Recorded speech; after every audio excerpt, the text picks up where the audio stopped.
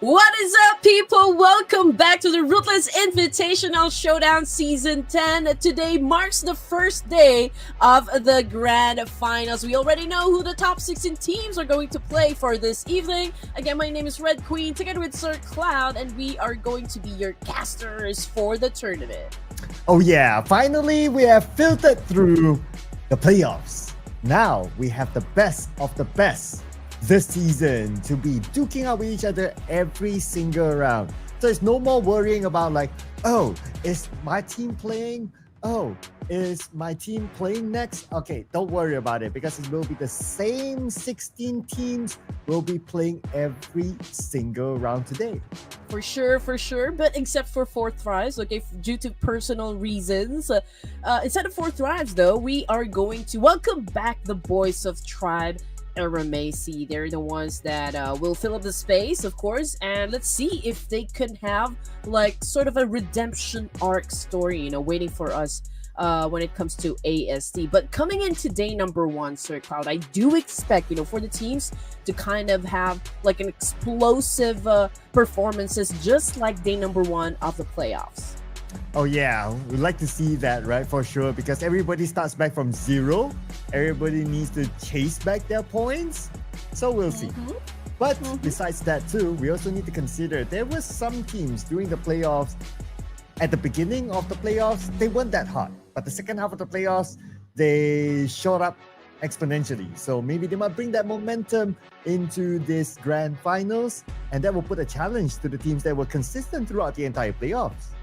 You know, I'm curious if it is going to be the same set of teams that dominated during the playoffs. Are they the ones going to have an explosive performances for the first set of matches that we're going to have this evening? I mean, for the playoffs, we did have like a total of 6 days, right? But for the grand finals, it's just a total of 4 days. So when it comes to like really having a timeline for this, it is shorter compared to the playoffs. So oh man, I feel like today the teams that would want to really dominate this tournament will have to get a lot of points in the bag.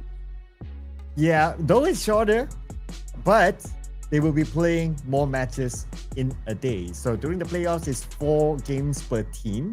But in the finals, it is 6 games per team. So the stamina will be tested from game 1 until the 6th game. Now, before we head on to more of our format, of course, every one of you guys should be familiar with the point system now. Winner, chicken dinner takes 10 points, second place 6 points, third place 5 points, fourth place 4 points, fifth place 3 points, sixth place 2 points, 7 and 8, 1 point.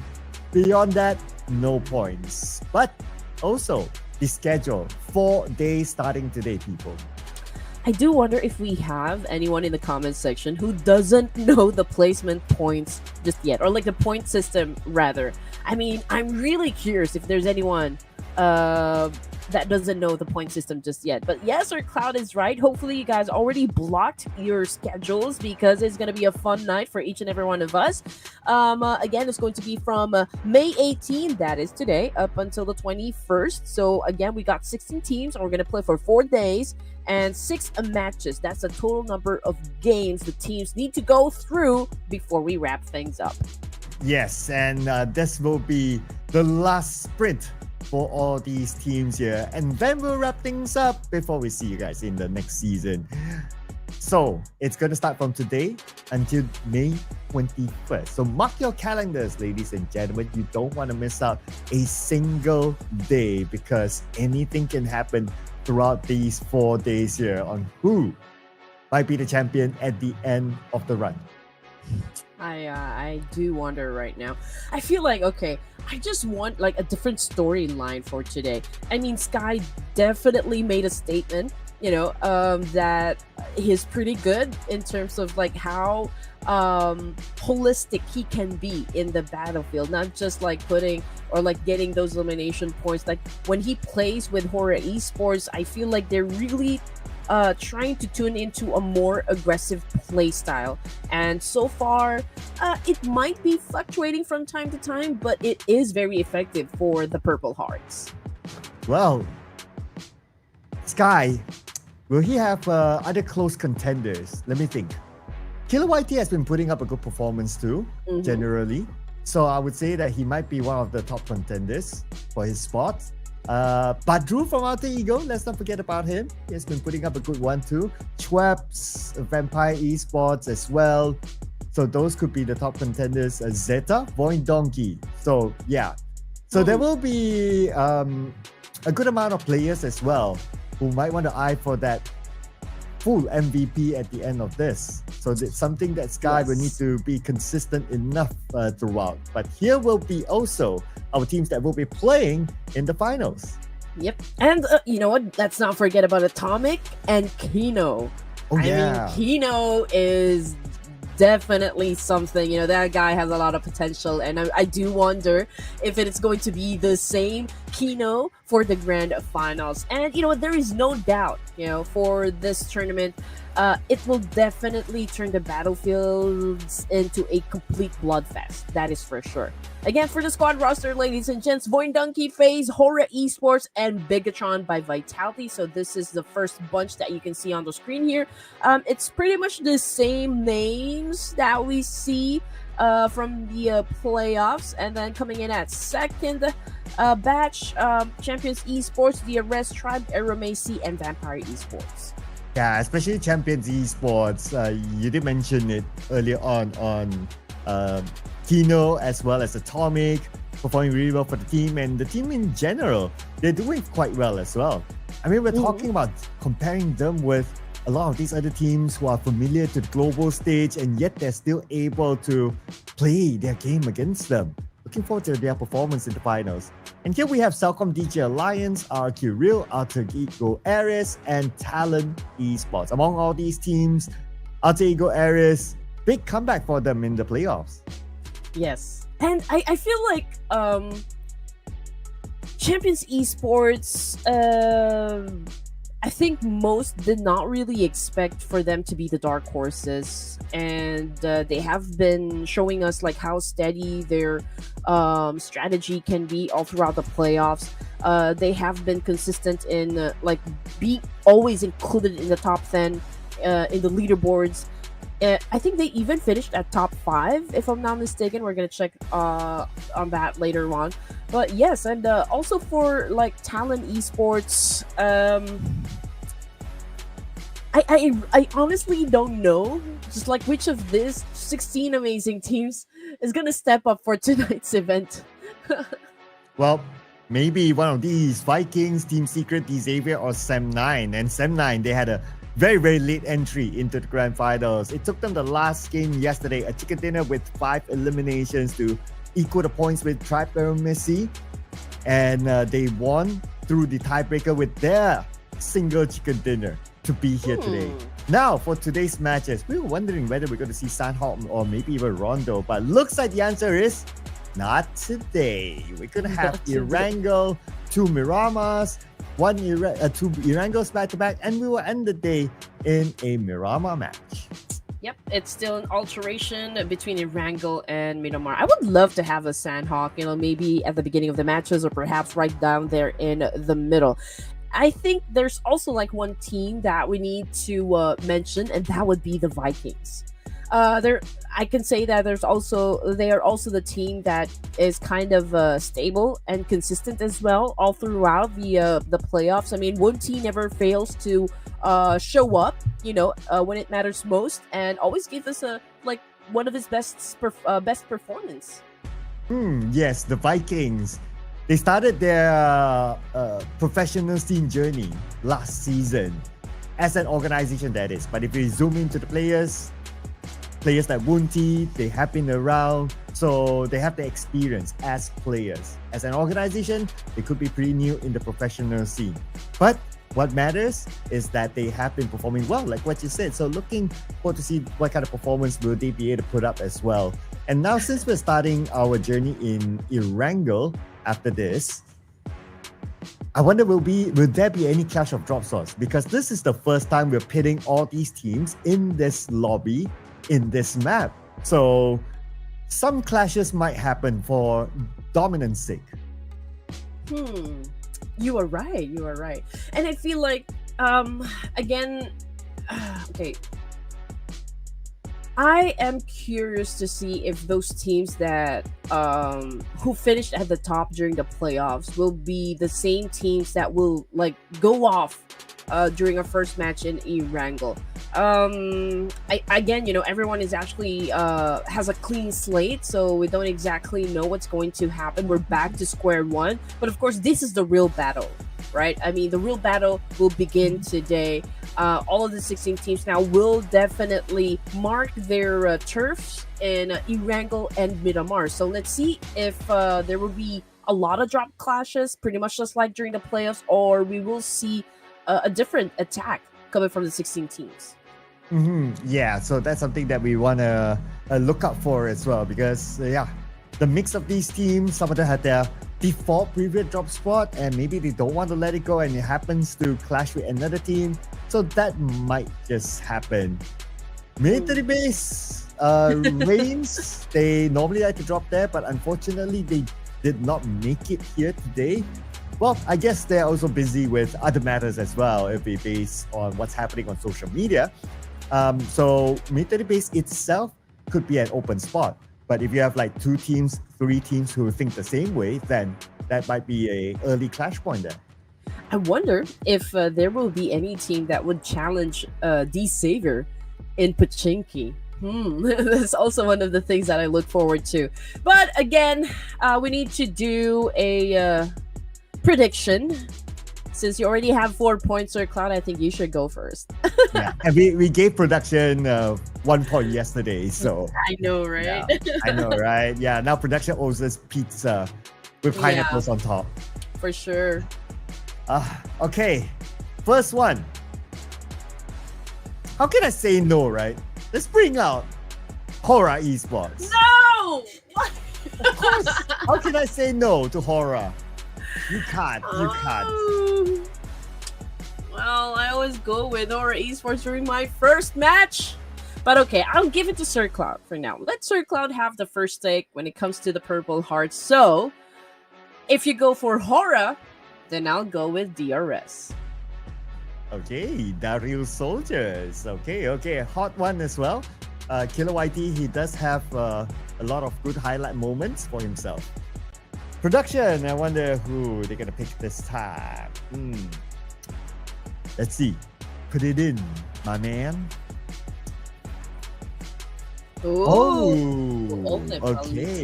Tribe Aeromacy, the one that was revived back into the finals. Who respawned. But it's a great thing that Tribe Aeromacy can actually join us for the grand finals. We'd love to have them here. I still know that Tribe Aeromacy, one of the teams that has really a big potential, of course. I mean, the fact that they were able to win the PMNC and actually secure the slot for the PMSL, I just know that these guys can definitely deliver. But of course, we'd love for you guys to join this mini game that we're having with production. Let us know down there in the comment section which teams you guys are gonna go for. We'd love to hear them. And also don't forget, of course, to subscribe to the YouTube channel of Ruthless Esports, and also for us as well, because we'll be the ones to hype up the show. I mean, can you imagine a tournament without casters? Can you imagine?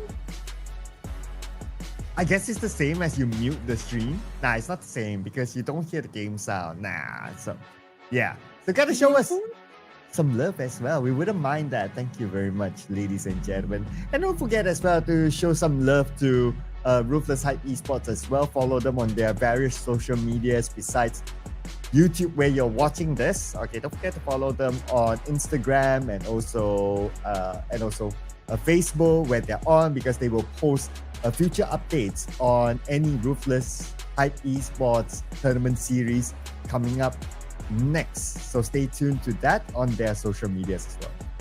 And we're big community. We're a big community right here. Everyone's doing their part. Everyone's doing their role. So might as well shower us with some love as well by giving us a follow, like, and share. So, okay. We already picked our team. We already know like which map is gonna go first. Of course, it's gonna be ERANGEL. And you guys are already making a lot of noise down there in the comment section. So hopefully you guys have prepared some snacks with you because it's going to be a long night here. Again, during the playoffs, teams only played 4 matches, but today it's going to be 6. So it's not just about the test of adaptability, versatility, but it's also going to be a test of endurance. And mind you, it's not just about like the physical endurance, but also mental endurance as well. Yeah, definitely it's going to be tested here because every game is going to be played back to back, obviously. And if you talk about like the playoffs, like, okay, maybe you're in that group that, okay, you play the first game, you take a break, and then you come back next. You can go shower, you can go eat, do whatever you want, right? But here's like, nope, you are going to stay there, you're going to play. So the rest time is even lesser for these teams themselves. So they have to be mentally prepared. They have to be able to reset themselves very, very quickly after they're done with their own game. Exactly. Okay, so speaking of like game, I also wonder, because this is actually one of those teams that have been consistent as well, Sir Cloud, CelcomDigi Alliance. What can you say about CelcomDigi Alliance? I mean, they have always been very consistent since before. The only thing about CelcomDigi Alliance is that they have not been able to score a major trophy yet. And it's just mind-blowing, right? Like, by now, players like Luke is like given the title of the Uncrowned King. When his teams have been performing well, he's like MVPs here and there. But it's always just that title that they need, right? And they check the boxes everywhere. It's just the title. So let's see if he can at least get a starting title here in the Ruthless Invitational Showdown before the professional season starts, as they begin their journey together with the rest of them in Game 1. Okay, here we go. We are about to set our foot, of course, in the land of ERANGEL. We're kicking things off here. So let's see what kind of chicken dinner we're gonna get. You know, from all of the teams here, is it gonna be saucy? Is it gonna be fried? Is it gonna be like a Hainanese chicken? We don't exactly know, but I'm excited to see all of the fights that's about to happen on screen. Yeah, here we go with the flight path. Starting from the northern side, just on the side of Severny, all the way down to Novo. So the left side of this map is a little bit far for some teams, and that might mean that some of them might change their regular drop spots. So let's see if there will be any clashes. Up north, we're gonna get Aeromacy heading towards Starboard, Kamishki, Vampire Esports as usual. They will drop wherever the flight path begins. If it's up north, they will go to Zarki. If it's down south, they will just go to Primos. And in this case, Zarki is going to be their destination.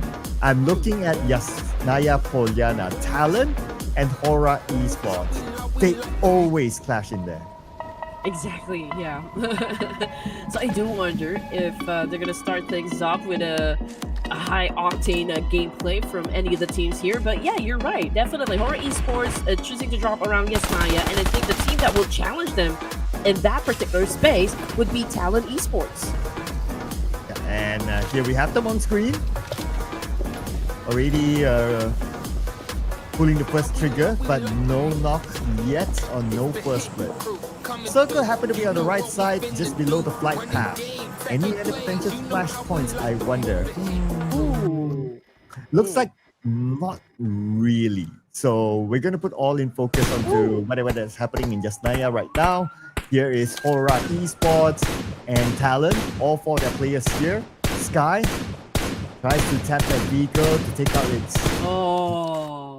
its tire, and yeah, I believe that he got it. So if he got that one, then Talon, not easy for them to just exit behind, grab that vehicle and run. I mean, exactly. I mean, Sky's just making sure that there will be no escape from this clash. You will have to face this. Talon Esports is probably, you know, like what's going on inside the Sky's head. But in the meantime, we're also seeing a drop clash happen between Alter Ego Eras and RR Kid. Krypton is pretty low in HP here. Wow, that was an amazing drop shot coming from Alva. So they were able to bag 2 points at this moment, so that only translates to the fact that RQ already lost 2 of their members. But then again, I feel like Genfos might challenge up Daibo because he's the one pretty close to this player coming from Alter Ego Airs. But so far, we're not hearing any gunshots just yet. But as for the other teams here, Vampire Esports, they're around Zarki area. We've got a Team Secret dropping onto the north side of Jorgapul, and over to the south side of Jorgapul, we've got the boys of Vikings. So just trying to paint the picture for you guys. Yeah, and zooming into Yasnaya, so HORAA Esports instead, they sent out No Fear to grab a vehicle. Very smart move. Now they have an option to exit because of the buggy that they found. But for Talon, is that one buggy that we saw, or that one museum that we saw earlier on, if it's tapped and if its tire is blown out, then Talon will need to search for another. We're not sure if there's any other. So far, it's not reflected on screen. But what we have here confirmed is that No Fear is starting to do the scouting work to find their next checkpoint. Oh, I thought he's trying to find his next target. Nah, just kidding, ladies and gentlemen. It's pretty early, but I feel like, HORAA Esports will not let Talon escape Yasnaya without a fight. And I feel like Talon is all prepped up. Of course, they're not going to choose to drop in Yasnaya if they're not ready to fight. So that's going to be an interesting showdown between the two teams here. And just to give you guys an idea about the other teams, and where they are exactly. So we've got a DRS around Milta area, pretty close to where Champions Esports is. But as for FaZe Clan, they are the team that chose to drop inside a military base. So the circle is okay. We have a portion of the main peninsula, and we do have a portion of the military base as well. So let's see. I feel like I think this is like an 80% probability, Sir Cloud, that the circle will go back to the main peninsula. If that's the case, then it's going to be an okay circle, and I believe that will be the case as well. So one thing about a change of a drop spot that I also noticed, since we're shown Team Secret earlier, they dropped this time on North Jogopul. Normally they drop in Novo, but maybe it's because of the flight path. They have the same thinking like Vampire Esports. Wherever the flight path starts, that's where we will go. And up north that is, and that's North Jogopul. Well, a lot of resources there, so no worries. It's just that they need to track back into the circle later on, but it's still going to be fine. It's stage 1, at most stage 2, they will come in. Normally with this current kind of circle, gatekeeping is not that easy, so they will have an easy entry into the circle. That should be the case, unless if it's like the circle that is like you split between like 2 different areas, like a river in between, or there's a lot of water. Yeah, then potentially a gatekeeping might happen. But in this case, with a lot of land, they can come in later. It's fine. So potential drop clashes that will happen in the next ERANGEL are like between Talon and HORAA and Alter Ego Airs versus RRQ. But so far, okay, just give you guys, of course, an update. Teams are heading towards the middle here. And trying to get a great compound, or like maybe a great position here that they can utilize. But just to give you guys, of course, like a picture of what's really happening, we've got D-Savior from Pachinki getting into the middle, close now with Cedo, close now with BTR, RRQ, and even HORAA Esports. Alter Ego Ares is trying to keep close to the coastline here over to the east side. But as for like VOIN Donkey, Tribe Aeromacy, well, they're still in the outskirts, but I feel like in just a while they will already decide to actually step into the safe zone. So I do wonder, since Talon Esports is still inside Yasnaya, will they stand guard and just like wait for Tribe Aeromacy to come in and challenge them, or will they let it go for now and maybe like fight in another time? Well, at least Yasnaya is within the circle, right? So that could be an indicator of like their standoff might be a bit longer than expected. Maybe after stage number 2, then they will start to move. They will continue the fight. They will fight. And then the victor leaves Yasnaya. The loser obviously will be in the lobby. And But that's what I can imagine it to happen, right? But now that I think about it as well, that No Fear, he actually left Yasnaya earlier, and he became a marker. So it looks like the other players, they seem to follow through. So it looks like the Yasnaya fight is no longer going to continue. Yeah, perhaps. Everyone is trying to take it slow. Very different from what we've experienced during day number 1, the playoffs here. Like, everyone is just chill for now. So it's a bit unusual for my taste. But then again, everyone is just looking to see perhaps who will be the first team to gain the advantage here. They know what is at stake. It's not just about, of course, just defeating your opponents, but also like for bragging rights and of course glory. But speaking of glory, we got Tribe Aeromacy on screen. Zayo getting a point. I'm not sure exactly from which team though. Don't tell me it came from Alter Ego Eras. They are kind of close with them. Yeah. Now we have these two teams on screen. But no further follow-up as Mr. Krypton. Okay, we didn't see much of him during the playoffs, so he's going to start. Interesting. Anyway, Trix, now in the chase. Are they going to go all in for it? And Krypton is trying to lead them towards him, but Tribe and Messi, they're not buying it. They're focused on to getting into their prime position instead.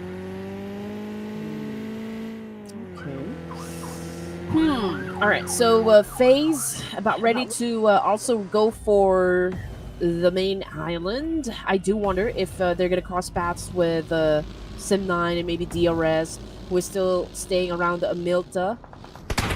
But yeah, we can already hear some gunshots happen right now coming from HORAA Esports. And which team do I feel like they're having an exchange with? Oh, it's Talon!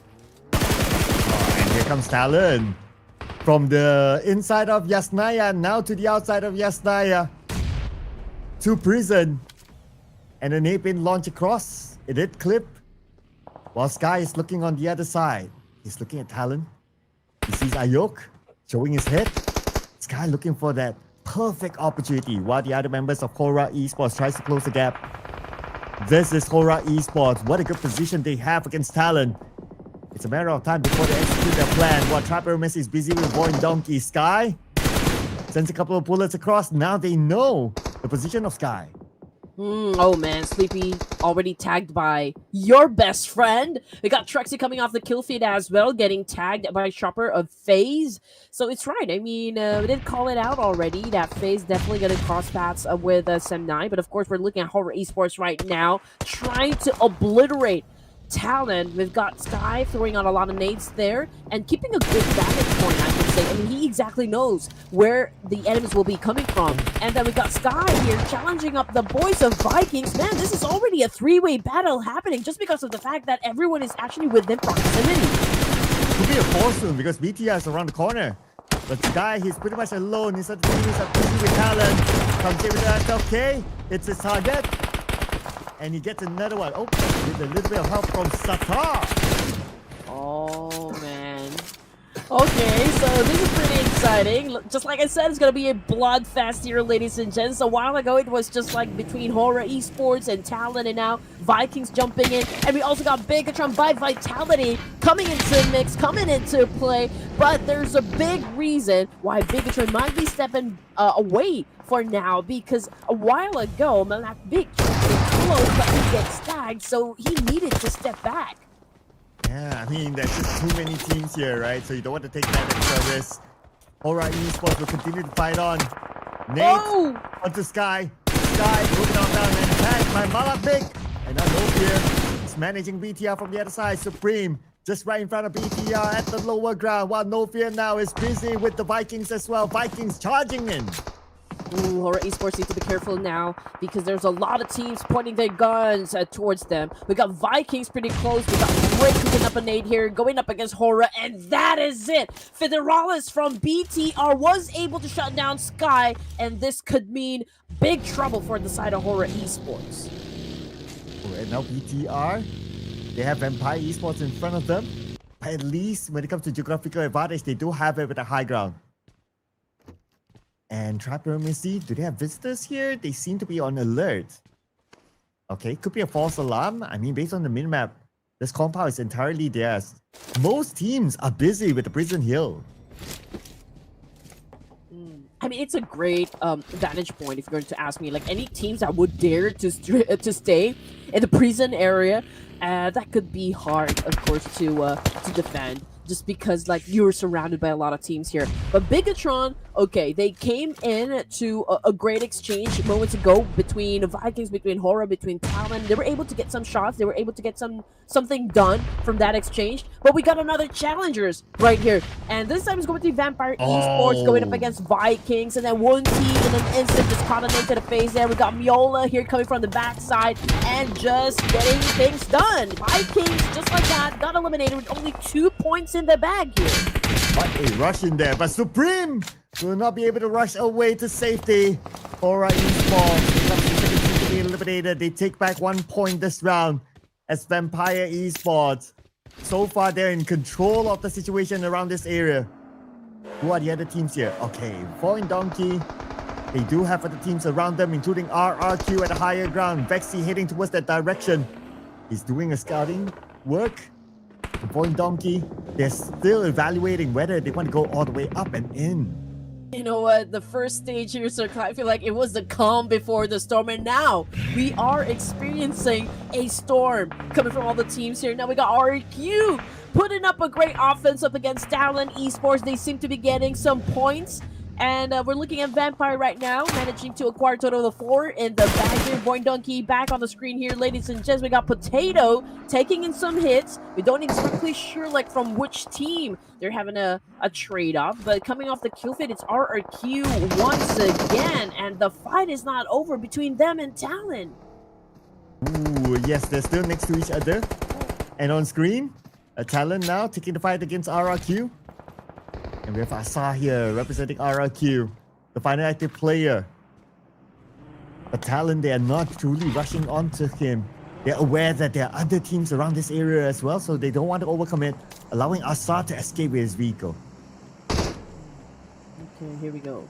Boysil gathering some information. He does hear a lot of gunshots, coming from all directions, to be honest. Now, we've got Tribe Aeromacy again still in the outskirts, of course, trying to get inside the zone, but I feel like they will have to go through Vampire Esports before they can even, like, settle down on the plays inside the circle. And, of course, the gunshots continues on. And we got a couple players getting knocked down on the ground. We just have to wait and see like which players are getting the most damage, the most of the hits here. But if we're looking at Bigetron, and we do hear some gunshots, well, it might be coming from maybe CelcomDigi Alliance, might be coming from Vampires as well, and even RQ. But the Savior, they're kind of gauging the situation here. They will be coming from the west side. Levi's as well as Natty T trying to get close to where BT are at the moment, who is actually right down there in the middle of the zone. So I feel like D-Saver is deciding whether or not they're going to push and crash that compound, or perhaps they're going to wait it out. But Champions Esports, they cannot wait. They're not in the circle. Now for outer Indo, this is going to be secret in front of them. Rosemary. Oh, wait. Rosemary. Wow. Oh. Okay. Whether he was Badru or not, we can neither confirm nor deny. So just saying. But officially, this should be Rosemary. Should be. But anyway, this is what we were talking about just a while ago. Tribe Aeromacy will have to deal with the Vampires if they want to, of course, get a spot inside the zone. And so far, Ring already knocked down on the ground here. Let's see what Vampire is going to do in this situation as Tribe Aeromacy cooks up a nade, trying to shut down Tony K. And Tony K getting a lot of damage right there. XYZ, good catch from behind. They might be winning the fight up against Vampire Esports, but Zios is pretty low in HP right now. And Tony K goes down, a nail in the coffin right there coming from Zio. Oh, they got the big man of Vampire Esports, but Nuzi is here to follow up. Joe, he's not healed up yet, but Nuzi was dealt with. And Tribe Aeromacy wins this fight against Vampire Esports. They're now dominating with 5 elimination points. Man, this is turning out to be an exciting ERANGEL match, ladies and gentlemen. And of course, we want this one. this kind of action coming from all the teams here to open up the matches. Team Secret right now getting annihilated by Champions Esports. We also got Alter Ego Eras putting down a couple players coming from Team Secret, but you know what? We're looking at CelcomDigi Alliance right now, coming from Malaysia, challenging up the Vietnamese team that is D-Savior, Lamborghini holding on to DBS here, shutting down K-Look. Oh man, a lot of trades happening at the moment, but the fight is not over just yet for D-Savior and CelcomDigi Alliance. It's just Kasim right now representing the team and going up against 3 members of D-Savior. Yeah, Mr. Kasim aka Jimmy OP. Oh, on the second floor. The molly. He has to heal. He has to heal by his nade. He got 2 players from D-Savior. Now, can he rush down just in time? Okay, he will jump down to the ground floor. Lamborghini's on the left side. He got Lamborghini. 1 more to go. That's still active. And here comes Jimmy OP. Jimmy OP gets 1, gets 2, gets the ball! Jimmy OP! Jimmy OP being OP for CelcomDigi Alliance. He's all alone, but it's no problem. Pretty unstoppable when he was going up against D-Savior. And just like that, ladies and gents, for stage 5 here, looking at 9 teams remaining here. VOIN Donkey, Vexy doing a massive spray here, but Bigetron right now facing a little challenge. But you know what? They were still A-okay because they were able to defeat CelcomDigi Alliance. But we're talking about the last remaining players, so pretty much it was an obvious outcome for Bigetron. But then again, we've got the boys of DRS right now flushing out BTR. Probably would want to give them a taste of their own medicine.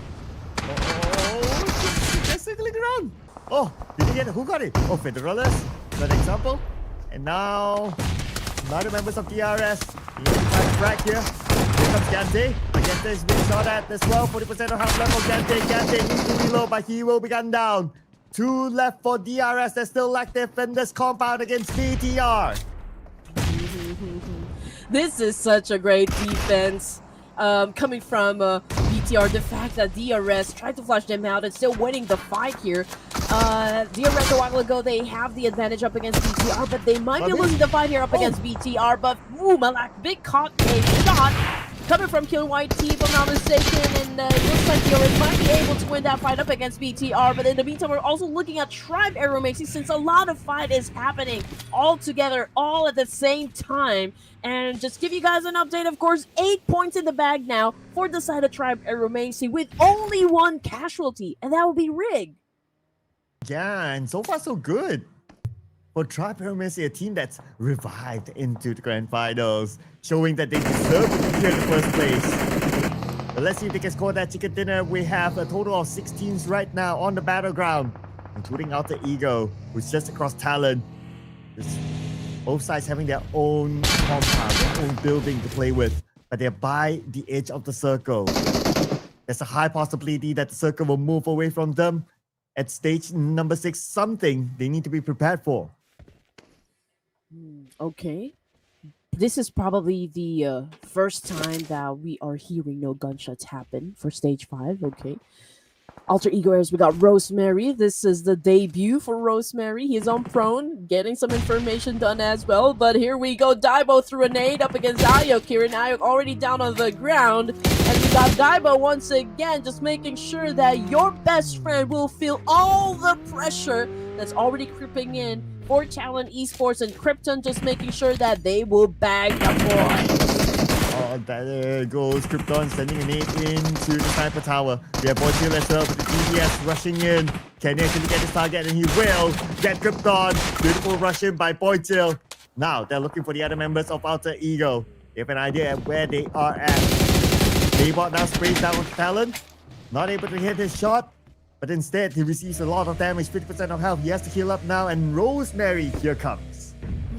All right, here we go. I'm pretty excited at what kind of performance Rosemary's gonna give to us. I mean, this is the first time that we've seen him play for Alter Ego Era, so this is a debut, day number 1 for the grand finals, which is of course a treat for us. And again, 8 points in the bag here for Tribe Aeromacy. They're looking at Talon Esports, who, by the way, still amazes me, the fact that they are still alive, considering that there were already many teams that actually actually tried to put them down, but Asa right now coming into play, shutting down Divo as well, and now coming after one more play from Ultra Eagle, which is of course Rosemary. This is a battle of the shotgun, ladies and gentlemen. Asa needed to step back, but oh man, wrong turn, says Rosemary. Yeah, it's Rosemary, ladies and gentlemen. Here we go. Wow, nice short range nade by Zio to knock out Ayuk. XCY is looking for his target. There's a lot of damage onto him. While for Trap Aeromacy, they're not in the circle yet. They have to fight their way through.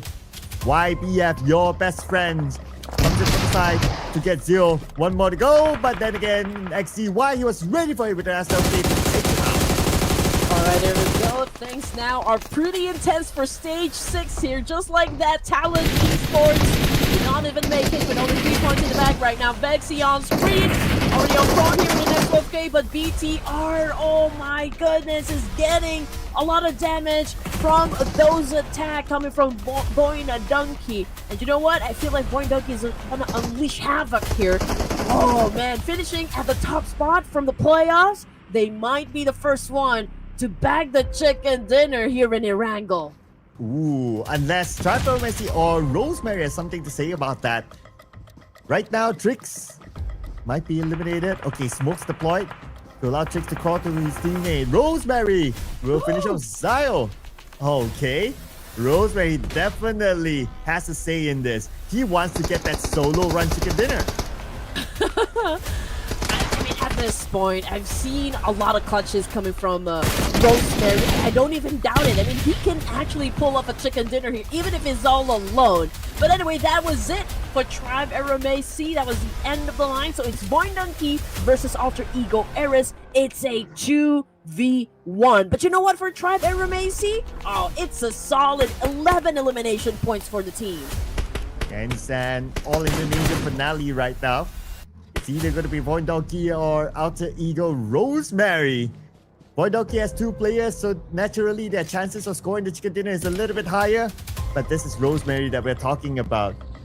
And since he's the solo player, he'll be taking his time going from airdrop to airdrop.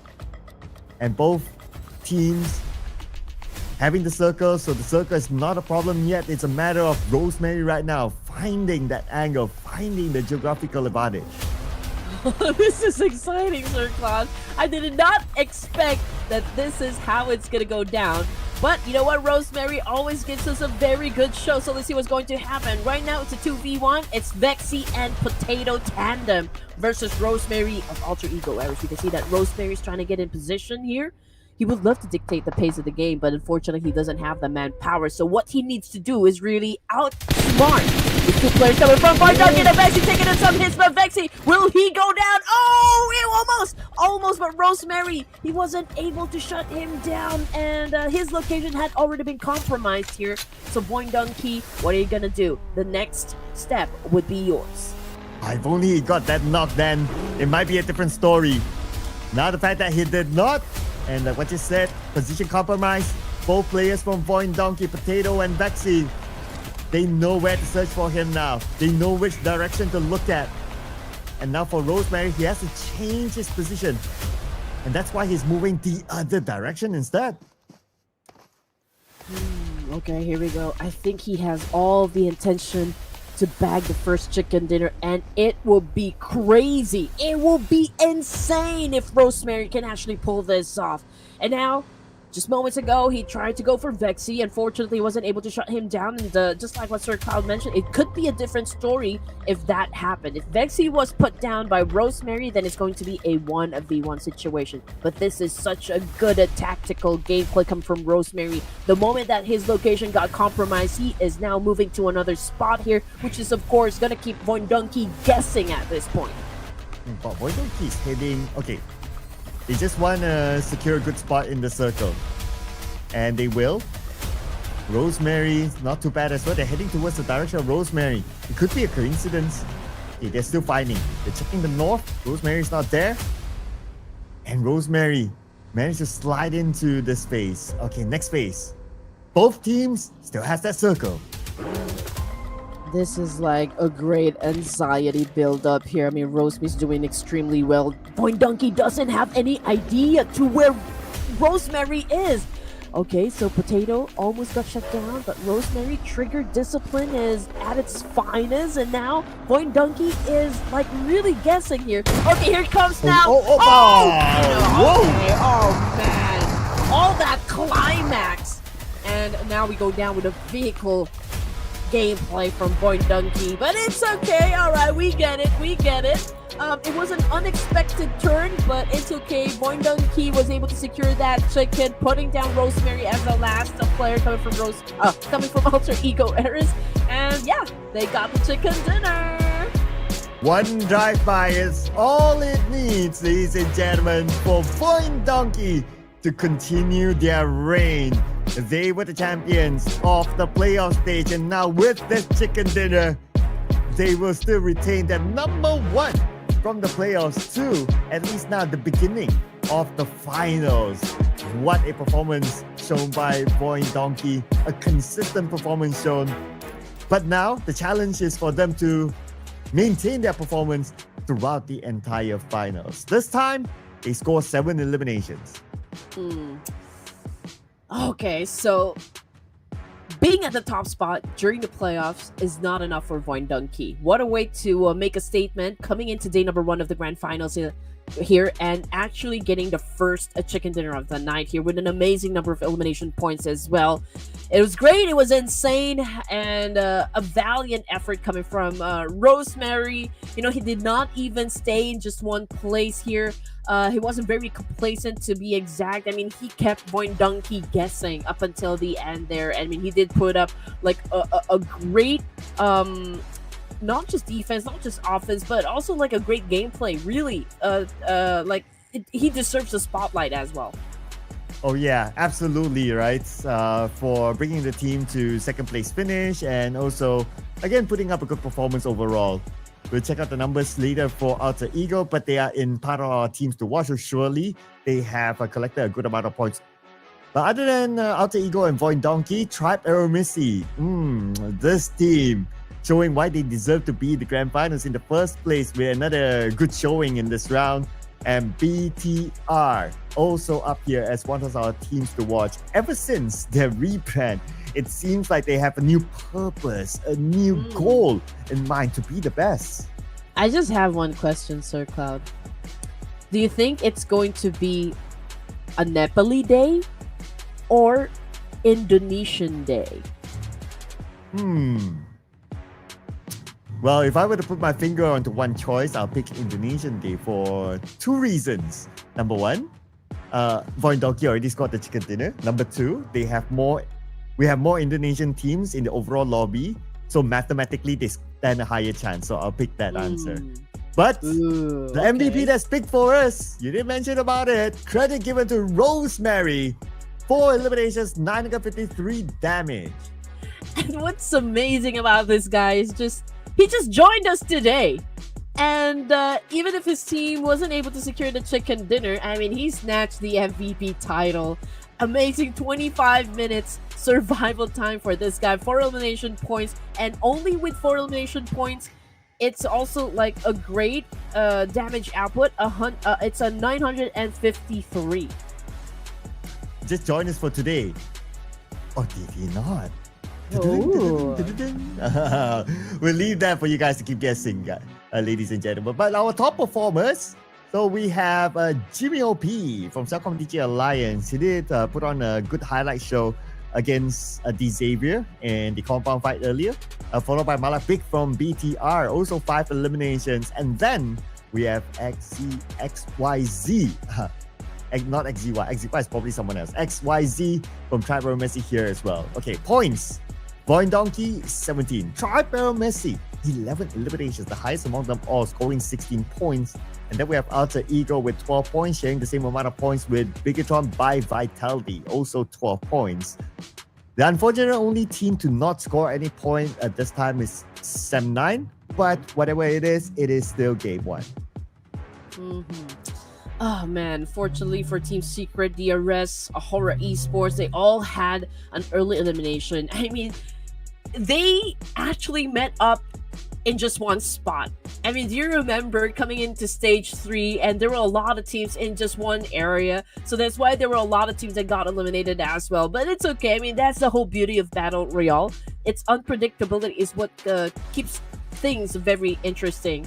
Throwables used in the game is a total of 168, which is, I can say, still pretty average. I would expect that number to still go high as we progress, through the night. And again, it's VOIN Donkey coming up on top for the first game.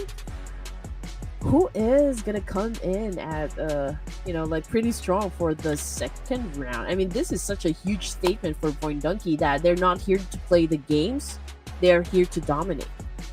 Well, let's see if they can dominate in the next round, because before we get on to that, we're gonna take a short break, ladies and gentlemen. So we'll see you guys after this one.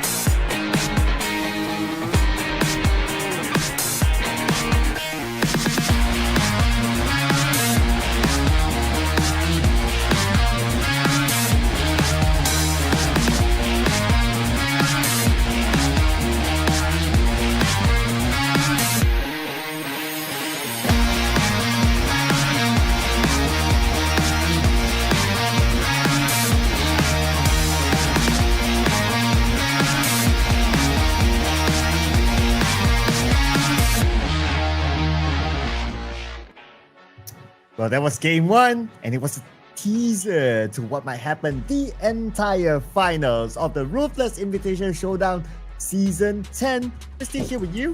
We're circled out together with Red Queen with her hoodie on. That looks like a nice hoodie. What hoodie is that? Oh, this hoodie is actually from Gamer Girls Philippines. I don't know if you guys can see that. Right. How do I see? But it's pretty cool, right? I mean, all the graffiti style. Yeah. Thank you again to Gamer Girls Philippines for giving me this hoodie. It's actually posted on my Instagram account. Yes, so that is a hint, ladies and gentlemen, to check out the Instagram account of Red Queen Andy to know what sort of drip that she's wearing every day. Is that how you say it nowadays? Like you call like outfits like drip? I don't even want to say anything because I feel like we're talking about the wrong slang right now. Did you know that we're not even supposed to say epic anymore because it's such an old word? How true is this, ladies and gents? What replaced epic? I don't know. Like for me, it's a pretty accurate word to express just how amazing the teams are performing right now. Yeah, like it. Oh, that's an epic play. Then what do you replace it with?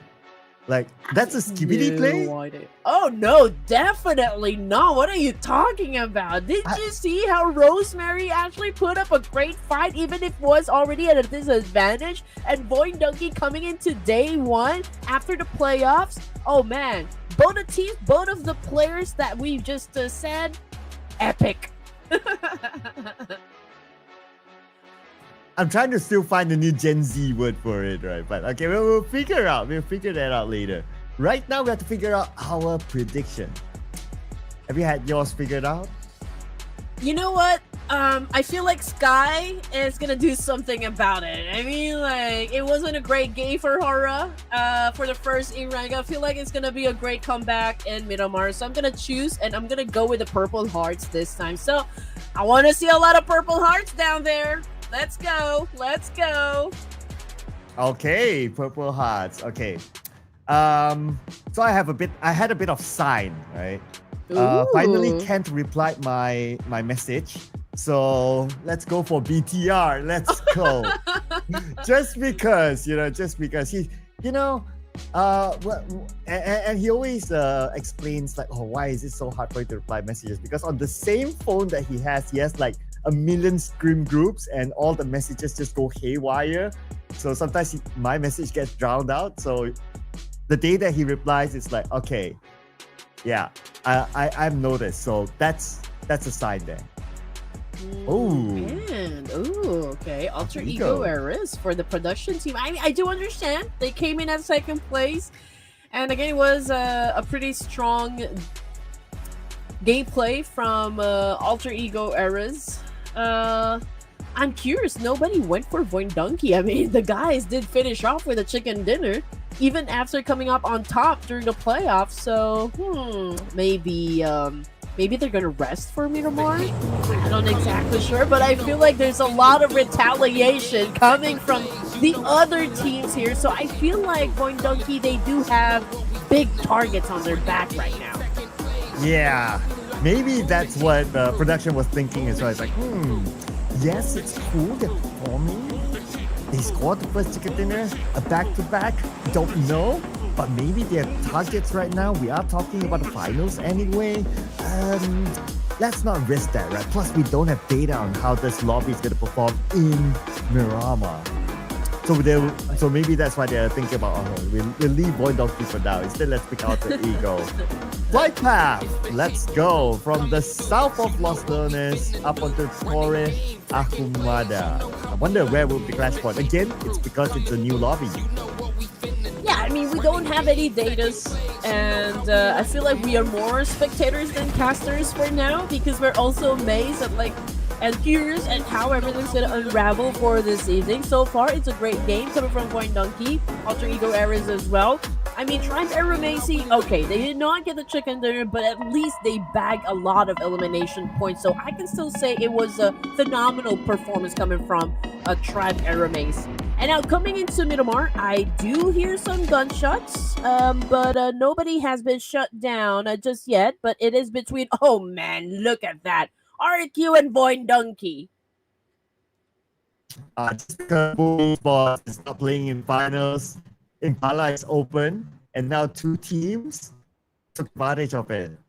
Now, who's going to be the king of Impala between VOIN Donkey and RRQ? If we look at the spread, RRQ is spreading around VOIN Donkey, so they have a lot more space to loot with. For VOIN Donkey, they are locked in, so we can see at least three of them not able to move much, or maybe all four of them not able to move much. So if we were to talk about preparation and also utilities, probably by now RRQ and also, is the better team. Like, VOIN Donkey is surrounded. I mean, they're in the middle. Oh, come on, Sitar. Cannot even defend themselves just yet. Okay, but he wasn't able to take anyone down. I think they're... Oh, no. They dropped in the same place. What is going to happen? Federalis right now with a machete. And now it's coming after one of the players coming from Tribe, and that would be Trix. Okay, Trix is just hiding behind those boxes. I mean, he doesn't have any weapons to defend himself. Yeah, not many weapons looted by both sides, but Razy, he does have the UMP. He chased down Trix, and Trix will be knocked down. Now they're looking for the other players. Federalis managed to get away. No weapons yet, though. Malape finishes off Trix, securing that first blood for BTR.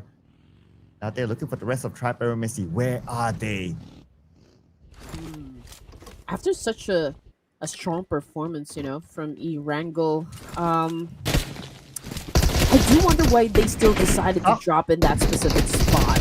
But anyway, RQ right now, Asa had already been taken out of the equation, courtesy of Potato. We also got Lapar down on the ground here, shut down by Vexy this time. So it was like a great defense right now being shown by VOIN Donkey. I mean, obviously RQ had the advantage moments ago. And now Razor coming into play here, going in for the charge. There goes the spray with a Tommy gun and finishing him off with a win 95. That's going to be a point for VOIN Donkey. RRQ, two more players. At the same time, look at the elimination feed. Rick got taken out by Malapik. And Malapik, yes, confirmation. Rick will be eliminated. As for Ryu, just opposite of Potato, and they are moving towards him. VOIN Donkey looks like from a deficit. Now they have the advantage against RRQ, picking them out one by one. And Hans for Ryu across the road now. And also Tribe Aeromacy is being picked up one by one. Of course, going up against a BTR.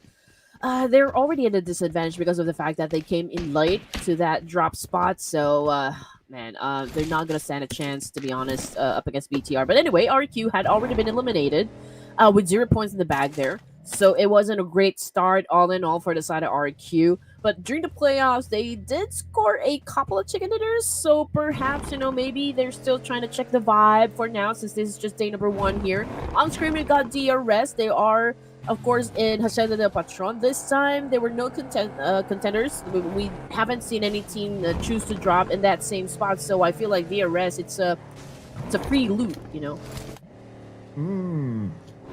Yeah, no other contenders. And if you gotta think about it, normally we see DRS being contested around Hacienda del Patron in many Miramar matches, but not this time. So it's one of those kind of rare occasions as well that we get to see DRS like, okay, have a chill spot around that area. They can loot, they can do whatever they want and figure out how to get to the circle next. So decent start for DRS. They could use that booster though, since they only scored 1 point previously. Okay, so this is an interesting circle. Could go to Las Higas later on, which is of course gonna be epic. Yeah, I'm gonna keep using that word because, well, yeah, it's great. But anyway, Talon. We got the Savior, we got the Vikings as well, close to the coastal part of the main island. We've got Vampire Esports passing through Los Leones. Same thing goes for CelcomDigi Alliance. And of course, we've got VOIN Donkey, close to Alter Ego Eris, close to Team Secret. So I feel like we will see some cleanups happen around the east side. But anyway, Champions Esports right now cross paths with the Savior, and Chua was able to score a point. And Chua has been playing rather frequently here in the Ruthless Invitational Showdown after his contract renewal post. He's been getting a lot of play time here. Maybe he will be in the main lineup later on during the professional season, something that we'll watch out for. But as we talk about Chua, he got gunned down. Not eliminated yet. He continues to roll with these Savior. Lamborghini getting Dino. But on screen we have Zio. Almost getting Federales. One last team of Federales! Woo-hoo-hoo-hoo-hoo! The Filipino Terminator at his best. That was hot. That was such a great takedown by Federales. I mean, can you imagine? He was already down to like low HP, but still he was able to defend himself very well. And he was all alone, and he handled it very well. But anyway, looking at the 14 teams remaining here, we got Newsy being a mechanic over here, trying to fix up their vehicles, which is, of course, very important to have. A very important resource here in Miramar. Oh yeah, absolutely right. You cannot play Miramar without vehicles, so it's a must to protect them. And glad that with the updates nowadays, you can actually repair the vehicles. So that's exactly what they were doing earlier. But what's happening on the elimination feed? Looks like Vikings, they will lose break to the hands of Talon. Shot from afar. And HORAA Esports BTR in a fight. This is happening now. Yeah, that was the confirmation from BTR. Malak Big had already been sent back to the lobby, ladies and gents. We got Boysil right now on screen. A little bit of a spray up against Tins here of Vikings Esports, but it did not connect. But you know what? D-Savior might be headed towards the same direction, and Talon Esports is getting, of course, that update. Probably talking to the rest of the team here if they're going to go for like a fight, go push. So Boyzel obviously is just checking if there will be teams from behind that might do a major backstab. But for now, Talon obviously going for a reposition here. So far, so good for all of the teams. We are not seeing any fights happen just yet. But I feel like as the circle, of course, continues to shrink and we don't really have that much space, well, the teams will then be forced, of course, to battle it out in just a while. Yeah, and I like how this circle goes, right? This is on the high ground south of Los Leones. A very challenging spot to play. And we can see a lot of teams already picking like the high ground positions in it.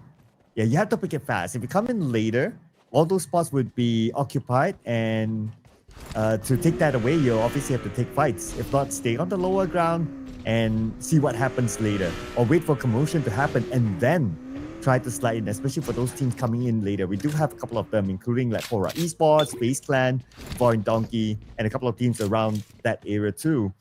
So this is where we'll also start to see like every team would not want to let go of their respective high ground. Yeah, I mean, getting the high ground is very crucial for the teams. I mean, you always need to have that vantage point. I mean, like, if you stay down below, I think that would contribute a lot to, like, losing some of the clashes here in Miramar. You know how it's done in this specific map. That's why, you know, this was once called the Sniper's Haven, right? Because there will be...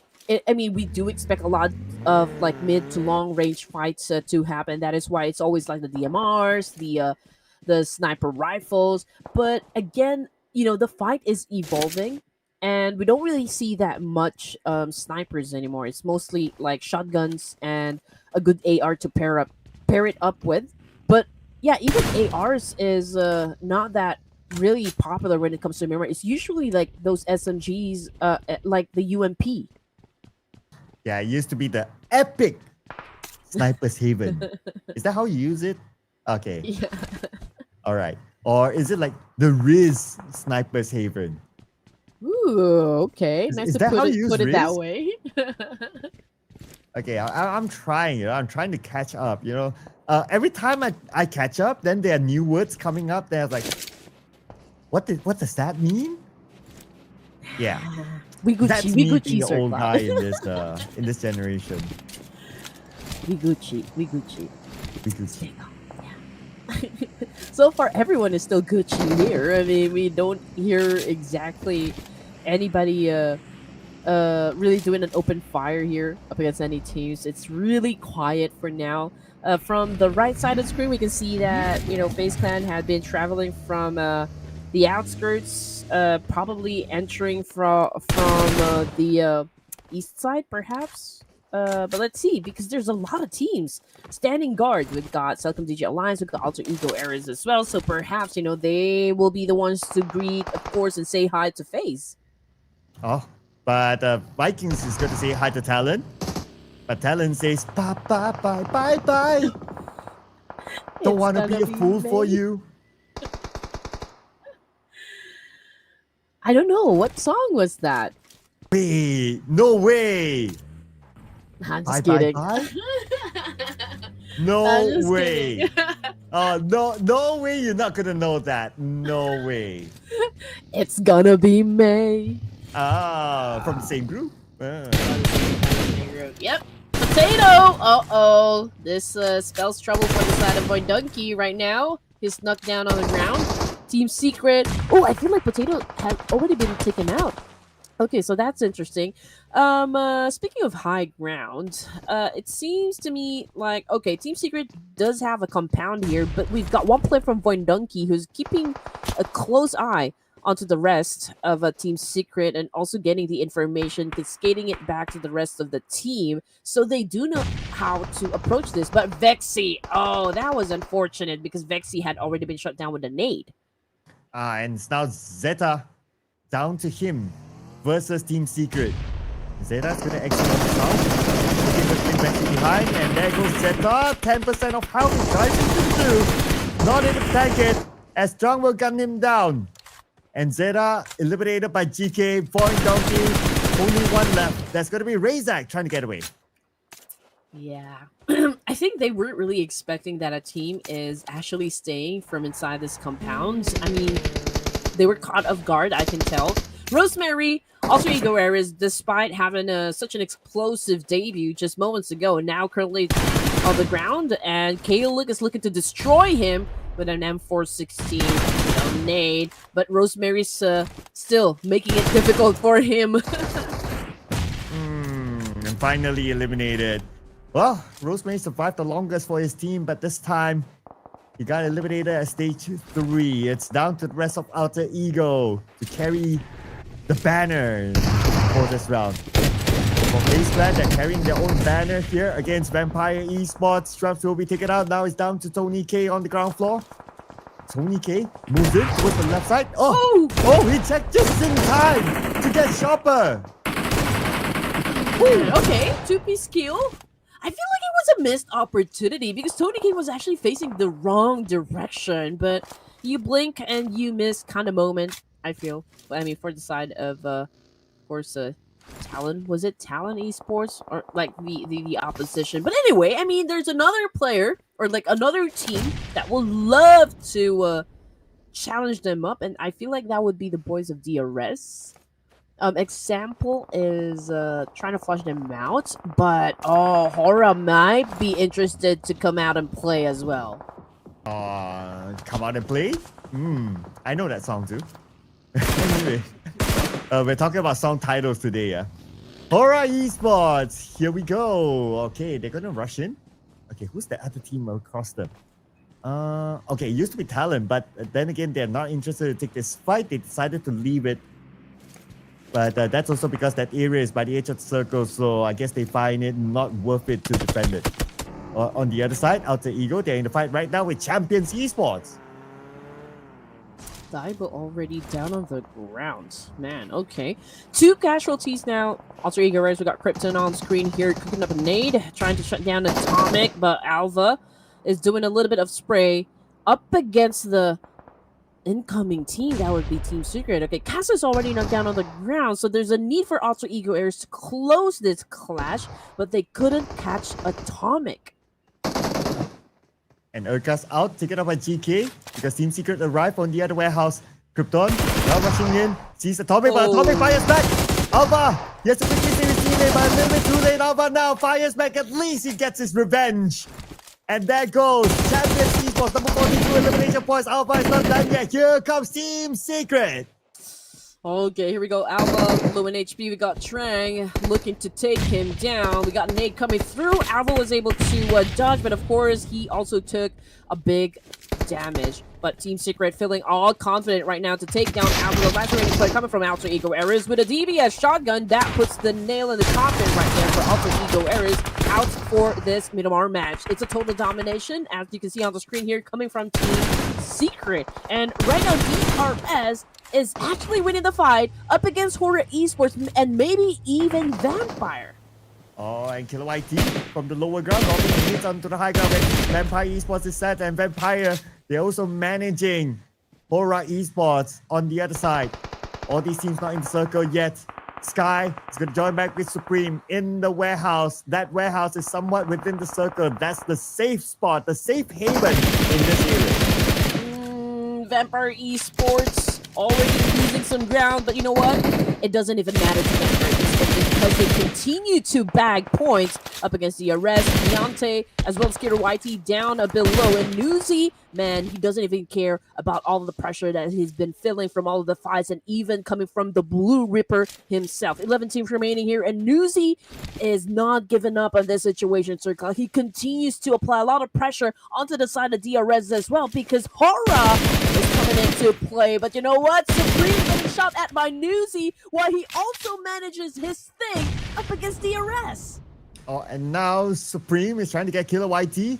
Killer YT trying to survive here. The blue is on top of them. And this blue is going to hurt. Look at Killer YT's health. Now only 50% left. It's not healing up yet. Does he have any first aids? Newsy, unfortunately, will be taken off at his own. That is the end of Vampire Esports at number 11. And checking out the zone, D Xavier, absolute control of it.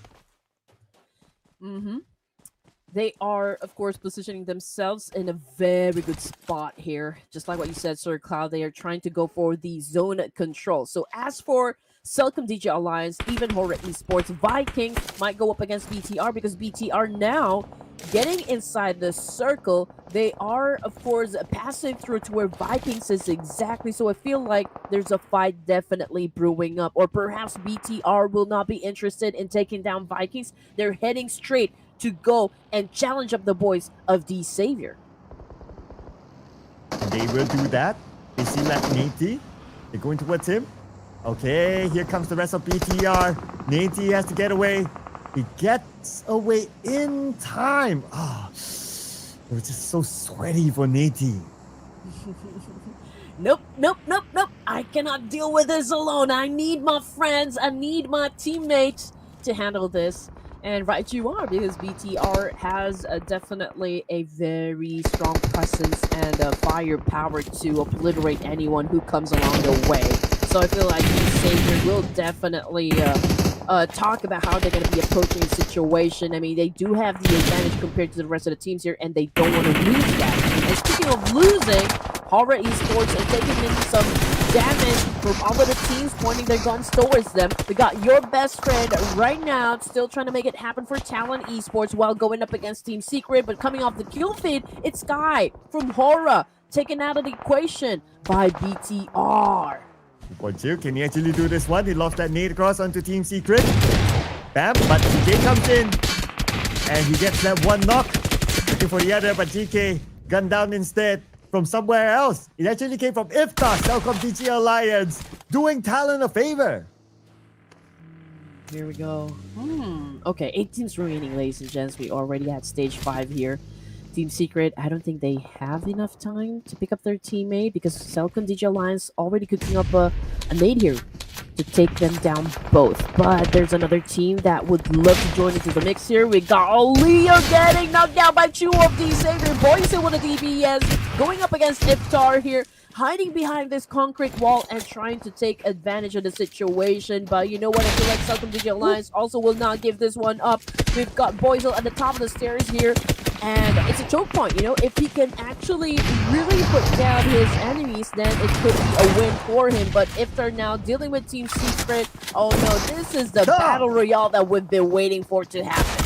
Oh, here comes Wojciech with DBS. Now trying to take out the other members of Team Secret, but they rush in onto the second floor to finish him off.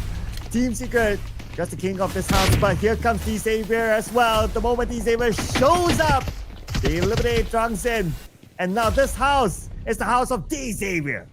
Alright, no more games remaining. Now, ladies and gentlemen, you can probably hear the ominous background music that we always do when it comes to our final teams here in all round. Bigetron is still alive, pretty strong with 5 points in the back here.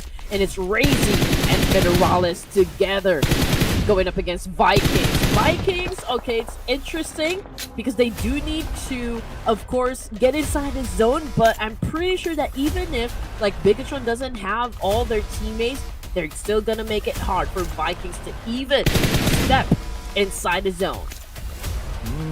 And with this BTR guarding the circle strategy, it's going to be quite a challenge for them.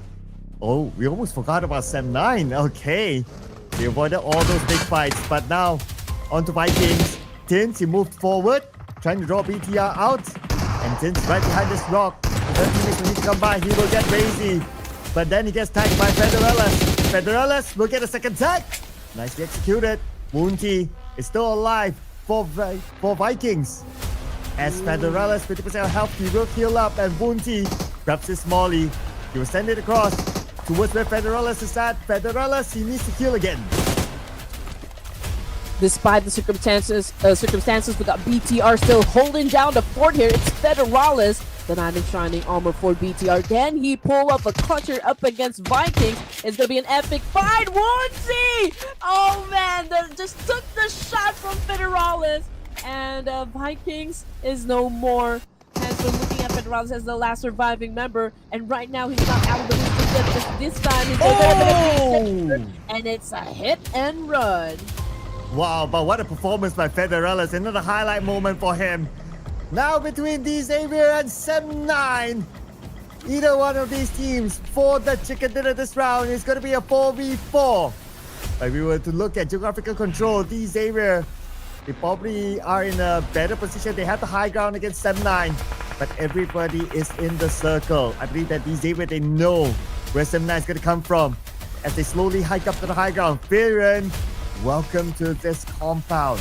But are they close enough with D-Xavier? Not yet. Okay, they're taking it slow at the moment. It's so amazing that Sam9, of course, prioritize getting the strategic placement rather going for the elimination. Right now, they could bag the chicken dinner or they could come in second up against D-Xavier. But Lamborghini, oh man, catching Sam9 up guard from behind. That was such a major backstab. And Levi's right now taking care of the front. They've got D-Xavier getting all the advantages working out for them. Oh, a lot of strategies definitely coming into play here. We can see that Levi's getting shot at. This might be it for the side of D-Xavier. They might be the one to bag the chicken dinner because we're looking at Byron as the last surviving member. Big in front of Viren. And like what you said, D-Xavier will take home this chicken dinner. Chicken dinner number 2 against Sam9. Amazing, amazing gameplay coming from D-Xavier, ladies and gents. We've always talked about the fact that D-Xavier loves to have that late surge, but it's a different story right now coming into the grand finals. It's an explosive game here in Miramar, getting the first chicken dinner for the team here.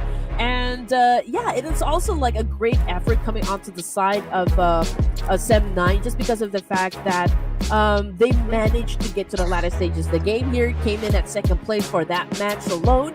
But of course, we don't want to take the spotlight away from this Vietnamese team as they have done like a great job at securing a chicken dinner for day number 1 of the grand finals. Oh, absolutely right. It's D-Xavier that we're talking about, the reigning champions of PMSLC with the chicken dinner. And this time it's going to be 9 eliminations for D-Xavier. 19 points collected overall by them. It's going to be real interesting, this race. You had VOIN Donkey with the first chicken dinner, now D-Xavier. And the reason why they got 9 eliminations because they involved themselves with those high ground fights. As compared to Sam9, the strategy is a little bit different. They played it a little bit safer this time. They didn't want to get involved with the high ground fights. That's why towards the end, we saw them still trying to hike up to the high ground. They managed to breach it, take that hit-to-hit fight with D-Xavier. By the other day, D-Xavier came up on top.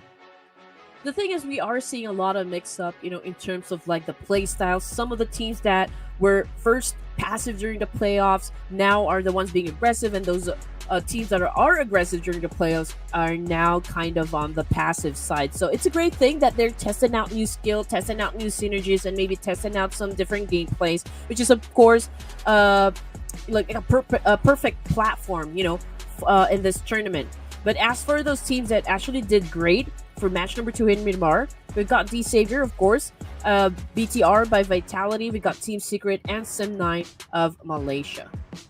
Yes, so BTR, they were super active as well. Even though they didn't make the top 2, but they are up here.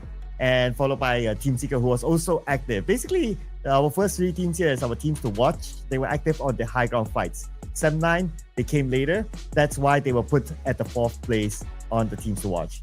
As for individual head-to-head, we're going to compare Drangzin and also Levi's, 2 players from the Vietnamese region, where Drangzin scored 5 eliminations as compared to Levi's 3. But when it comes to damage output, Levi's did a little bit more work as compared to Drangzin. Other than that, same amount of assists. But our MVP, man, welcome back, the Filipino Terminator, Federales. There's a lot of highlights that Federales actually was able to pull off from this round alone. Just moments ago, I think it started off with like him going up against Zayo of Tribe Aeromacy just moments ago. I mean, Zayo definitely had all the advantage. Like, he has the element of surprise. He was able to catch him off guard, right? I mean, for Federales. But just in the nick of time, he was able to hide behind like a couple of like tall boxes there, and he was very low in HP because he took a lot of damage from that spray coming from Zayo, and he was able to counter with an effective spray, or like maybe even just like a tap and fire with a mini 14. I'm not exactly sure, but the fact of the matter is he was able to pull off like such a great response, putting his enemy down. Yeah, he definitely scored a lot of highlights this round. Now, there will be expectations for Federales to perform in the following round, but those are good expectations, so I hope to see more of that. Now, what we will see is the numbers for this round.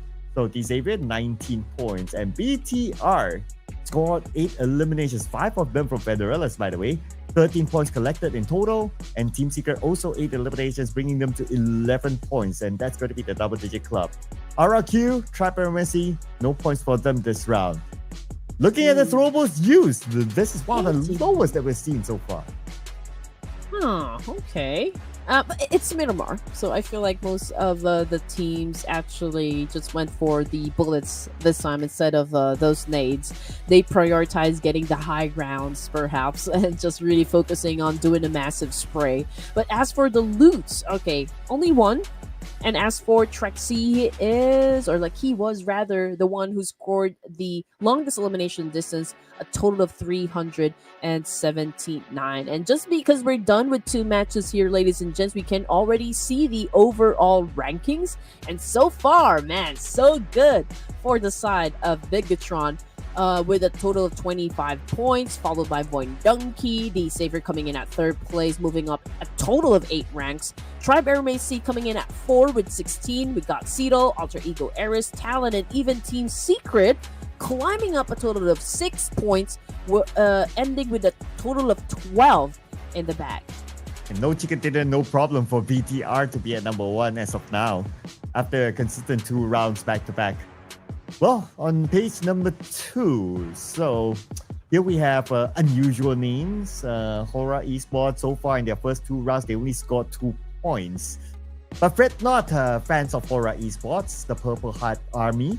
There's still a lot more games to go. So it's only the first 2 games. We're not even at the end of day number 1. So there will be a lot of opportunity for them to make comebacks. And we still have at least 4 games today itself. But before we head on to our following match, as usual, we're going to take a short break, ladies and gentlemen. And when we come back, we'll be in Miramar. So see you guys after this.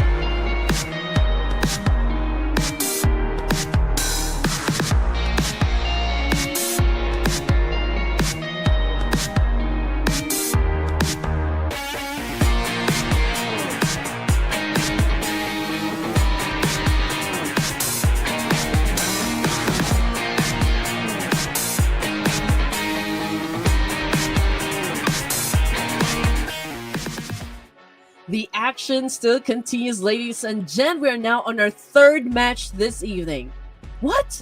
We're already on our third match. Wow, time really does go by fast. But anyway, welcome back, ladies and gents, to the Ruthless Invitational Showdown Season 10. Today marks the first day of the Grand Finals. You guys are still with us, your favorite casters for this tournament. My name is Red Queen, alongside Sir Cloud.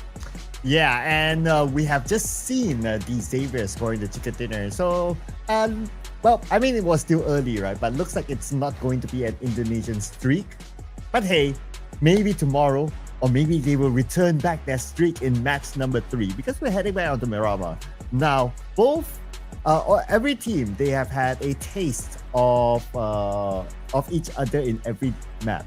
So coming into this Miramar, teams will know what to expect. So some teams might change their drop spots. But before we head on to that, top Miramar performers is still straightforward since we only played one Miramar, and Xavier is at the top after scoring that chicken dinner. You know what? I think what this sequence of maps will provide to the teams is a little stability in terms of like their gameplay, because they can just replicate what they did, you know, in the previous match. I think that is, you know, the kind of like the advantage for some of the teams here. But anyway, here comes again the team prediction. Who am I going for this time? Okay, still Miramar. The closest, okay. I feel like this time it's going to be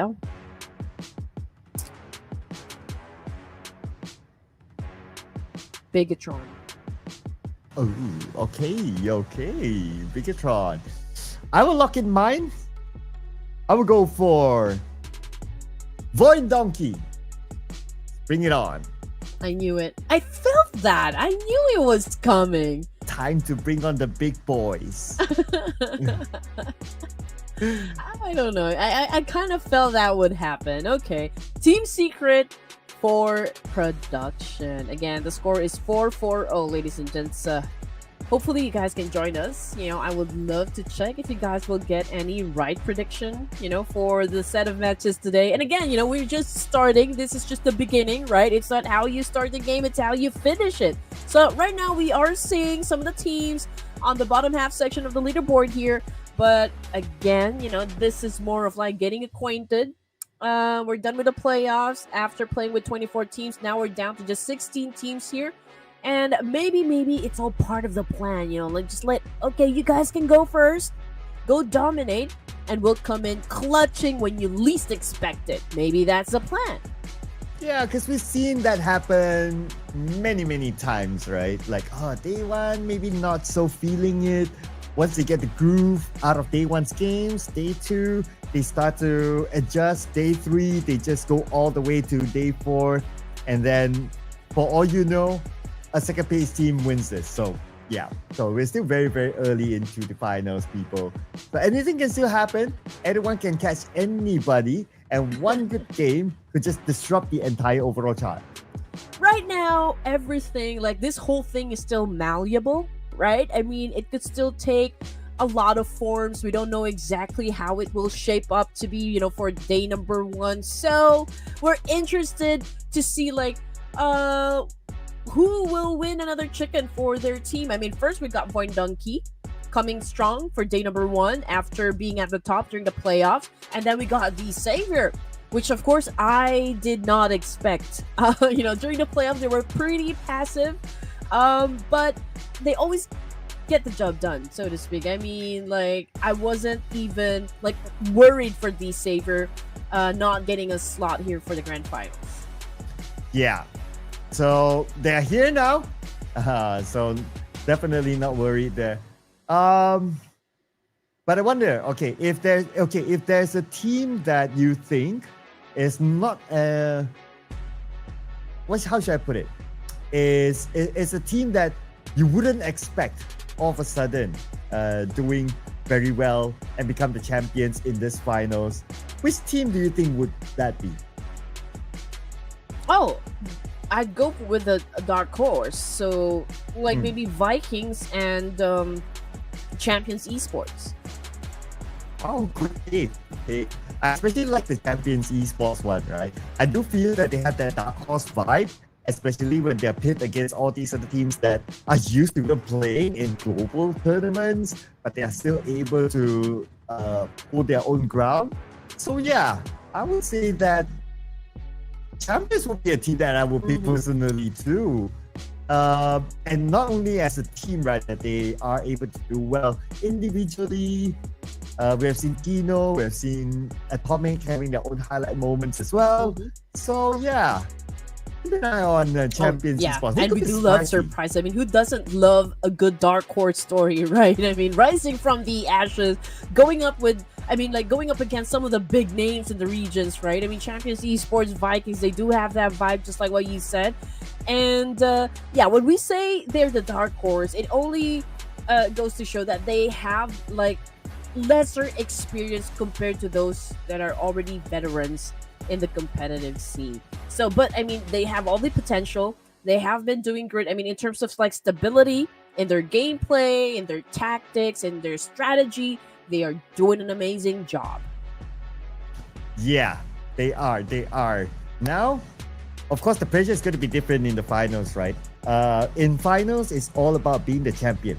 Basically, that one spot at the very, very top.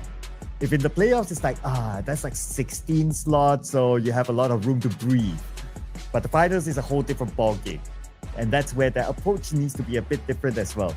So coming on to our next match here, it's going to be Miramar, match number 3. The final match of our first half here today. And second time they're going to play inside of Miramar. We saw in the first game, Impala, we had 2 different teams. That might change, that might not change. We'll find out, ladies and gentlemen. Let's go. Let's go. Okay, and again, cannot even believe we're already in the third match here, already, well, almost halfway through. But anyway, here we go. Plane is already on screen here, flying above the desert, and of course, teams are already getting ready to jump off of the plane here and head towards their favorite spots here in the land of Miramar. I'm looking at like some alterations and a change of pace coming from some of the teams here, but will we see the same drop clashes? Yeah, but it might be different this time because the flight path is all the way on the left, Impala is all the way on the right. So maybe that might not happen. Other potentials based on game 1. Don't really see any other potentials based on this flight path, but it's a different flight path. It's game 2, so we might see a new clash point somewhere else. Well, Power Grip was a common one involving BTR, so we'll keep an eye on that. Another hotspot is always Picado, and I'm seeing Vampire Esports heading towards there. I don't see any other team overlapping, so maybe not somewhere in the middle. So we'll keep an eye on the possibility at the north if it happens. I'm waiting to see where the initial circle will land, because that would, of course, dictate the tempo of all of the matches that's going to happen, that's going to drop into Miramar. Okay, Tribe Aeromacy just opened up their chutes now. Okay, so it's this is a kind circle. Los Leones is not going to be part of it, so I do wonder if there will be teams that would choose to head on towards Los Leones, because we've got an abundance of loot over there. We've got RQ DRS choosing to drop in the middle. As always, we got HORAA Esports going to the northern side. We can see Alter Ego Ares is picking up some vehicles along the road. Again, it's very important for the teams to have a better choice of mobility here. We've got, okay, so DRS close to Alter Ego Ares. Are they gonna pick up a fight, or okay, we are seeing a very confident DRS right now on screen and just really declaring war. Yeah, taking a couple of pot shots against Alter Ego, but they decided not to fight because, yeah, clearly they haven't looted yet. They drop, grab a vehicle, and straight move away. So it looks like no early clash based on this flight path this time. So everybody's going to have a smooth early loot and see them later in the circle. Even the circle is kind of nice this time. So we might see, normally these are signs of like we'll see the big fights happen like stage 3 or 4 onwards. Maybe that could be the case. But Alter Ego Eras again, close to where DRS is. I think they already have an idea. Okay, there's a team there. Not exactly sure if they know those are the DRS players, but perhaps they're trying to get ready, going through towns and getting weapons. Are they gonna come back or are they gonna go for another location? And as for those teams that are close with each other, there's also VOIN Donkey close to BTR, but then again, the Miramar map is quite big, so perhaps teams are just like really focusing on filling up their backpacks here. But in Lossly Honest, if we're just gonna look back, it's Vikings and CelcomDigi Alliance that's going through every buildings that they see inside Lossly Honest. Yeah, so they have the entire space. No surprises there so far. Throughout the entire tournament, they haven't been challenged by any other team. And I believe teams are also quite clear that, okay, that's their spot. Don't go there unless you're ready to take fights. Well, then the answer is nope. We're not interested to take fights with them. So they'll leave everyone to do their own thing. Okay, so quite clear now that everyone is at their regular drop spot. Okay, I thought Alter Ego is playing with 3 players, but the remaining player is 24. So Alter Ego has all their players. Okay, everyone is intact. Okay, so if we look at the overalls, let's talk about a bit of the teams on page number 2. Any surprises for you? Page number 2? Not exactly, because I feel like some of the teams that are part of the second page are going for the long game. I mean, take DRS for example. Yes, some things have not been working out for them during the first 2 matches here, Sir Cloud, but we've always known them to be like one of those teams that are pretty consistent in terms of their strategy in going for the placement points. And right now, since we've only played like 2 matches, I think it's too early to call out like which of the 16 teams are not really performing well. But in terms of like who is really being aggressive, no doubt VOIN Donkey. I mean, this is the kind of pace similar to what they have shown during the playoffs. Also with like the BTR, who have already established a total of 25 points here. But as for like champions and even HORAA Esports, I feel like they're still trying to get their rhythm down, but the moment that they do, I feel like they're going to start really racking up some points onto the board. Okay. That's a good pick there. I believe that they will be able to make a big comeback as well. Perhaps like the first few games is all about like, okay, understanding this particular lobby in different maps. So even if they don't do it today, it could be even tomorrow, and there will still be a lot of games still for them to catch up. So yeah, it could potentially be one of those teams who do that. If I were to pick another team, I'll probably pick like on the second half. I want to say Vampire. Technically, they are on page 2, but with 10 points, they're kind of okay-ish. So I'll probably go with the ones with a single digit, and maybe a DRS. I think DRS, especially with Killer YT, he has been performing well during the playoffs. And if they are able to activate Killer YT, or if Killer YT is able to play his best game, then DRS can make that surprise comeback to page 1. I am curious about Tribe Aeromacy, however.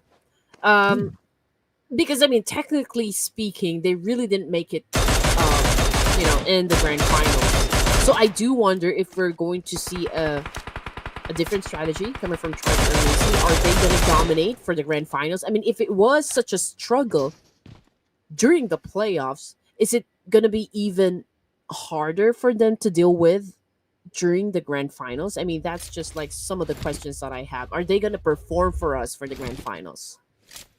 And looks like so far they are.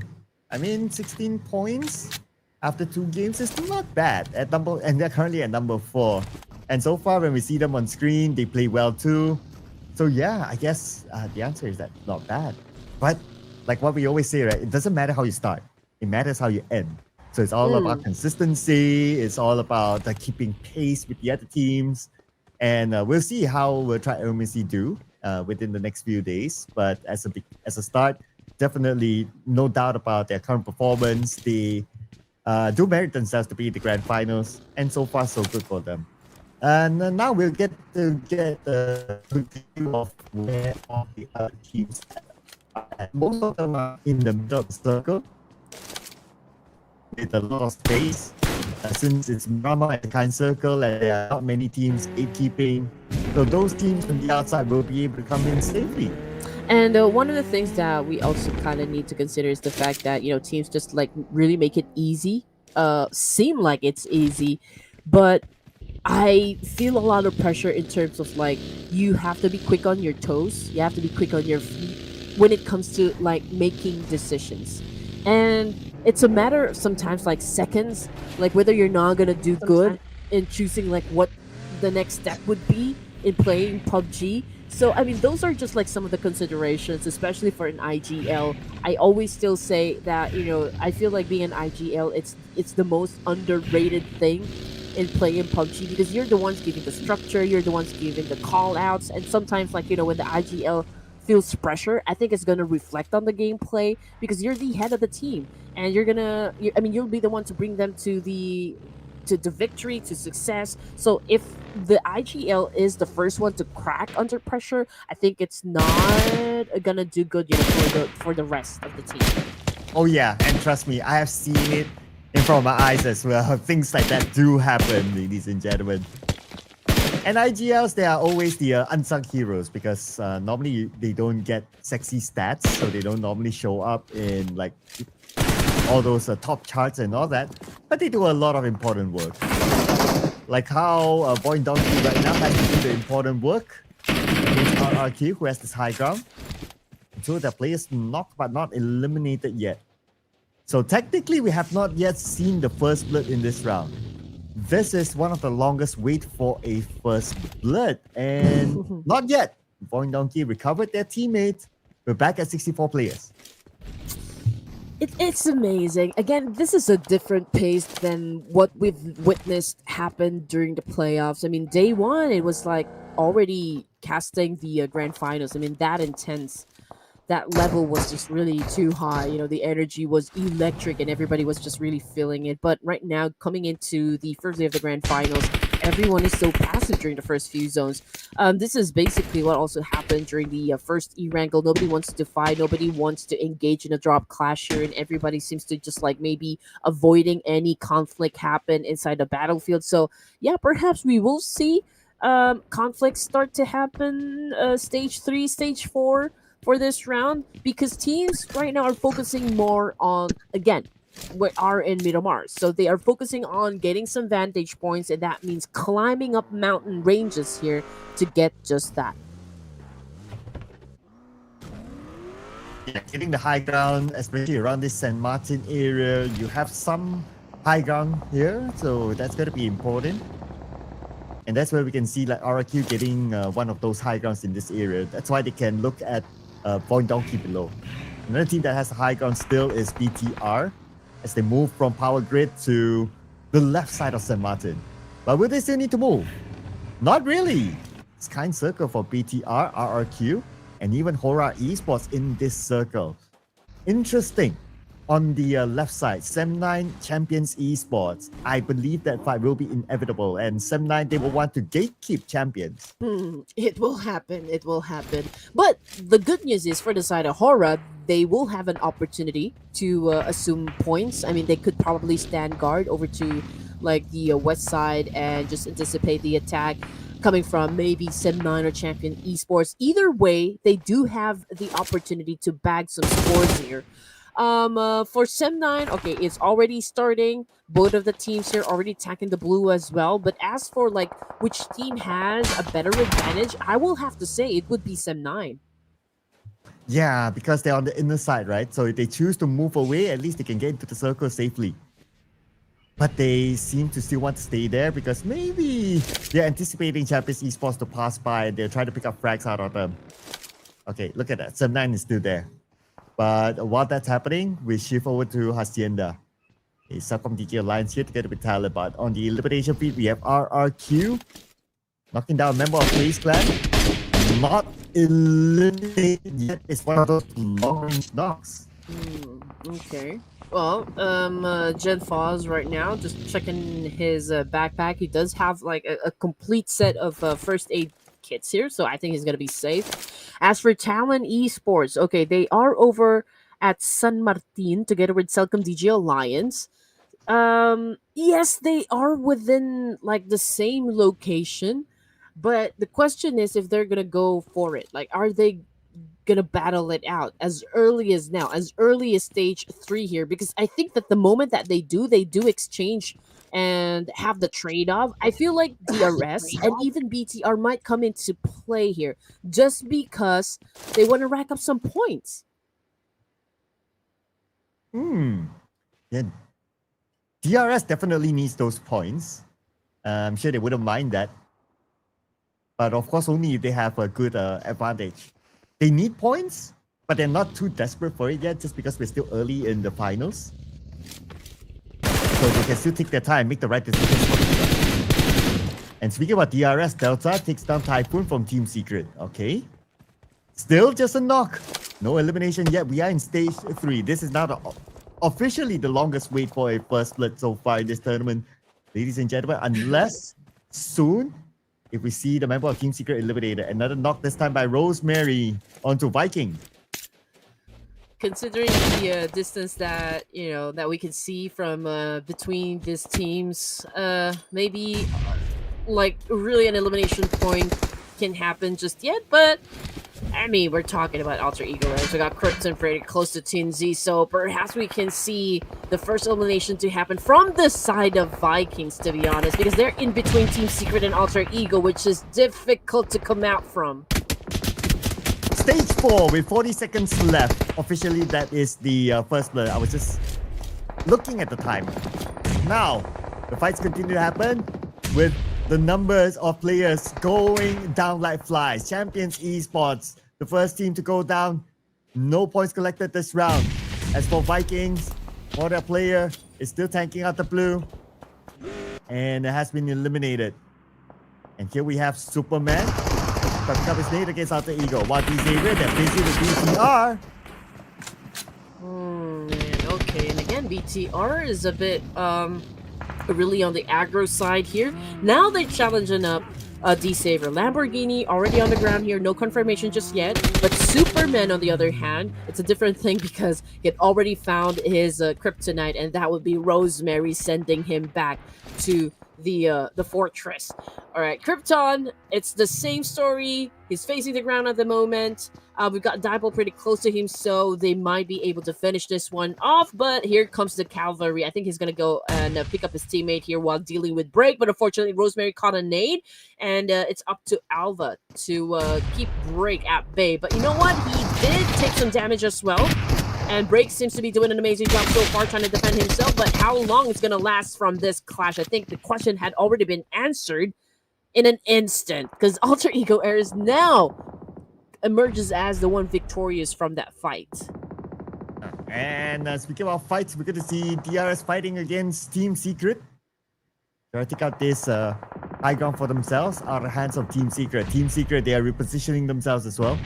Down to the lower ground, not interested to hold on to this high ground any longer. As the elimination feed continues to roll elsewhere. Talon, one player down. CelcomDigi Alliance, same situation.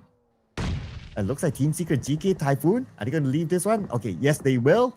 They'll move away across this road. And DRS managed to shoot them away and lock in this area for themselves. All right, here we go. Obviously, DRS is just like right across the road up against Team Secret here, but we're looking at VOIN Esports. There's a lot of teams just really passing in front of them. Again, we got Tony K. He does have a little angle that he can work with, but of course he needs to be patient at this point. But we got Kasim back on the screen here trying to hunt down one player coming from Talon Esports and was able to pull a great shutdown. Unfortunately, he gets tagged as well by Axel this time. And CelcomDigi Alliance, too bad they went out without any points this round. Talon, recovering. You need to do it quickly. Axel gets away from the blue. Needs to heal up too. As for still have all people here. Tap away from and Roseberry behind that. Here is the circle. It will shift again. The question is to where. Who will be favored by the circle next? As it goes slightly towards the left side. Outer Eagle. Need to plan how to get across this road. Goes from 7-9 at the north. The moment it crosses directly, it's going to be Aeromacy ready to say hi. But you know what? We're going to look at BTR versus HORAA Esports right now on the screen here. And again, just in case you guys just tuned in, it wasn't exactly a great performance, you know, for the two matches coming from HORAA Esports, so they need to pick up the pace. Currently, they are at the bottom of the leaderboards here, so they need to step up their gameplay. And it's going to be tough because they're going up against Bigetron by Vitality here, who also kind of wants to have an explosive play during day number one here. Federal is trying to get closer, but Razy, oh man, just shut down Sleepy right now. And Satar continues, of course, to throw a lot of nades just to add more pressure up against HORAA Esports, but he's getting tagged as well, and that is a confirmation. He is already down on the ground. Malak is, preparing himself to go up against Vampire Esports. Oh, this is gonna be interesting. Malak from the top onto Nuzi, but naded down. From the other side by Schweppes. And now it's only Federalists left. Sandwiched between two teams. HORAA Esports and Vampire Esports. They're moving forward. He is not able to hold on by himself. BTR eliminated. Now who's going to be the king of this year? Either HORAA Esports or Vampire. Oh man, unfortunate situation for BTR. They do have a little bit of leverage coming or like going up against HORAA Esports rather. But unfortunately, Vampire Esports came from behind and that caught them off guard as well. Main elimination coming from Sky here. Vampire Esports also trying to take care of business with another team, and that is Talon. So maybe what happened with BTR can happen to Vampire as well, because they're in the same situation. They are in between HORAA and Talon right now. Team Secret out at number 10. No point for them as well. Now Mela from the side. Surprise Sleepy. Sleepy down. But they fire back. Nuzi's down as well. It's only Tony K right now. And Tony K all alone.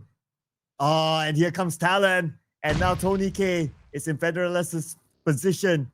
The final player for Vampire Esports. Tony K spotted out by Talon. Tony K 1v3 and Talon had the best of him. Yeah, so that's exactly what happened with BTR. And obviously, Vampire Esports had a taste of their own medicine right there. Very bitter. But 8 teams remaining now, ladies and gents. The stage 5, we got Talon back on the screen here. And now they're going up against HORAA Esports, obviously. But coming off the kill feed, it's M9. We've got Alter Ego Errors as well. Confirmation coming through. Rosemary had already been taken out of Miramar, which is, of course, Alter Ego Errors continues to battle it through while they still have one more active player left. But Ayok and the rest of Talon Esports is not out of the woods just yet because the fight is not over. Oh, in the face of Drexy. And that is day one for you, ladies and gentlemen. Look at this, Rick Queen. Alter Ego already has 10 elimination points. And this is how they should be starting the game. Okay, they played passive during the playoffs. They don't want to really show what kind of course, gameplay they could bring into the table here, but it's a different story for day one. I mean, they're pretty strong, confident, they're aggressive, which is, of course, what we expect coming from Alter Ego Errors. And of course, we are enjoying the fact that Rosemary is playing right now for day number one. HORAA continues to survive after so many teams that they've already dealt with, but this time it's going to be VOIN Donkey. RQ might be joining the mix, but that is still, of course, hypothetical because HORAA Esports is throwing a lot of nades, adding a lot of pressure onto the side of VOIN Donkey here. We got Vexy, 30% of health, but he was able to heal up. And we're looking at Sky, we're looking at Supreme here. Can they even pave the way, knocking down one person from VOIN Donkey and setting up HORAA this time?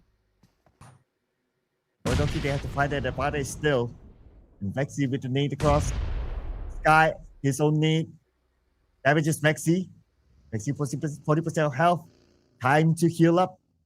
While the rest of VOIN Donkey, they hold their line. Vexy is back up again. Oh, but he didn't manage to heal. Okay, maybe he's out of healing utilities.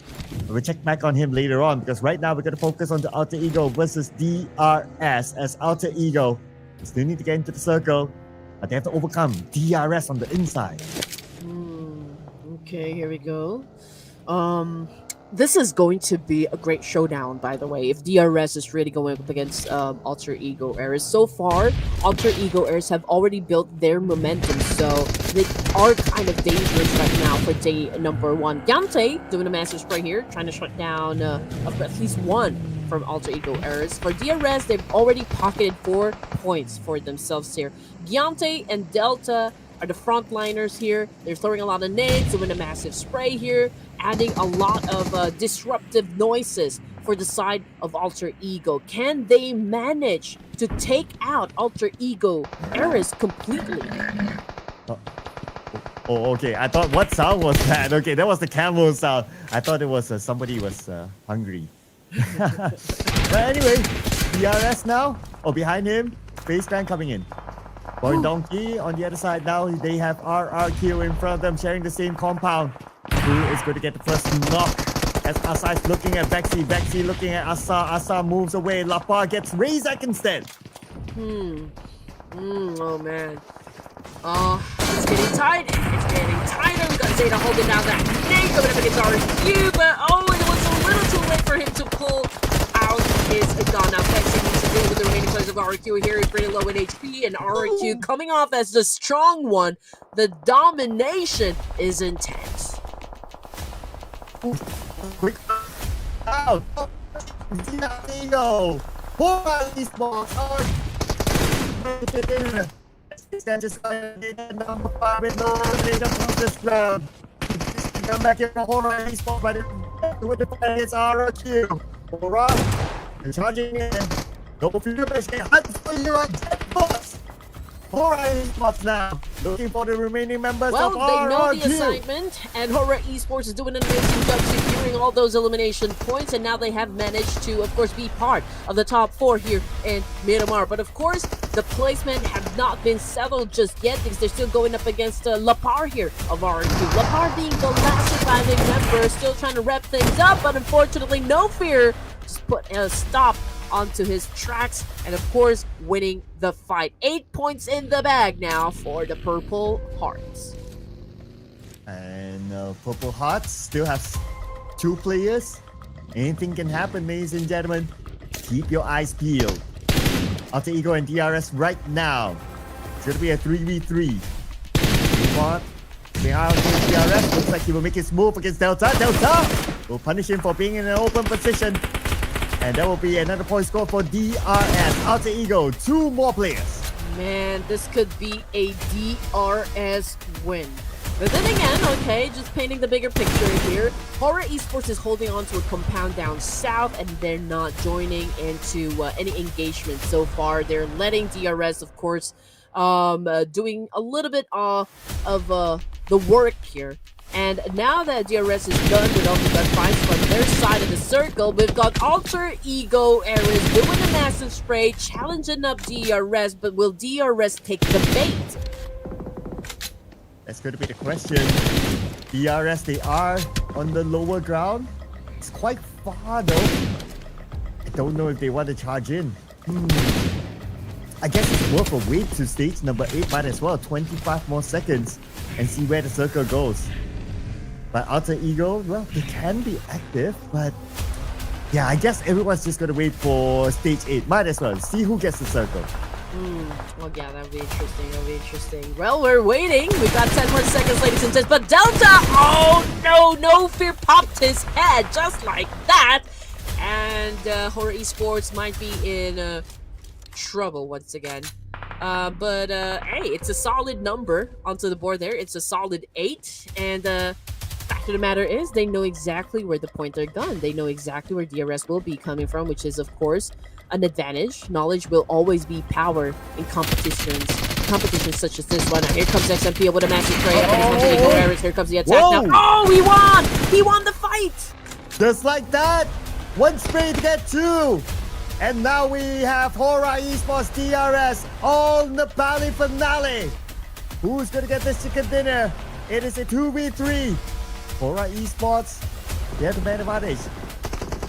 Oh, DRS has the man advantage. For a second there, I thought HORAA Esports has the 3rd player. But anyway, Supreme, no fear. against DRS, HORAA Esports with the high ground. Geographically, they have it, but DRS, they have the manpower. Yeah, oh man. Nerve-wracking situation for both of the teams here. Supreme, no fear. Let's see if this is going to be an effective dynamic duo for HORAA Esports. How is this going to impact the situation? Are they going to be winning up against one of the most consistent teams that we have in this tournament? Supreme still trying to work on an angle here. XMPL might be going off to somewhere to try another point of defense here, but Killer YT got shut down by Nofer, so this makes an even fight. And with that one knock, now HORAA Esports, they want to try to get that end onto Killer YT. Killer YT bleeding up, but he does have Delta together with him, and he should be revived backed up. Well, XMPL, he's just going to keep an eye onto HORAA Esports in case they do anything funny. And so far for HORAA Esports, they're not making a big move. Okay, here comes stage number 9. The one that's going to be pressured by the blue is going to be DRS, so they will be forced to move forward. Hey, at least HORAA Esports was able to... Oh no, forget about it. I thought I was looking at the number of players from DRS. Okay, so we're back to a 3-man for the side of the real soldiers. So it's going to be an interesting fight. Yes, HORAA Esports, they do have that high ground up against DRS, but DRS, they got the number advantage here. So nobody wants to make a mistake. They've already managed to get to stage 9. They've already managed to get this close to get that chicken dinner. So nobody's going to pave the way. Nobody's going to make another team win here. This is their moment to shine. And let's see just who's going to bag the chicken dinner here for the 3rd round in Miramar. XMPL. Okay, very low. Knocked out by No Fear. And that's the 2v2. Killer YT together with Delta for DRS. This is HORAA Esports. Ooh. No Fear and Supreme. And they got Delta. Oh! And it is HORAA Esports with a rampage chicken dinner. Oh my goodness. HORAA Esports with a massive performance. They are now not in the bottom anymore. With this amazing win, with this amazing number of elimination points, they're gonna skyrocket onto the top. Well, just like what we said, right? Teams of phase 2, still very early before this. Just getting a feel, new lobby, new map, and once they got it, they scored the chicken dinner. Great work here by HORAA Esports. It's a minimum of 10 eliminations that they got, but we'll get a confirmation on that in a little bit. So if it's that, well, it's a minimum of at least 20 points for them. Okay, here we go. It's 11 eliminations for them. So they strike 21 points. 21 points, yes. Amazing. And again, you know, they're probably like flexing their muscles, right? And dusting themselves off and saying like, what? Bottom team who? Bottom team who? No, HORAA Esports came here to dominate. And that's exactly what they're doing right now. After all, the MVP, Sky over here, all throughout the playoffs, man, this guy has something to say. Yeah, man.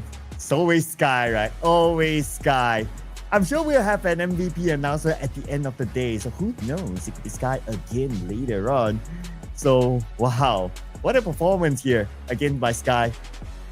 Coming up with a good amount of eliminations for the team. But at the end of the day, it was a No Fear Supreme that brought the chicken dinner to the team. So it's basically a team effort for HORAA Esports. Besides themselves, Alter Ego, DRS, RRQ here as part of our team to watch. And I remember the Alter Ego, they actually scored a lot of eliminations this round. If I'm not mistaken, I also think that they were able to get a total of 11 or maybe 12. So, yeah, they were pretty dominant as well for this round. And definitely one of the high-performing teams that we have in the lobby so far for day number 1 of the Grand Finals. Yeah, and it's only day 1. More to come, more to come.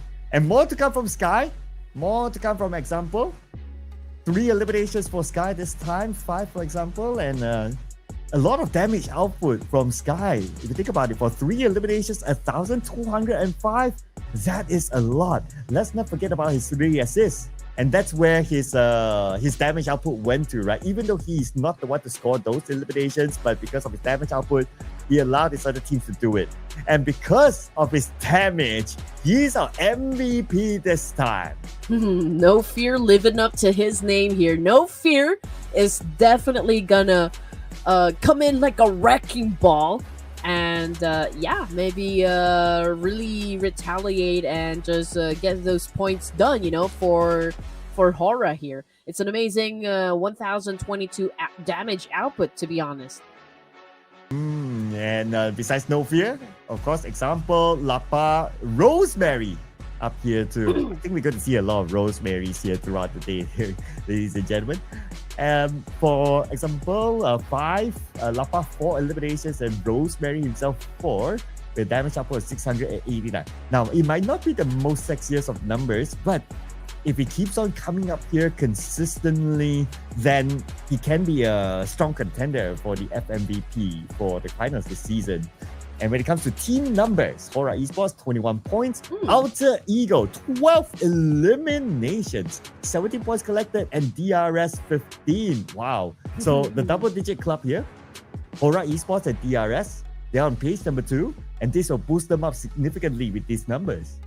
Yeah, from number 2, moving down the list up to number 6 there, it's all Indonesian. Except for DRS, of course. But I'm just saying that, you know, really Indonesian teams are, well, they came out to dominate, and that's the objective, I guess, you know, for day number 1 of the grand finals. And they're not disappointing their fans. They're really showing up, stepping on the gas here, and just showing what they can do inside a battlefield. And when it comes to the throwables used, yes, the number had improved. 215, which is, okay, it's high, but it's not that high just yet. 318, okay, that's the total meters, of course, set out by Axel from Talon Esports for the longest elimination distance.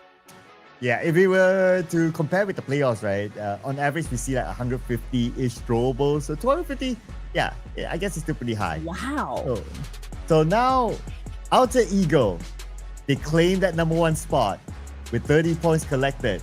They pushed down BTR to number 2, and then followed by VOIN Donkey. HORAA Esports from number 16. The top risers this round, going up by 11 notches at number 5 right now, 23 points collected, followed by the second place from the earlier round, DRS at number 6 with 20 points. So with these teams moving from page 2 to page 1, naturally, somebody will be pushed down. Yeah, and Indonesia and Nepal are the ones really going head-to-head here when it comes to the top teams we have in the leaderboard. And for the second page, okay, it's RQ, the only team that moved up 4 ranks here, a total of 13 points. But of course, it's too early to say anything just yet. Currently, Champions Esports are the one at the bottom with only 5 points. Well, we've got Vikings, we've got FaZe, we've got Champions Esports scoring with a single-digit score, but that is still can change, Circa. The fact that we're only done with the 3rd match for this evening, and we still got 3 more matches, then that only goes to show that we still have 3 more chances, you know, for the teams to score points for today. Well, 3 more matches, but before we go on to that, we have to take a short break. We'll see you guys after this.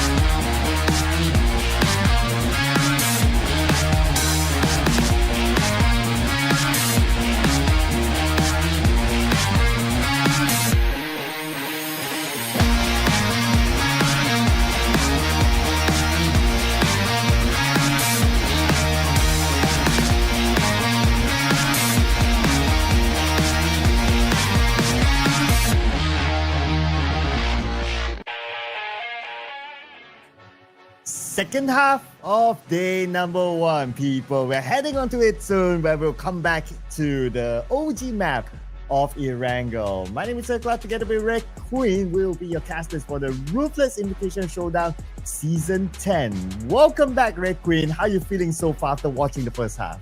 Well, I came for the action. It's all the action that I'm getting from all of the teams here. And you know what, Sir Cloud? I would want to see the likes of Champions Esports, maybe even FaZe Clan, and Vikings to show us what they got, for the second half today. Well. Is that a clue to your upcoming prediction? Perhaps. Okay, or maybe you might use a reference from this. Of course, we only played one ERANGEL so far. So, VOIN Donkey, Trap Aeromacy, BTR, Alter Ego is our top ERANGEL performers. Average rank points, VOIN Donkey. Average eliminations and damage is Trap Aeromacy. So, what will you be going for? Okay, you know what? Let's give Champions Esports a chance to dominate. I'm gonna put this much fate onto Champions Esports. Maybe Kino can do something for us. Very exciting. Okay. Champions Esports, good pick. I mean, even during the playoffs, been bigging them up. So, yeah, that is a good pick. Solid one. I have the vibes for Rosemary and Alter Ego. Let's bring them on. Ooh, big boys. Okay, there we go. And as for the production team, okay, they're going for VOIN Donkey. Of course, all right. I mean, I like the dark horses. I like a team that surprises me, and perhaps Champion Esports can do just that. Okay, let's see what's going to happen for the second half of the show here. And as for you, ladies and gents, who do you think is going to dominate for this round? I mean, we're jumping back into ERANGEL. 2 ERANGELs, by the way, before we hit things off in Miramar. So that's going to be interesting because teams that dominated in Miramar, they did have a chance to replicate the same energy onto the next Miramar that we just gone through. And now it's going to be a back-to-back ERANGEL match, which is gonna be an even amazing thing. Yeah. Especially now that we are going back-to-back ERANGEL matches. Based on the first ERANGEL, do we have any early clash? Let's see. Only in Yasnaya, we had HORAA and Talon. Not that I can remember anywhere else. I don't think it was anywhere else. We'll observe. Inside of HORAA and Talon, that is their regular top spot anyway. So I guess regardless of the flight path, maybe they're gonna meet again inside of that town. Perhaps. I mean, we already know like which areas is gonna be highly populated, or like which areas already had already been named as their territories. So it all just about like teams who are ready to take up a fight. Who's ready to challenge up those names who have taken over said drop. And that's what's of course going to make things exciting for us as we are now preparing ourselves to jump back into the OG map of ERANGEL. And here it is, ERANGEL, the OG map, and looks like we're gonna get a southern flight path. I see Primos there, I see military base, so it's probably gonna cut until Milta there. Yasnaya, reachable? Yeah, sure, just reachable. So maybe we will see that clash again happen inside of Yasnaya. But for some of the teams that might change their drop spot, Vampire Esports, they will change their drop spot to Primos this time because it depends on the flight path. So they will have an early drop. Sem9 also heading towards somewhere near, maybe the area of Gakka or even Huari, or maybe even very Fair. They're quite spread out there, so everyone's still flying. A military base, who's going to occupy with the non-presence of Reigns Esports this time, and we're going to have a FaZe Clan actually heading there too. I'm really hoping for a military base. To be honest, I mean, I've never seen this flight path so low, at least even during the playoffs, I can say. So this is an interesting flight path.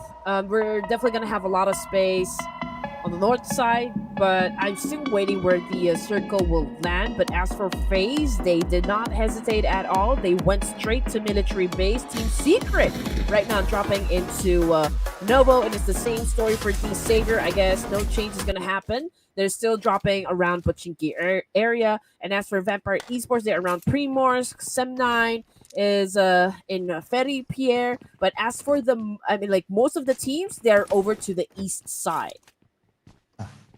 And inside military base, it's not only FaZe Clan, it's also VOIN Donkey. Okay, early fight here. However, military base is big enough for them to split away, but they seem to still want to take this fight, especially with VOIN Donkey still looking at the movement of FaZe Clan. Or setting up Zeta on top of this billboard. Okay, this is a very good spot for Zeta to be in. He'll have a good view of military base itself. Now, HORAA Esports in their own fight against Talon, as what we expected, with Sleepy gunned down by Ayok. Ooh, interesting. HORAA Esports started ERANGEL with a fight up against Talon. Your best friend is still alive, but can't say the same for Zio because he's been gunned down. And also no fear coming from HORAA Esports, but that's coming off the kill feed back there. Ayok, oh man, was that a confirmation coming through? HORAA Esports just got eliminated right this early. Just when they got that chicken dinner, I think the first team to be eliminated. But again, fret not, we're still early in the finals. Alter Ego, on the other hand, they managed to score their first blood here. And they might score a second one against Trap Aeromacy as Rick is bleeding out. We come back onto military base. Now, FaZe Clan and VOIN Donkey, they continue to fight. Okay, Canary with a massive S12K shutting down Rig. Oh my god. Not Rig. No, not Rig. This is VOIN Donkey versus FaZe. Okay, Joey right now shut down Potato, and VOIN Donkey might be the one on the losing end here. And we're looking at Razak as the last, maybe not. Okay, he's the one knocked down. Vexy is the last surviving member. So I don't know how long VOIN Donkey is going to last in this situation, just because of the fact that they have been overpowered by FaZe. I mean, this territory already being marked by FaZe that, hey, this is ours. If you come here, you have to go through us before you can dominate the military base. And FaZe Clan, they want to dominate the military base. Now they're searching for Vexy. He's on the next floor. Okay, they have arrived. First room to the left. Opens the door. Vexy surprise. Gets one. Get a second one. And looks like the answer is no. Just too much for him to handle. And FaZe Clan took care of him. VOIN Donkey becomes the second team to be eliminated. And that fast, huh? Okay, I think what VOIN Donkey wants to happen is to also enjoy the perks of having to set up like a huge gap compared to any other teams here, which will be, I feel like, harder to replicate just because of the fact that we are already in the grand finals and not the playoffs. So there will be other teams that will really exert a lot of effort, a lot of work, just to make sure that they will also enjoy the same perks that VOIN Donkey enjoyed during the playoffs.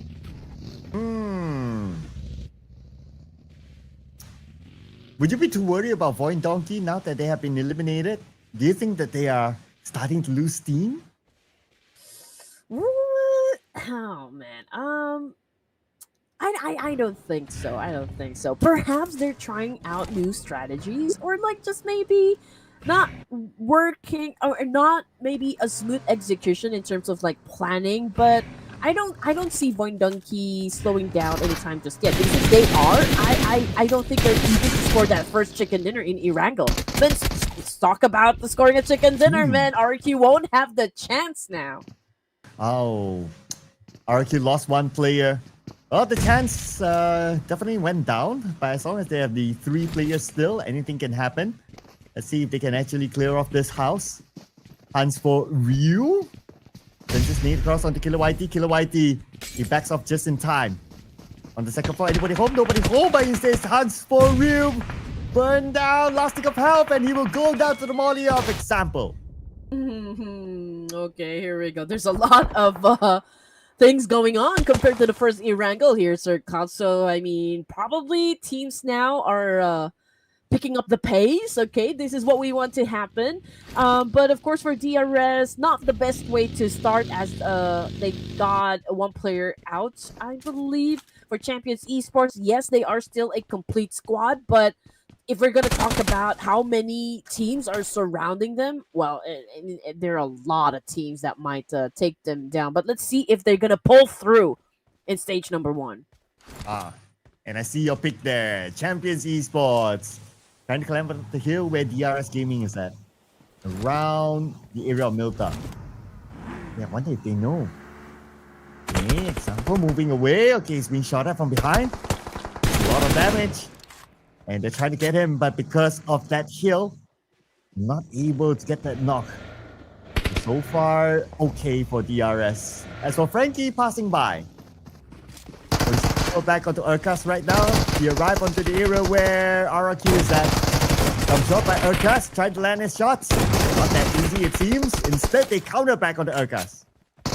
Here we go. Okay, it's a good thing. I mean, DRS is already quite leading, but we're gonna check out what RQ is doing at the moment as Lapar on screen trying to defend himself up against Atomic here. He went outside. Okay, he jumped and crossed over to the next house, saving himself, and now we're looking at Gen Foss at the moment because he still has a complete set of health here and probably the best guy to do with the situation. And Gen Foss with a massive spray using an Uzi and now switching into an AUG, and now Gen Foss might be heading towards to shut down Atomic in this situation, which he was able to inflict a lot of damage, but I think he will opt to like maybe picking up his teammate for now.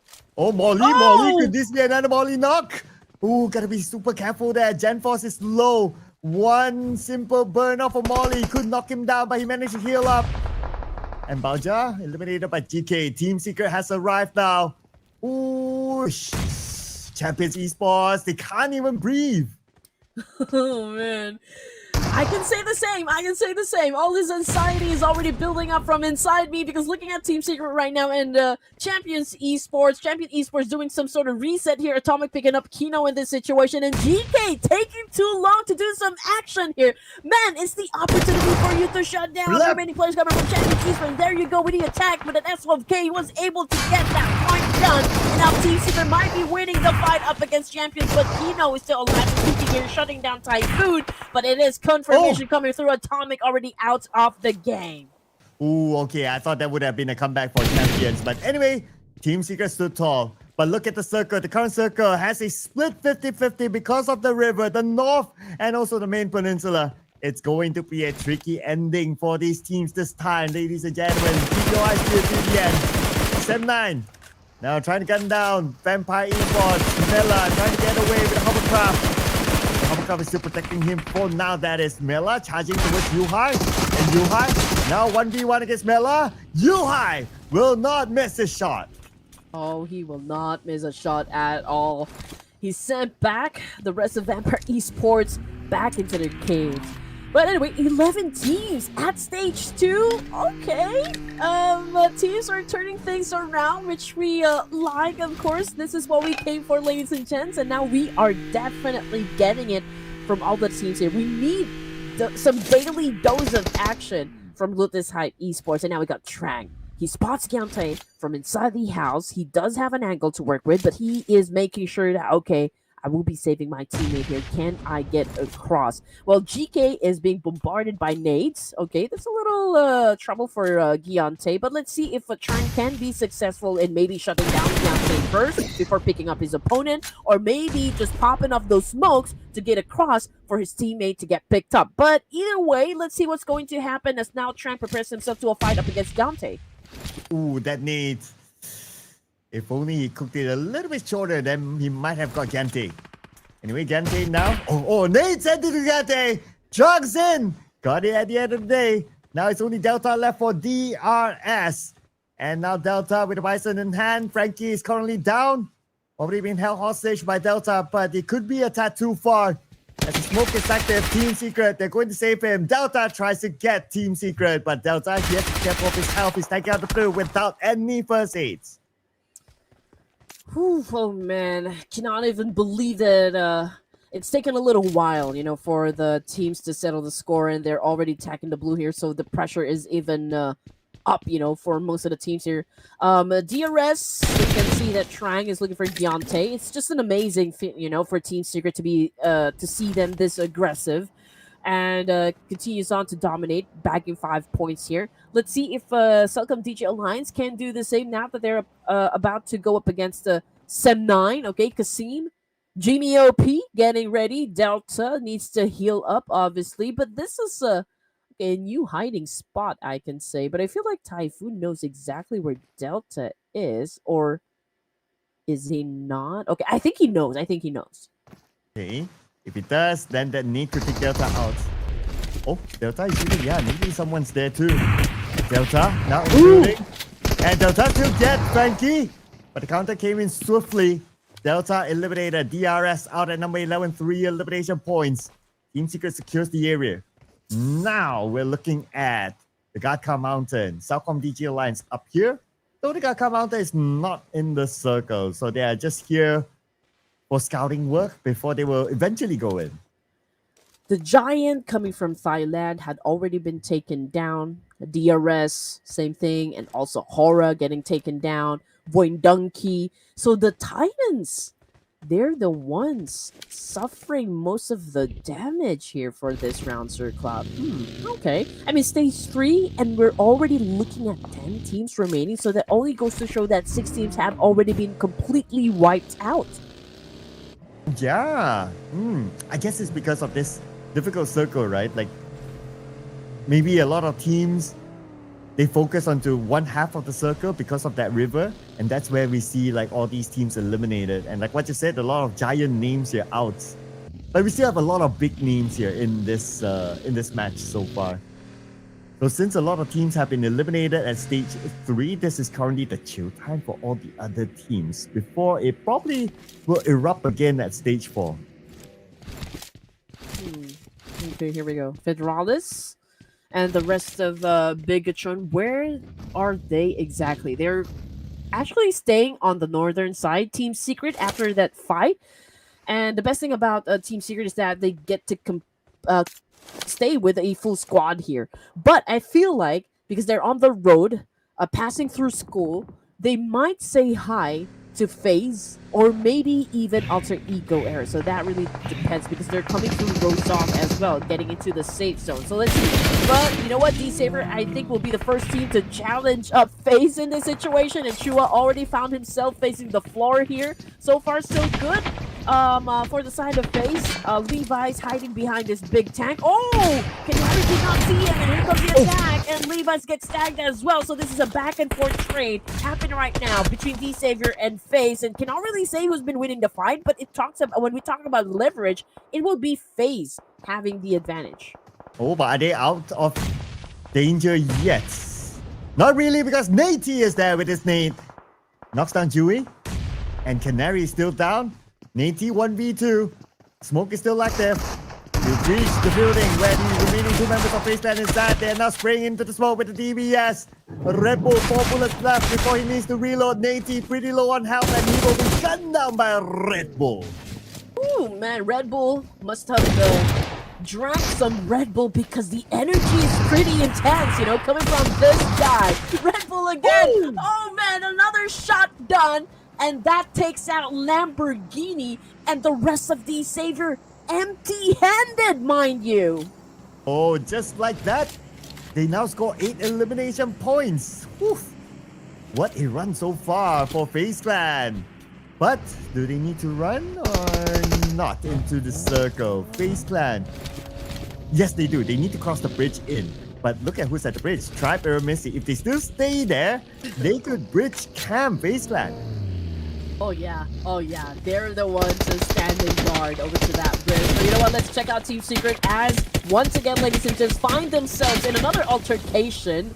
And yeah, I think this time it's going to be up against BTR. Frankie currently knocked down on the ground here, might be bleeding out there in the open, but Team Secret, GK down on the ground, and he doesn't have that much option to get away from all of those bullets being sent to his direction.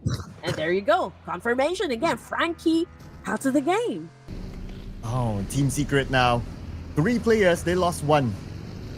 They're not in the circle yet. They're making their move. All right, sending the hovercraft in front since it's the most protected vehicle as compared to the Vikings especially. And now on the other side, we have the Vikings. They are busy with Sem9. And for Sem9, they need to get into the circle. While the Vikings will try to block them out as Superman now tries to get the top of this hill. They see Sem9, and Sem9 is now on the inner side. Pressure's on the Vikings. Okay, here we go. What is Vikings gonna do in this situation? Certainly, they do have some angles they could work with. Right now, I'm seeing a 2-2 split here for the offense. I think two of them is getting ready to crash the compound where Sem9 is currently staying at. Understandably so, because they really need to get inside the zone. So I think that they're gonna take this by brute force. Yeah, they could. Or they could still rotate away. I see a lot of space on the north that they could consider. All right, they're still thinking, okay, what's the best method for them? Do they want to take the spike or do they want to avoid it by just going to another direction? So the players on the vehicle, 3, make them 4. Everyone's on vehicles. Maybe they will avoid that fight. Well, FaZe Clan, as what we expected, they will need to cross this bridge and Aeromacy is there. But oh, here we go! Vikings, Imagine, and Sem9, they were ready! Oh man, that turned into a bloodbath. They did not even have a chance to pull out their guns. They took nades and two of them went down, crashing on the ground. 7 points now set out by Sem9 here. And again, it was an amazing defense. Impeccable from Sem9. But yeah, I mean, Vikings is still alive, but then again, they're down to their last player and they haven't put out any numbers just yet. So this could be like a crucial thing as well for the side of Vikings. And it will be crucial how the next circle will shift. If it goes all the way down south, then that river will be the split again. Okay, it goes towards the left. We still have a little bit of river there, but it's not going to be the biggest impact in this round based on this kind of circle. But the one that gets the circle in the middle is Talon. So they will not be involved in this fight for now. As for Aeromacy, they're involved with FaZe Clan. Dewey will be knocked down by Trix. And here we have it. Aeromacy, FaZe Clan. The fight now is not in the circle. Oh. Beautiful name by Trix. Yeah, Shopper just kind of like accepted that nade with open arms. And now Trix is already ready to attack FaZe Clan. Okay, he's feeling all this confidence, but Leo from across the river is just keeping a close eye on him as well. And the moment that he steps out from, like, expose himself beyond those trees, then I think it's going to be a not safe space for Aeromacy as well. Now, Red Bull with a massive spray, but it looks like Kasim needs help. He needs to get picked up. He needs to be resuscitated just because that he is already about to lose his life. We're already at stage 5 here, ladies and gents. And Red Bull, man, got shut down by Leo coming off the kill feed. Ooh, and that was from the other side. A long range knock. Can you get Shopper? Federella stole away that elimination point, taking out Red Bull instead. That point is given to BTR. Speaking of BTR, now we have them on screen. They will be up against Sem9 next. Okay, here we go. Bigetron, okay, it's a slow pace for them right now. Although we're looking at 2 points here, but the fact of the matter is they're not really engaging into a lot of fights during the first few zones here. So, like, I think they're really focusing more on the placement points for now. Okay, that is the strategy. But of course, there will be fights that they need to take up. Like right now, since we are already at stage 5 here and they are at the rim of the circle, they will have to go through Sem9 first before they get safely into the zone. Right now, we're looking at a 3v2 situation between Byron and Trexie all together. And it's Satar, actually, who is far away from the rest of the Bigetron by Vitality here. So let's see what Byron is going to do in this situation as he goes up these 3 members from BTR. We got Malak Big taking in a lot of damage from a lot of spray. And it's a good thing that he was able to come down from that boulder just in time for him to save himself. Oof, and he still takes damage. But still alright. 50% of health. Tins will take care of Oleo. I believe that fight is happening on the side because that's where CelcomDigi Alliance will need to enter into the northern side of the island. They lose 1 player, now only left with 2. Still with their opponents from Vikings. Make that only Tins now. On the lower ground, below this bridge, he lobs his nades. don't think he's able to connect it onto anybody. But for FaZe Clan, they are out, number 8. But they still score a whopping 9 eliminations. You're right. Okay, it's a good thing that they do have 9 elimination points now. All right, here we go. Talon Esports, man. Okay, someone is moving, and that is, of course, a target for Axel. Anyone not close to him and anyone that he sees moving, he's definitely gonna shoot. Man, that is the name of the game here. It's all about survivability. And now we're looking at look, CelcomDigi Alliance. Okay, the status is Olio and Kasim both out of the game here. And then looking at Talon Esports, holding on to a compounder. So I feel like the next challenge would be, of course, from that side of the town. But we've got still Vikings from under the bridge here, not making any movements whatsoever. So that could be some sort of an advantage since he has this element of surprise, so to speak. And who's going to surprise who? Sem9 surprise BTR? BTR surprise Sem9? Okay. The border fight's still happening up north. As for CelcomDigi Alliance, they need to fight to get through to the other side. This bridge is well guarded. It's so difficult for them. Look at this. Even if they manage to cross, they will immediately meet with Talon. Oof. The Tins is just holding CelcomDigi Alliance by himself. Okay, although he's underneath this bridge, but because CelcomDigi Alliance, they know that somebody is there, that makes it not any easier for them to cut across this bridge. It's too risky for BTR. If the plan is to really secure a chicken dinner, I feel like they're just going to add pressure onto Talon, Alter Ego, Eris, and maybe even Aeromacy. So, like, basically, I feel like they're just going to do some spray here and get lucky with the shots. But I feel like those teams that are like down south, I feel like they're gonna let them battle it out before they jump into the mix here. Vikings again down to their last player. It's Tins under the bridge here. He's fighting off CelcomDigi Alliance, but then again, Cino needs to be aware of the fact that Sem9 also knows exactly where they are. And are they gonna focus on the last player coming from Vikings, or are they gonna focus on eliminating Sem9 first? Well, one player of Sem9 is down, thanks to Talon. And Talon now is dominating with 5 elimination points. Look, he tries to get Sem9, but the smoke is blocking his vision. And Yuhai will be picked up, will be revived. And right now we see here that Tins is still under this bridge. So annoying. If Tins is not here, then CelcomDigi Alliance would have crossed over earlier. But because he has been here, the CelcomDigi Alliance, they are forced to take their time. They set up Iftar, look.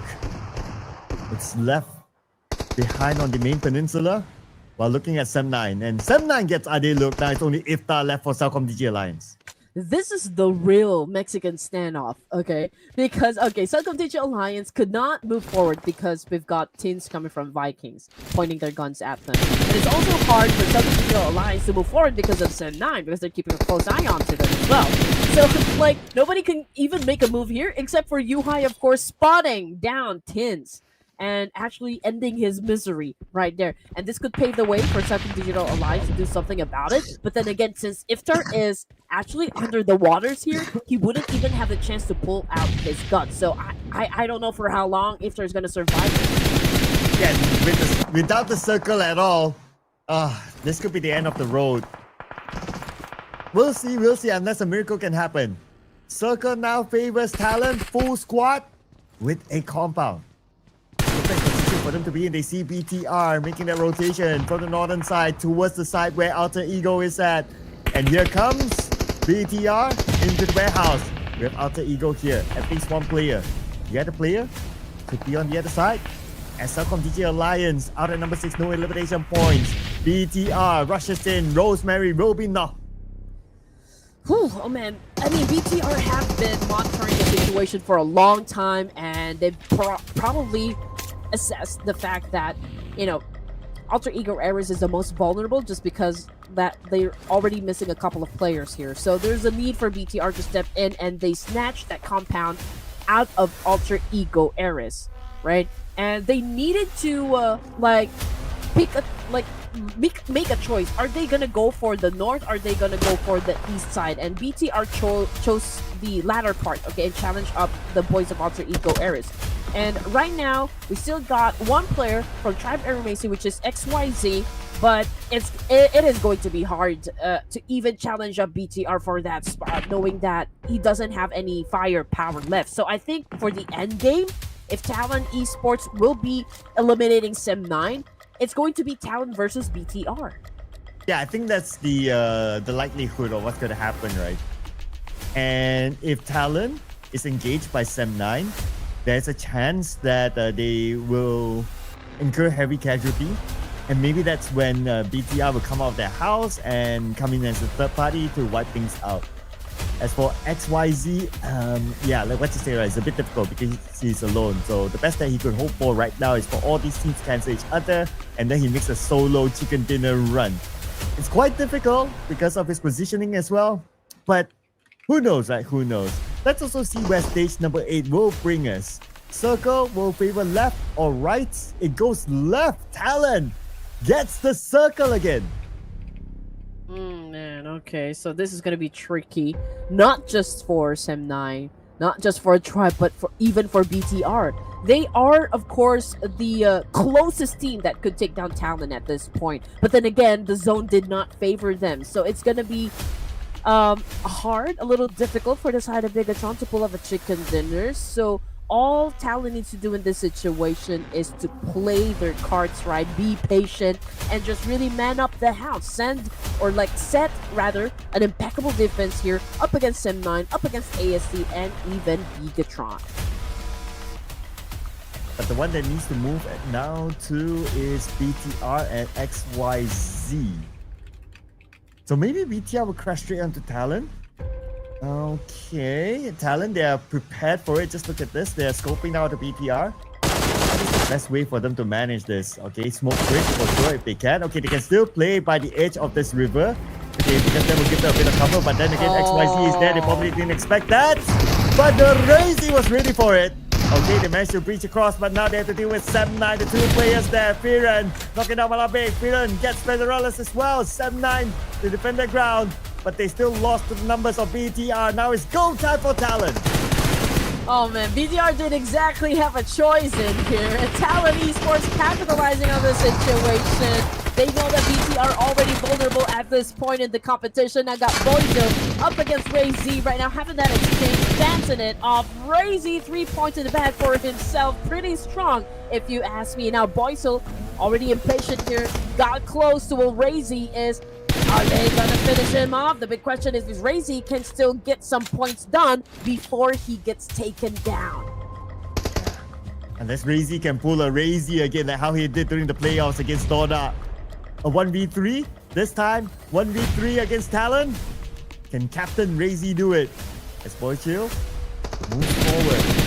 Blue is gonna close anytime soon onto Razy. Razy last stick of health. So close, he needs to kill. And he'll be back up at 80%. Our Boychill passes by. And no heroes are born. Talon Esports with the Rampage Chicken Dinner. Woo! Man, great execution there coming from Talon Esports. I mean, they did let everyone just go for the fight there. They did not join. They did not get into the mix there. I mean, they were holding on to a compound, so there was really no pressure at all for the side of Talon Esports to even come into play.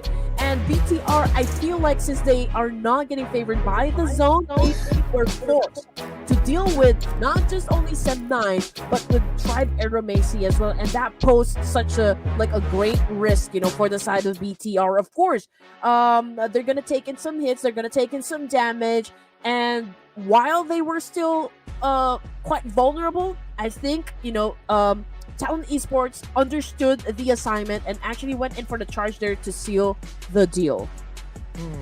I believe these were the stats from the previous round for HORAA Esports when they scored the chicken dinner.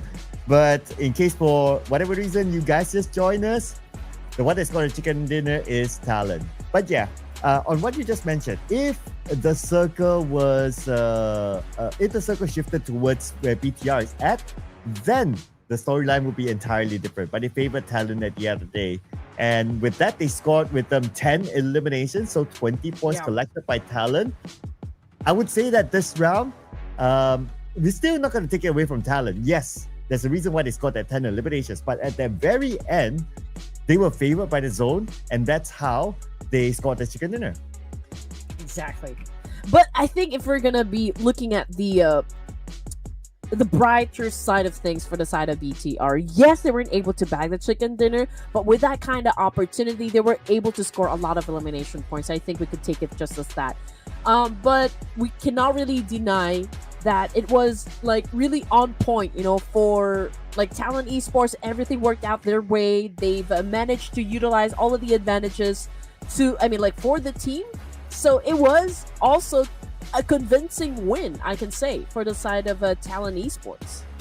Yeah, it was, right? I mean, they retained all 4 of their players towards the end, so it's a very good run for them. And besides Talon, of course, BTR had a good round as well, and they traveled the most among all our top 4 teams, followed by SEM9 as well. From the north, they fought, and then they got into the top 3, and then we have FaZe Clan, who saw a lot of action as well. Their full squad time is the least among the top 4 teams, but still able to make it as one of our teams to watch. Okay, all right. Okay, so it's a great thing. FaZe, although it was a slow burn, I can say, for FaZe Clan, but still, I think they're still trying to like maybe get the rhythm down. But of course, everything is not too late just yet. I mean, we are just at the beginning of the matches here. If we're gonna go head to head, BTR versus Talon Esports, pretty much the same thing in terms of damage output, but elimination points, I can say Talon Esports, yeah, it's a 1-point lead up against Bigetron. Yeah, I think it's pretty much the same thing. I mean, it's not that far of a gap. Oh, the one that created the gap for Talon is Ayok this time. Though this is the face of La Flame, who is their analyst. So now I'm really not sure who's actually playing here. But anyway, 3 eliminations, 743 damage as the MVP this round. And 4 utilities use maximum survival time of 26 minutes, 51 seconds together with it. So MVP points, 4.24.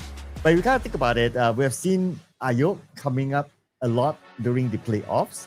So this guy, he has been, for the team itself, pretty consistent. I agree with you. Top performers, okay. We got Red Bull for FaZe, we got GK from Team Secret, we got Yuhai from Sim9, and of course Satar, which is aka Zimajik, coming from Bigetron. And everyone actually scored 4 elimination points for themselves. The only difference I can say would be, of course, Red Bull with a total damage output of 634. So slightly higher compared to GK over here. And yeah, I think he's done a pretty good job. Yeah, though I'm surprised to not see Ayok here as the top performers, but yep, it's okay, it's okay. He already got the spotlight at the MVP.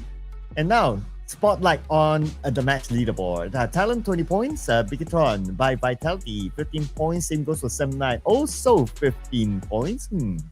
Could propel them to page 1. And FaZe Clan 10 points. But on the other end, wow, we got 5 teams this time, no points at all. Surprise, surprise, these Xavier's there. Vampire Esports, RRQ Rio, VOIN Donkey, and HORAA Esports. This is so far the most teams that did not score a single point that we have had today, at least.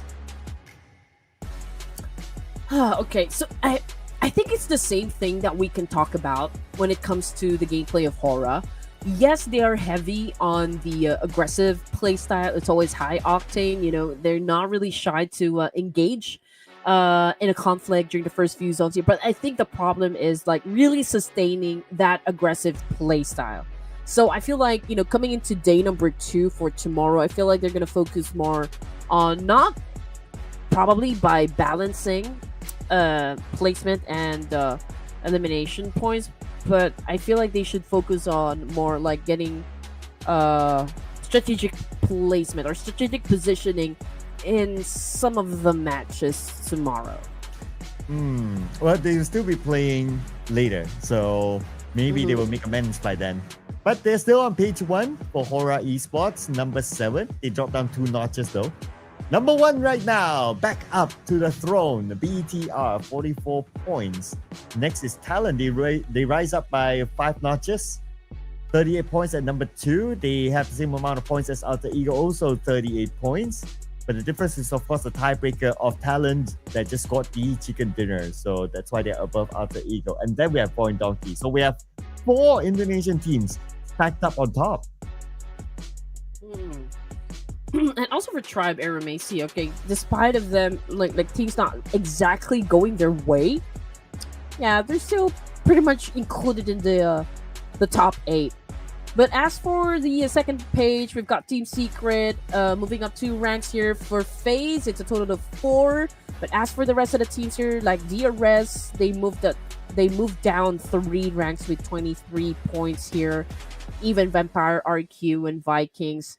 Champions Esports, the only team with a single-digit score. But honestly speaking, for Vampires, even CelcomDigi Alliance, I feel like they're not stepping on the gas just yet. I mean, they're taking it pretty chill, for day number 1. It's not the same play that I've seen in the playoffs. Well, they still have a chance to make amends because we'll be returning to the same map after this. But before that, as usual, we'll take a short break, people. We'll see you guys after this.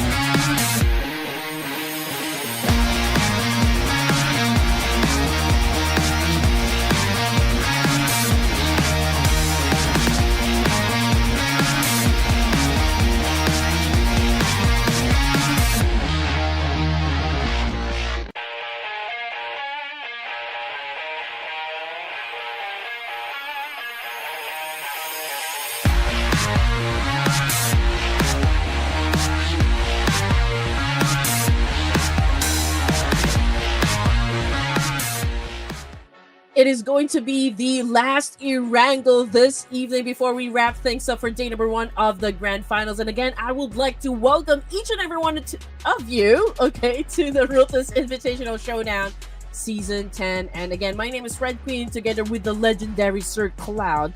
We are still your casters for this event. Well, in case you just joined us, is to get you guys up to speed. VOIN Donkey scored the first chicken dinner, followed by D Xavier, and then HORAA Esports, and we just saw Talon getting the chicken dinner in ERANGEL. So no team is truly dominating yet. which makes our head scratch even more like who we're going to pick next. But maybe here's a clue for us. Our top ERANGEL performance so far, dominated by the Indonesians. BTR, Talon, Alter Ego. And then we have tried Aeromacy here. But most of the stats favoring BTR. Yeah, I feel like, yeah, they're really setting up the tempo here, which is, of course, amazing. But I wonder if VOIN Donkey is gonna do something about this. Yes, they were the first team to actually score a chicken dinner in the grand finals, but they're kind of fading out, you know, for now. Are we seeing some sort of slowdown, or are they gonna step on the pedal this time? Are they gonna show up, you know, for the final ERANGEL today? Well, are you going to pick them for the final ERANGEL today? You love putting me on the spot. Yeah, because right now, okay, Red Queen has to get her first point. You know, is this like what, the longest streak that you have had? Yeah, I mean, like, I cannot even believe that I haven't gotten any point, even just one. Yesterday, I came close to getting at least 2 points, but one of them, you know, when I picked D Savior, Joel put a bullet to the last remaining player of D Savior, which of course takes out my chance of getting my first point in Miramar. Well, then I'll help you then. I'll pick D Savior. Let's go. Bam! Slam it in. Okay, alright. I haven't chosen VOIN Donkey just yet, but okay, I'm gonna go with VOIN Donkey. Okay. Let's see what production wants to go. Production, decide. Oh, BTR. Okay. Oh, they're going for stats. They're going for stats. They are going for stats. Based on stats, BTR, they have the best numbers. So, okay, that's cool. That's cool. Well, yeah, numbers don't lie. I mean, if there anything that is truer than that, is that numbers will always dictate, of course, just like who is really dominating in a tournament. And so far, BTR has been doing great for the first matches that we've gone through. And let's see, you know, since this is going to be the final ERANGEL this evening, final chance to make this one go to your side of the fence here, and it's not, of course, at all impossible, you know, for Bigetron by Vitality to win this round in ERANGEL, just because of the fact that, based on the numbers that we saw, they've already gotten their momentum. Yeah, I mean, if we would look at the previous round, if the circle favored them at their compound, then I can say that the chicken dinner is theirs. It's just unlucky that the circle didn't, so it is what it is, right? But if you kind of think about it, hey, in that situation, they could have got the chicken dinner. They could maybe get it this time with the level of momentum that they still have. Oh, man. I mean, this is the first chance, you know, for the teams to really show us what they got. You're at least what they're willing to show us for the grand finals here. And so far, I can say that it is really being dominated by the Indonesians, but the fact of the matter is, when we see, or when we look at the leaderboards, we also have at least 3 Nepali teams. So I think it's just a back and forth trade, you know, between these 2 amazing countries, by the way. But we also have to consider the fact that between the Indonesians and, of course, the Nepali, there's also D Savior coming in between them. Yeah.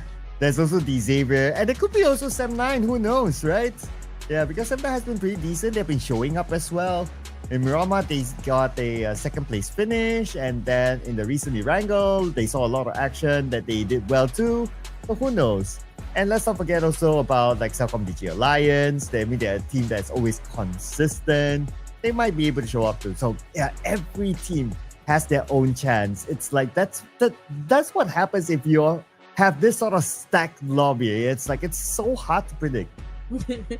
All I can say right now is that every team is actually cooking something.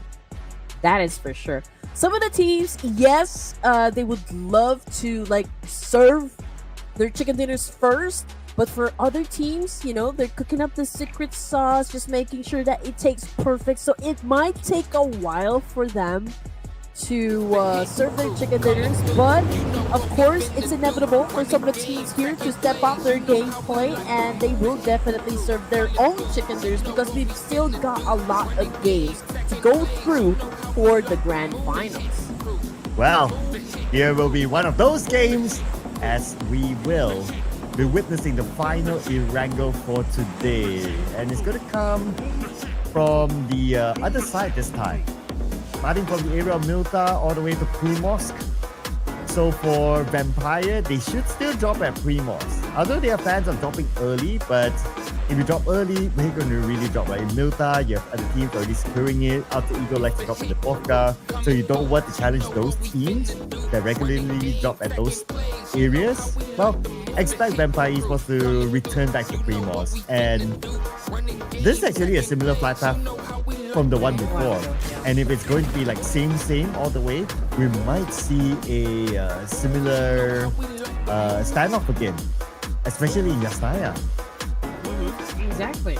But just giving a little bit of attention to the left side of the screen a while ago, most knockouts, highest damage, and there's another category right in there. I think most headshots. Yeah, it's just like an alteration between Sky, Rosemary, and of course Federalis. I did see also Malakbik included in the lineup. So far, those are the players that actually standing out from the rest of the other players as well in the lobby here. So let's see if that would change as we go along the way. But anyway, I mean, this is only the second to the last match here, so perhaps the reshuffle will definitely happen tomorrow. FaZe Clan, however, dropped in the same spot. Of course, that's in military base. And they are challenged once again by, if I'm not mistaken, yeah, VOIN Donkey, ladies and gents. The military base fight is happening again. Before this, it was FaZe Clan that wins it. Can they do it again? They lose Canary here this time. Very early, VOIN Donkey has the advantage. Potato will get another one. Spraying down to the remaining members of FaZe Clan. And now FaZe Clan only one left. VOIN Donkey should be able to recover their teammates. Might lose this one. Let's see what they're gonna do. 1v1 while their team is a bit revived. Shepard climbing up the stairs here up against VOIN Donkey, but well, I'm sorry, but Zeta timed that perfectly at the top of the staircase and just really snatched that win up against FaZe. And now they're the first team to be taken out of like ERANGEL match. Now, looking at HORAA Esports, they are being surrounded by Talon at the moment, but we're not exactly sure if Talon will definitely go for the push here. We all know that they love staying in Yasnaya. And yeah, I feel like Talon have already picked great position inside the area, and I feel like Sky and the rest of the team here are just about to get inside Yasnaya. So I think they don't have like in terms of like advantage. I feel like it's more leaning towards on Talon. Yeah, if we look at the current situation, right, I do agree with that. Is Yasnaya going to be important for them to hold? Not really, because the circle is like a deja vu. It's like the previous circle. On the left side, 50-50. You have like the northern side, and then you have like the main peninsula. So I'm not sure how long they want to play in Yasnaya. Or maybe they just want to stamp dominance, because this will happen throughout the entire grand finals, I believe. Yeah. And again, Sir Cloud, you know, we are looking at a quiet stage one. You know, we're killing nothing but time here. Just really watching all those teams pillage through towns to get everything they need before they step into a fight. So let's just talk about, like, where are the teams exactly? As for Jorgapul, we did see some teams drop in Zarki and the north side of Jorgapul here, but this is a different thing that we see on screen. I mean, it's just Vikings holding on to the south part area of Jorgapul, and the north is pretty much empty. So the situation is the circle is actually over to the west side, or like maybe the northwest side. And if we're going to be looking at the amount of teams entering from the east side, then we just know that that edge will definitely turn red in just a few moments. Ooh, okay. So that is where we'll put our attention to. I would say another area that we will want to see later is also the same north side. There's still a chance that the circle will go up north, the area where Talon scored the chicken dinner, because there's that house that can block the bridge and also block teams from coming from the northern side hill. So that could be an area of contest. Rosemary is just going to drive by here and he's going to contest this area. Now he knows that somebody is actually in the building. He does have Daybot together with him. And that will be the duo that did it against No Fear from HORAA Esports. Yeah, it's Suki coming to the rescue here, but he is not expecting Alva to be behind him. And this is such a good tactical gameplay coming from Alter Ego Eras. They were expecting that, you know, the players or the teammates will be heading towards that entry point from that compound. So great anticipation coming from Alter Ego Eras, and again, great strategy being displayed here. Right at the bridge, we have bridge campers here. DRS. Who are they waiting for? Are they waiting for VOIN Donkey? VOIN should follow the left bridge. I don't know if anyone is across. Okay, obviously they don't know as well. So that's why they're waiting for the right time. Okay, now they do know. Team Secret. Passing by with a hovercraft. Example. Lands a couple of bullets onto them. Okay, now they're really alert of Team Secret's presence. Okay, they want to try to get those elimination points in. At the same time, we need to be aware of the blue on top of them. I feel like both of the teams are gonna finish them the fight. It's definitely gonna happen from that bridge. I don't think Team Secret will, or like maybe DRS will give way to Team Secret to get across, you know, the main island here. And as for VOIN Donkey, I feel like they're gonna pass through over to the west bridge. So I think they are not gonna have any problem whatsoever. And it's gonna be a clear entry point, you know, for the side of VOIN Donkey. But as for BTR, currently they're already, of course, well, inside the circle. Are they inside the circle? Yes, I think so. But just couldn't pinpoint exactly where they are in the map.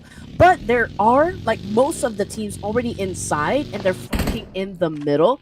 So let's see if another chain of events will happen in just a while. Oh, and this chain of event could happen here in the Gaka Mountain where Champions Esports, Pubg, he tries to hike up, but the moment he did, he noticed that another team is there. So did a bit of scouting work, and Xavier, they shoo him off. So they're now still the king of Gaka Mountain. On the elimination feed, we have Gen 4 ticket outbreak from the Vikings. Waiting for us to get a good visual. Okay, that could be a long-range knock and elimination while they were traveling. And RQ, okay, and Vikings opened up and started the chain of events. I'm pretty sure that the moment another team sets off, you know, like maybe fight, oh man, it's gonna turn red. I'm pretty sure about that. It's going to be a non-stop action once again here. Lots of trade-offs, definitely, especially coming from the Gaka Mountain. And as for, you know, those teams down there at South, I think, you know, Team Secret and VOIN Donkey just exchanged, because Team Secret, okay, this is not going to work out for us because DRS is there and they're not leaving the bridge. And so they went and traveled across to the west side, but VOIN Donkey, they're headed towards the east bridge. So they're the ones probably going to have a fight up against DRS. I know, right? They didn't get the message. So let's see if they will get a message from DRS later. RRQ now spraying down. Yeah, they're gonna go in for that fight. Looks like not. They choose to relocate themselves into the inner side of the circle, going up to this high ground around the Gaka field area. And this is a good area to be in. So great move here. I like the rotation by RRQ. BTR making their move as well. I wonder if they will continue to move after Ruins. Okay, they're playing by the edge of Ruins instead. Okay, it's also another good area to be in. And this is also an area where they can track teams from coming in. This is one of the entry points, the common entry points. So they know that another team passed by them. So it's up to them whether they want to take this fight or not. And so far, the decision is not yet. Not yet. Today. Not today. But, try Aeromacy. Okay, I feel like it's going to be a clear entry point from Jorgapool. DRS already gave up the bridge camping and now headed towards maybe south of Pachinki here, but they could probably have an altercation up against Alter Ego Eras. Team Secret, I think, had the same idea here coming from south as well. So perhaps we could see a three-way battle happen between Alter Ego, DRS, and Team Secret. And if VOIN Donkey's gonna join the party because of their late entry, oh man, that's gonna be a wild one that we shouldn't miss. Ooh, looks like Alter Ego Rosemary will not miss this one.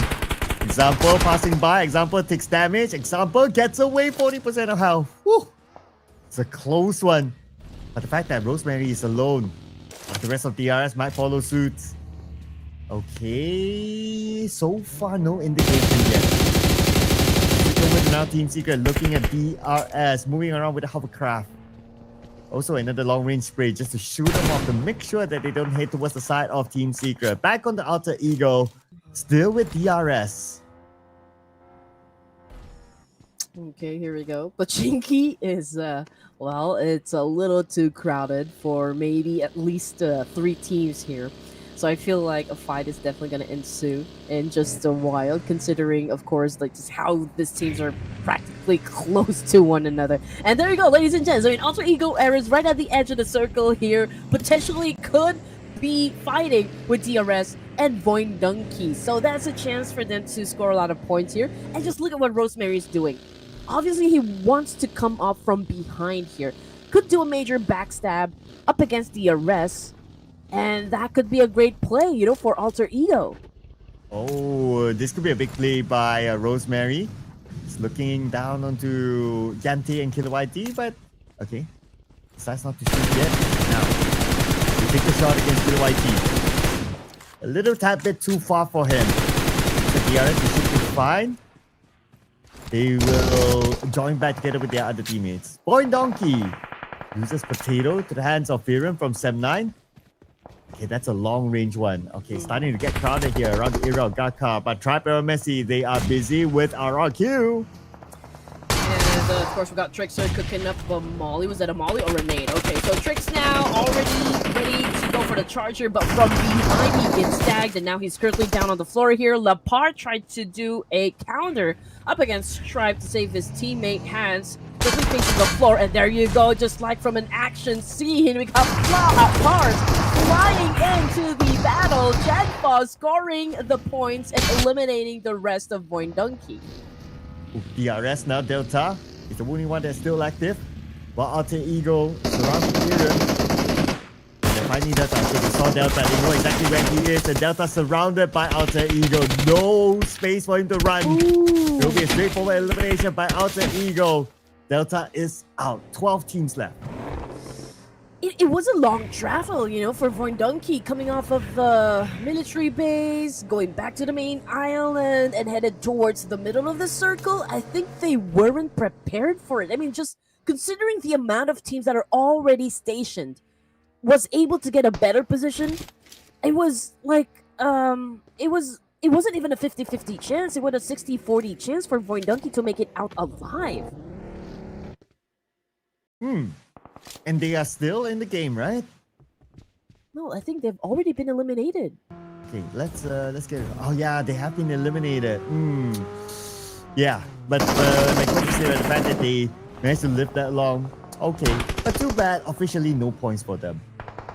Yeah. But for HORAA Esports, okay, now Sky and Supreme against BTR. Production's pick here. They're checking out ruins, and they have 4 players. HORAA Esports. They probably realized that, okay, guys, we only have 2 players. Let's not take that fight against BTR. Let's not awake the sleeping giant. Oh man, I mean, I do have a lot of questions, you know, for VOIN Donkey. Obviously, they haven't gathered enough information just yet to even stay in the middle of the zone. So I think it would have been better for VOIN Donkey to kind of have a slow burn, you know, entering the circle. But anyway, okay, it's we don't exactly know what the objective was for the side of VOIN Donkey, but we'll probably see them fight again in the next round since we still have one more game to go. But as for Leo, he just got knocked down by Rosemary with that distance. Are you kidding me? Oh, yeah, that was close one. That was a close one there. If we got knocked, then the rest of our team will need to save him. Krypton, isn't that your own teammate? Okay, calm down, my man. Calm down. I know maybe he stole your last nugget, but not like that. Okay, here we go. So far, if a team gets eliminated here, they won't score any placement points just yet, so teams need to be careful. Talon Esports, okay, trying to flush out HORAA. We got your best friend burning alive here, getting roasted as we speak. We've got Sky, the same thing happening for him. He must have been damaged by a first, second degree burn here, but he was able to still get to do things here. Was able to score some point here, but the fight is not over. Sky trying to find a better angle here up against Talon. Unfortunately, with that shot coming from Axel, getting outside of the house, that seals the deal for Talon, and HORAA Esports is no more.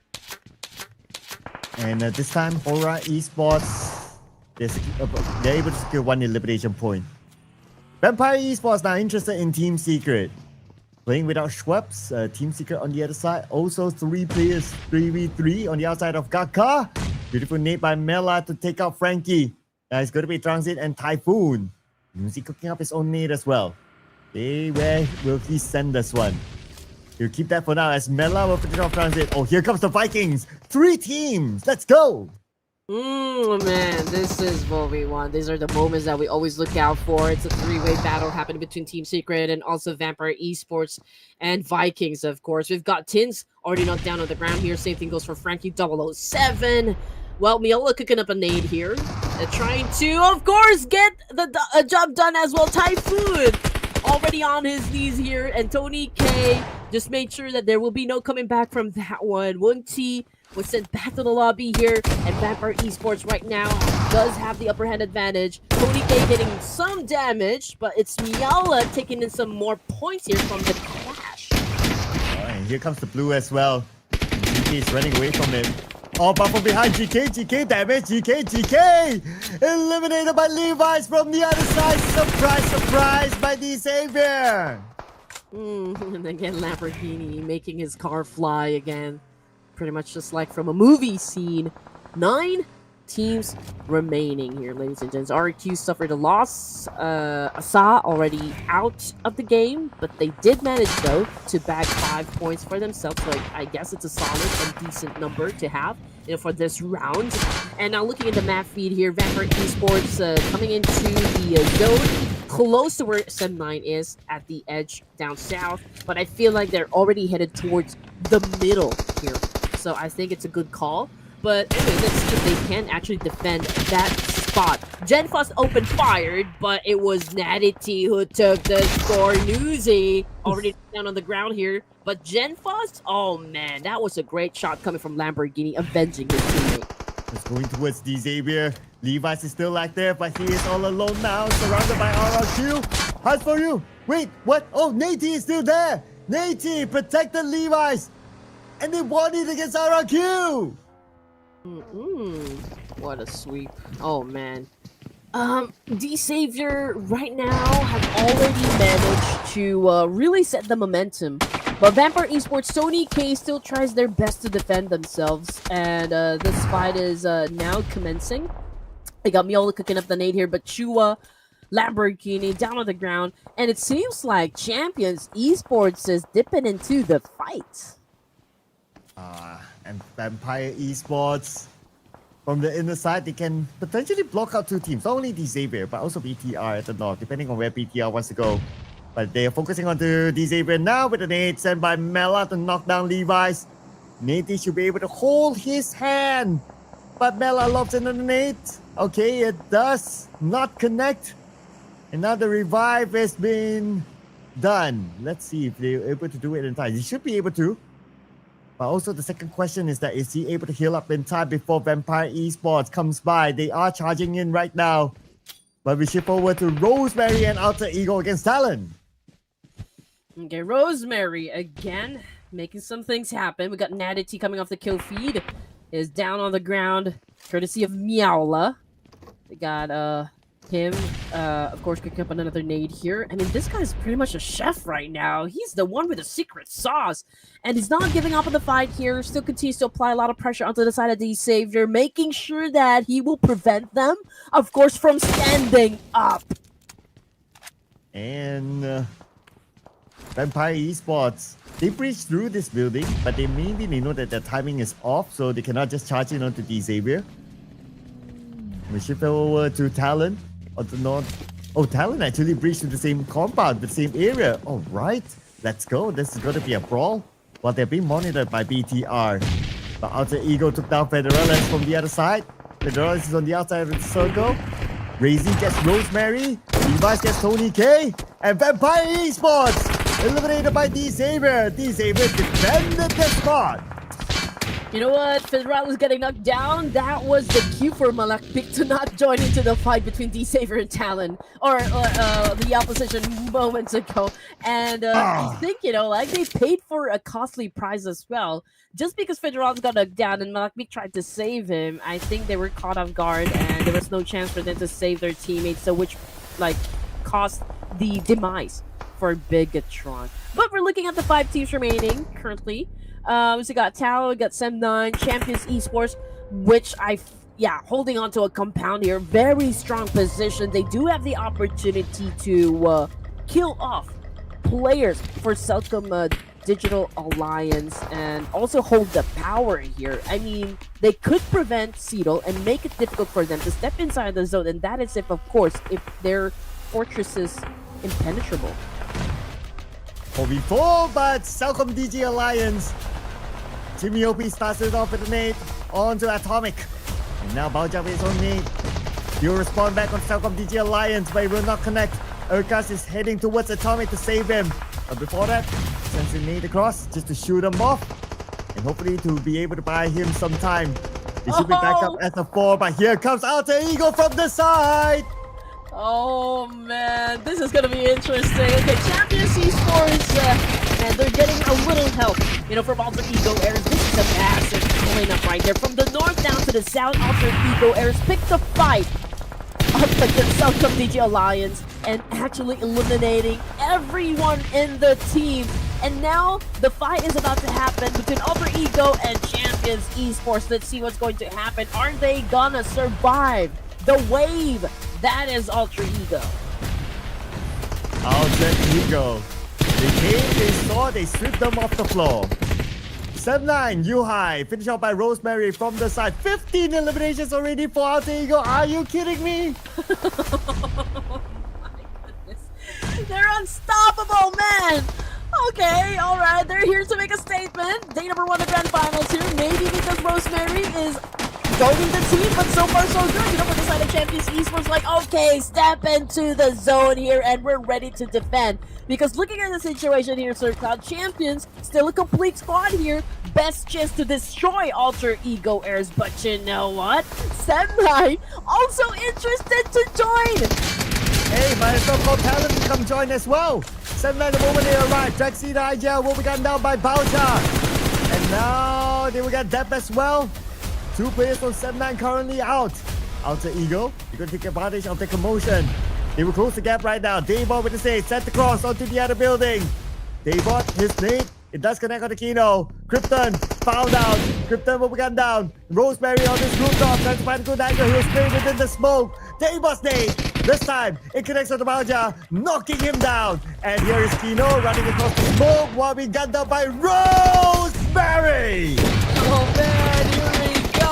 Daybot right now taking care of business up against Champions Esports. He needs to pick up his teammate here for more firepower, but as if they still need it. Come on, Rosemary's doing an amazing job and pretty unstoppable at this point. But Daybot right now still trying to dance it off, playing Ring Around the Rose here up against Champions Esports. But you know what, Cass? I think you can pull the play here. He was able to shut down Daybot. Oh, we're looking at maybe perhaps a redemption coming from Champions.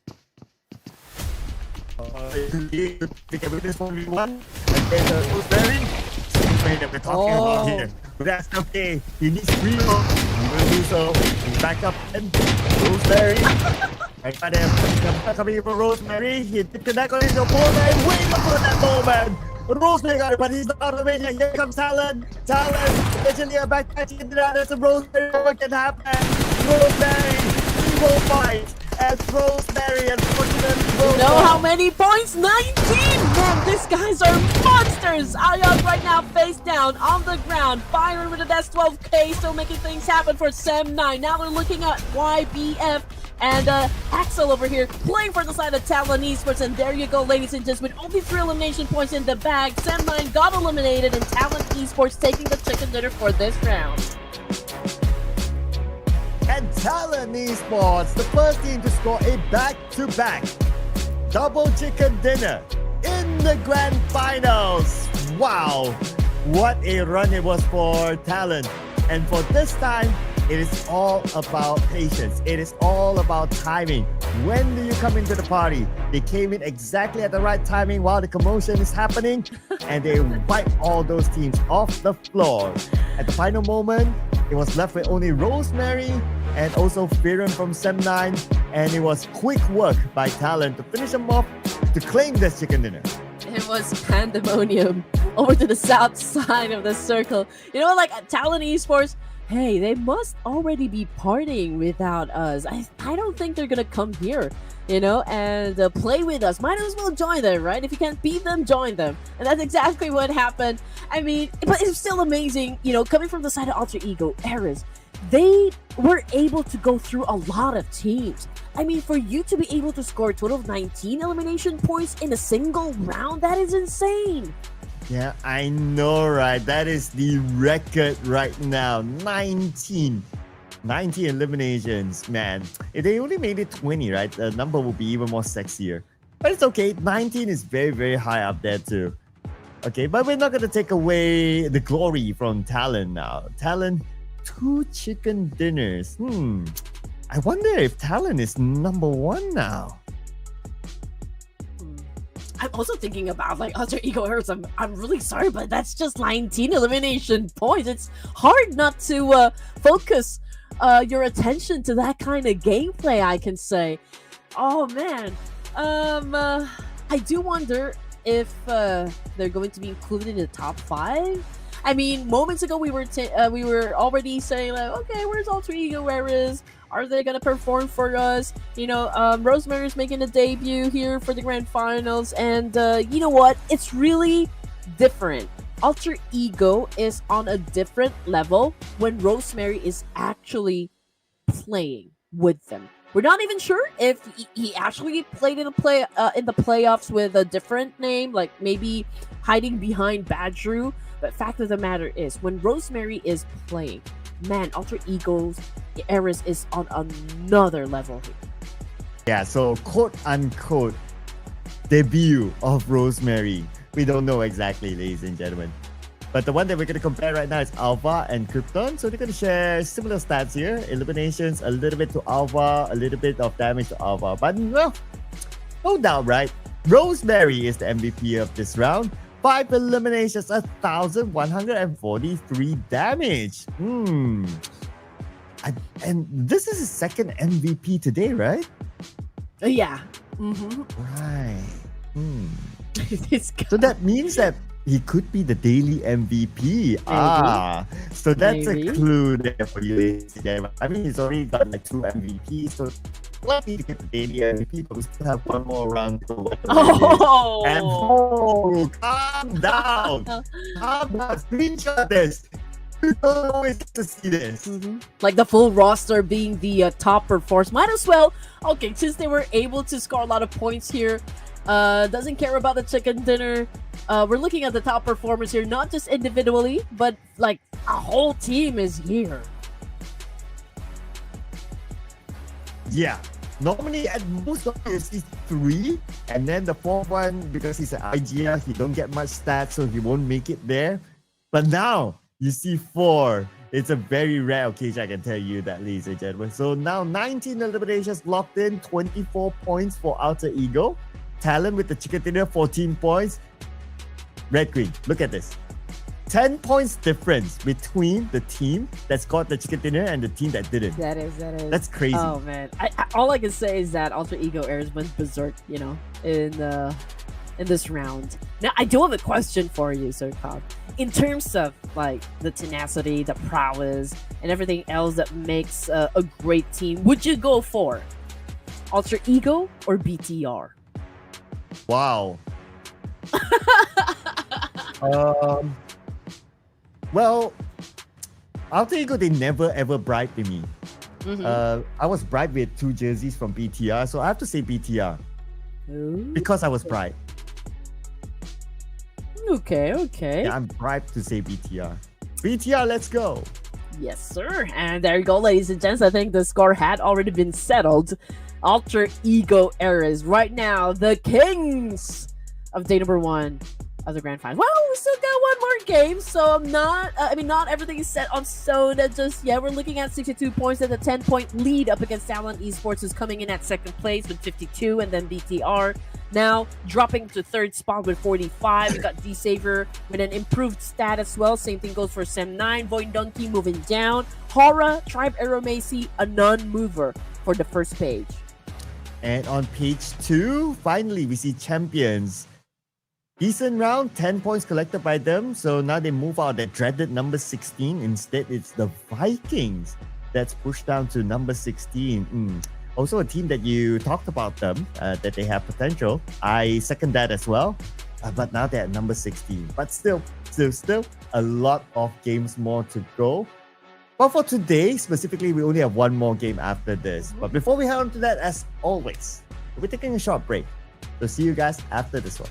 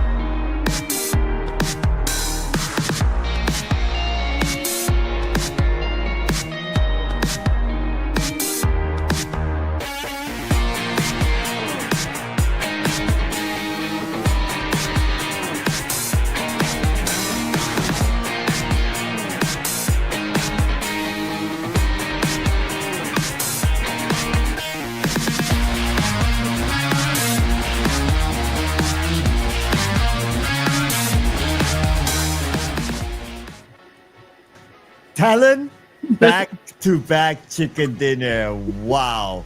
But then again, Alter Ego, 19 eliminations. That's the record so far in a round. Welcome back, ladies and gentlemen, to the Ruthless Invitational Showdown Season 10. And we're so glad together with the wonderful Red Queen. And this will be the last game for today. Hopping onto Miramar next. You know, that is the number to beat. 19 elimination points. I do wonder if there will be other teams that could probably put that kind of number on the board, or maybe even higher. Oh, that would be beautiful. But anyway, if you're late in the game, I don't know what you did, but if you're late, hey, you're looking at the teams on the screen right now who scored the chicken dinner for today's matches. And again, VOIN Donkey, Talon Esports back-to-back. We got HORAA as well during the third match here, and D Savior coming in hot in Miramar.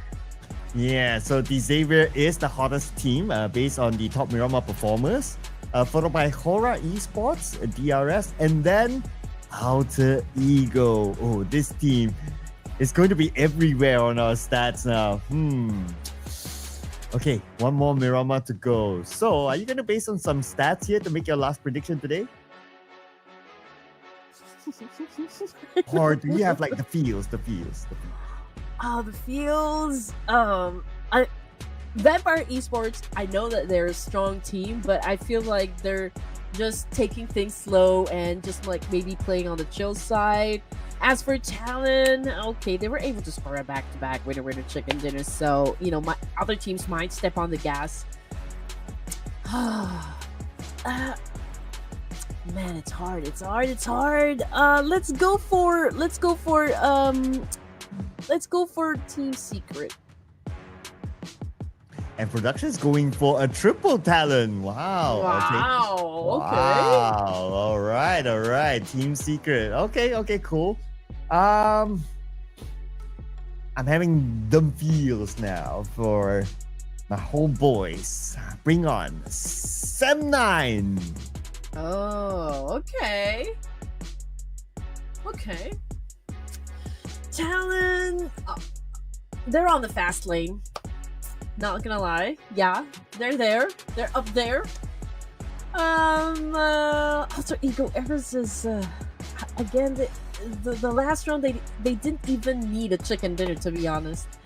BTR, okay, they're aggressive, but I feel like they struggle to sustain the aggressiveness also when it comes to the latter stages of the match.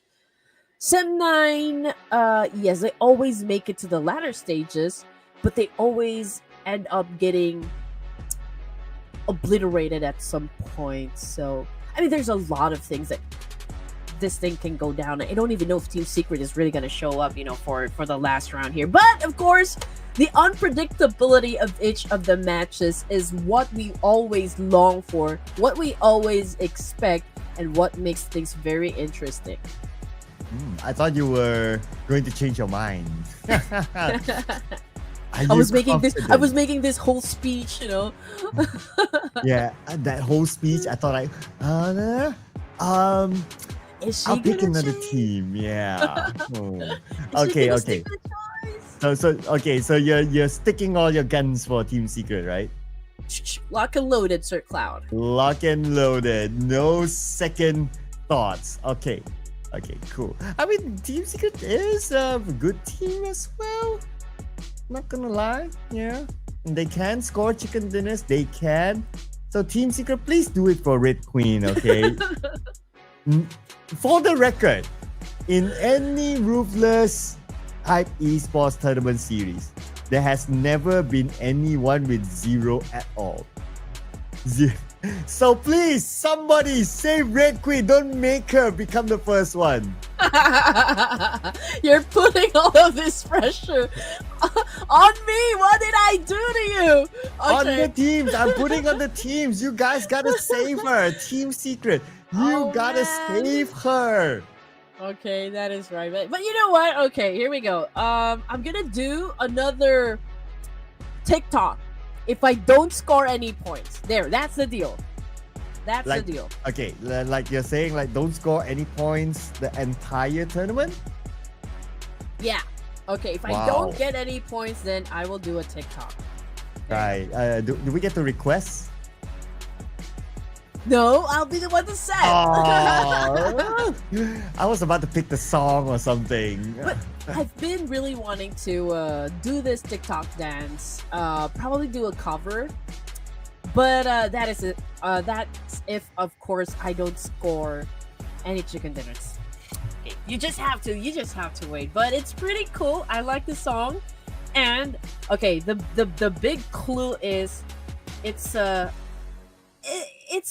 Nepali song. Oh? Yeah. Okay. Okay. I'm pretty sure it did not pass by my FYP. But what I'm sure is that we are passing by Miramar now, heading on to our last match for day number 1 in the grand finals. Let's go! Let's go, ladies and gents. Of course, this is the final showdown before we wrap things up day number 1. And of course, you just know that, yes, it's still gonna be epic. And I'm still gonna use that word because, well, it's epic. But if we're gonna pay attention to those names over to the left side of the screen here, it's now Rosemary with the most elimination points, with the most knockouts, and probably the highest damage as well. Ooh, headshots? It's still Rosemary? Yeah, I think he pretty much got all the titles here. And I do wonder if HORAA is gonna reclaim his spot from Rosemary. Ooh, that would depend on how they perform this round. Think about HORAA, they dropped fairly early up north. La Cobera is the area. Okay, that's cool. Potential clash points. We didn't see an early fight. Yeah, I don't think we will have an early clash this time, unless if a team wants to force a clash. Talon is heading towards Chumacera, I believe, and Picardo is going to be Vampire. So that's going to be okay. At most, in Los Leones, we'll have 2 teams, the Vikings and also CelcomDigi Alliance. But then again, you can split Los Leones to 2 teams, up to 3 teams, that's fine. Circle happen to be down south anyway. So no big reason for them to really take that early fight. All I can say is that for day number 1 here, everyone's playing at a different pace. Again, this is an opposite to the day number 1 that we've experienced during the playoffs. And, perhaps, teams are just really considering everything that might happen or like how things are going to go down. Maybe they do want to start their matches in peace, like maybe go through everything first and make sure that they have everything inside their backpacks before they get into any engagements. And I don't see it's going to change. But perhaps, teams can turn up their aggressiveness up a notch so that, we'll see a lot of conflicts happen during the first matches here. But as for Alter Ego Eras, I don't see any team that are like close to them that could maybe challenge them in this particular spot, not unless if they decide to get inside the circle before, or like maybe or like where the circle will actually go to. We're not we don't exactly know where the next circle will land, but Team Secret probably might be the first team to have a fight with. Well, if that's going to be the case, then they have to win the fight for you. Of course, yes. Team Yes. Secret, I'm putting all my heart to you guys. And they themselves need the points too. Come on, they have number 11, page 2. A chicken dinner would be nice. Automatically be on page 1. Lots of incentive for Team Secret to perform for Red Queen. Yeah, give it to me, guys. I need at least 1 point so that Sir Cloud won't pressure me to be the only caster to end a tournament without having any points. Oh, yeah. No, just kidding. But hey, just giving you guys a situation. Okay, in Los Leones, we actually do have 2 teams there. It's CelcomDigi Alliance and Vikings, but I don't hear any gunshots happen, and we don't see any names being popped up onto the kill feed. But as for those teams that might be coming from the northern side, perhaps at the edge of the circle here, maybe a fight will ensue just because of the fact that BTR is so close to the edge of the circle here. Same thing goes for Sem9, and we've got Tribe, Aeromacy, D Savior, RRQ, even HORAA Esports headed towards their direction. So we'll just have to wait a couple of minutes more. Yeah, so I guess this is also expected with the flight path that's not too different from the one that we had before this. If we had like a right side flight path, then maybe we might see the RRQ VOIN Donkey clash happen again.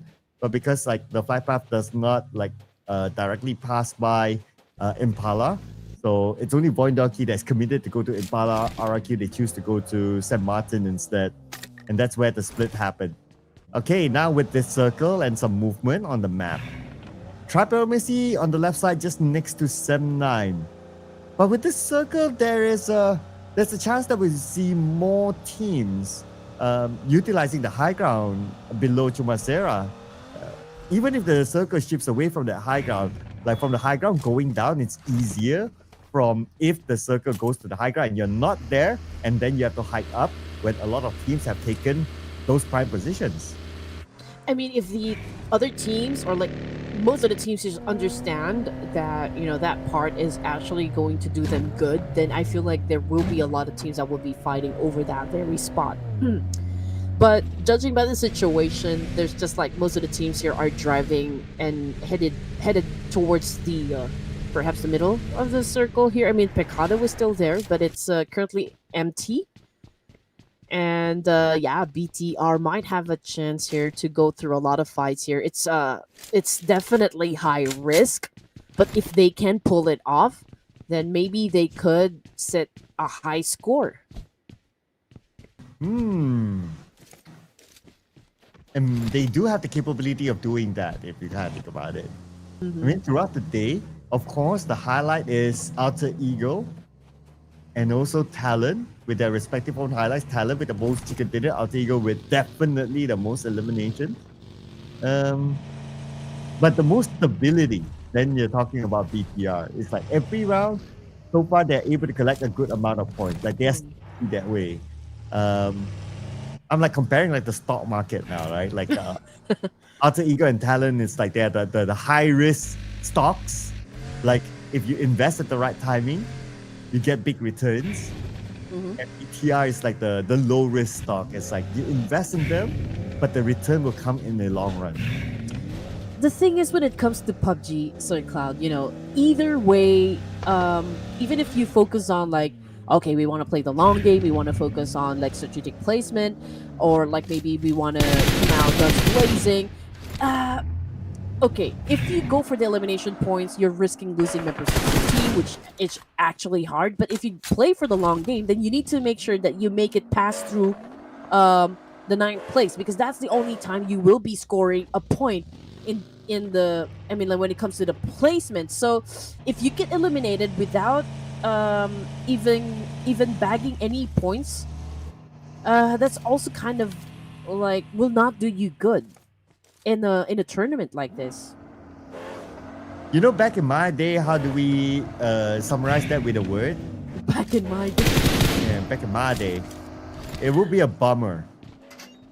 Yeah. Is that such a boomer word now? Like it is. Like, it's a bummer if they don't make it. You know, it's a bummer if they don't perform. Oh, people don't use man. that nowadays, right? No, Okay. not really. Let's not expose the edge.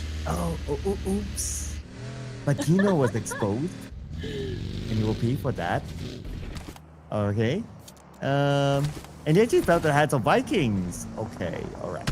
Well, the next piece of the circle. Oh, okay. Part of it is at the Chumacera High Ground. Interesting. And Sem9 has locked down the Chumacera High Ground. But we're going to put focus on the Vikings now, okay, against champions. And Vikings, they want the points for themselves. They don't want to be at number 16. Oh, yeah. I feel like they're really going to make a difference here. But, okay, here we go. Champions Esports basically have the same idea here. But right now, they're getting shot at by Wunty. His all along in this shot, or in this shack rather, and the fact that he knows exactly where Champions Esports is headed, so that is a coup for them. But coming off of the kill feed, it's crazy. Confirmation coming through, already out of the game here. Same thing goes for Capsitar, Federalis, but Malakbeak with an impressive counter up against Lamborghini, shutting him down as well. But Federalis also out of the game, so we're only looking at Malakbeak here representing Bigetron. Okay. Very different performance by BTR this time, unless Malakbeak can pull off heroics against Xavier, but Nate is going to say no to that. And BTR, they're going to have an early rest tonight. Number 16, 1 elimination point. Early supper for BTR. We already know that there will be a lot of teams headed towards the same spot here, and maybe BTR got overwhelmed. Maybe they weren't really prepared for it just yet. But of course, it doesn't discount the fact that, hey, they're one of the formidable teams that we have here in the hobby. But yeah, we'll definitely see them tomorrow again, ladies and gents. Maybe even stronger. But for HORAA Esports, right now, coming into play here up against Byron, Sem9. We already have one player already knocked down on the ground here, and Byron, another one. That's the dust. Here comes the cavalry. No fear what are you going to do in this situation. U-High already down on the ground. So it seems like HORAA pretty much have this one in the bag. And HORAA looking at Sem9 and waiting for Death to show himself. U-High will be gunned down by No Fear. They only have Sky down. They should be able to pick up Sky. Not going to be a problem. While doing that, they will pick up Darren. So right now, Sem9 only has one active player left. And I believe he will not want to show himself. Drexy has been held hostage. Yeah, he should just play for survivability now. Oh man, Champions Esports could not catch a break here. They went up against Tribe Aeromacy, and it seems like they already lost 2 of their players. Okay, HORAA Esports managed to survive the fight up against Sem9. Sem9, they're still alive, but then again, we only have 1 player left for Sem9. So that's points collected onto the side of HORAA. And if we're looking at the situation here, HORAA is surrounded by a lot of teams. I mean, we got Vikings, we got Tribe, we got Sem9 as well, we got D-Savior. But the circle already shifted. And yeah, it doesn't change a thing. I still feel like, you know, Champions, Tribe, after their fight, I feel like they're going to go after HORAA Esports. And as for the team staying on the north side, it's going to be D-Savior, FaZe, Talon even, and Vampire Esports. And guess what? The number 16 team, Vikings, got the middle of this circle. Xavier now is trying to stop FaZe Clan from coming in. And FaZe Clan receive a decent amount of damage. 1 vehicle already blown up. And Canary now will need to switch vehicles. And look at the amount of teams around them. There's at least like what? 3 other teams around FaZe Clan? It's going to be an interesting one for FaZe Clan, how he's going to get out of this. Lots of teams going to put attention onto them since the vehicle is smoking up. They were going to try to take advantage of that. I mean, every opportunity opens up, you know, for the teams here. They're not going to have second thoughts about it. They're definitely going to grab those opportunities that pops in front of them. And here comes Shreps right now, challenging up Levi's. And but it was Tony K who got the point. So obviously Shreps just flushed him out from that truck. Okay, and now I don't think D-Savior will be able to pick up their teammate here. And there you go. That is the job done coming from Newsy. Lamborghini, Natty T only left to defend this compound, which is of course would like to be taken over by Vampire Esports. Okay, and Vampire Esports now rushing towards the warehouse. Okay, they have reached the warehouse. Mela with the SLK will be the one at the front. Made by Nate, hooked up. Mela will evade that. And will continue on the chase. And Matey, ooh, that was a close one. They almost got Matey. Meow scratched Nadity's back, but amazingly, Nadity was able to survive that. And now Lamborghini, he was cooking a nade, but unfortunately, Tony K was faster. And now he's faced on the ground here. Nadity, it's all up to you here, brother. It's all up to you. Can you defend D-Savior? Can you rep up the Savior, going up against, of course, the remaining players from Vampire Esports. Can really be hard, and so that was the obvious outcome. The Savior losing the fight, which now brings us to 14 teams remaining. And now jumping into DRS, Kilo YT Delta out of the game here while they go up against CelcomDigi Alliance. Again, oof! From the other side, CelcomDigi Alliance. CelcomDigi Alliance still with the high ground here against DRS. What they need to anticipate the next circle. Will it go away from them? Yes, it will. Chips away from CelcomDigi Alliance and DRS. They have to win this fight quickly. As example, still on the lower ground, receives damage, 60% of health.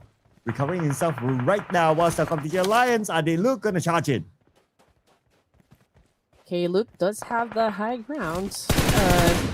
Yante. Oh man, no coming back for that one. Hands for you.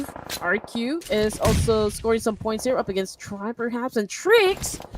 Oh man, he won't be making it. I think he had already been sent back to the lobby here. Example! Oh no! DRS also eliminated! But Asa, let's see if they can eliminate Aeromacy now. Rick, right in front of him, and Rick will be taken out by Asa. There goes Aeromacy at number 13, 2 elimination points. Okay, interesting. FaZe now from the map going up against Vampires, that is for sure. But let's check out what is happening with Alter Ego Errors right now going up against VOIN Donkey. We got Alpha on the screen here with a UMP. Vexy goes down with his AUG. Alpha doing an amazing job, but he caught a nade coming from Potato.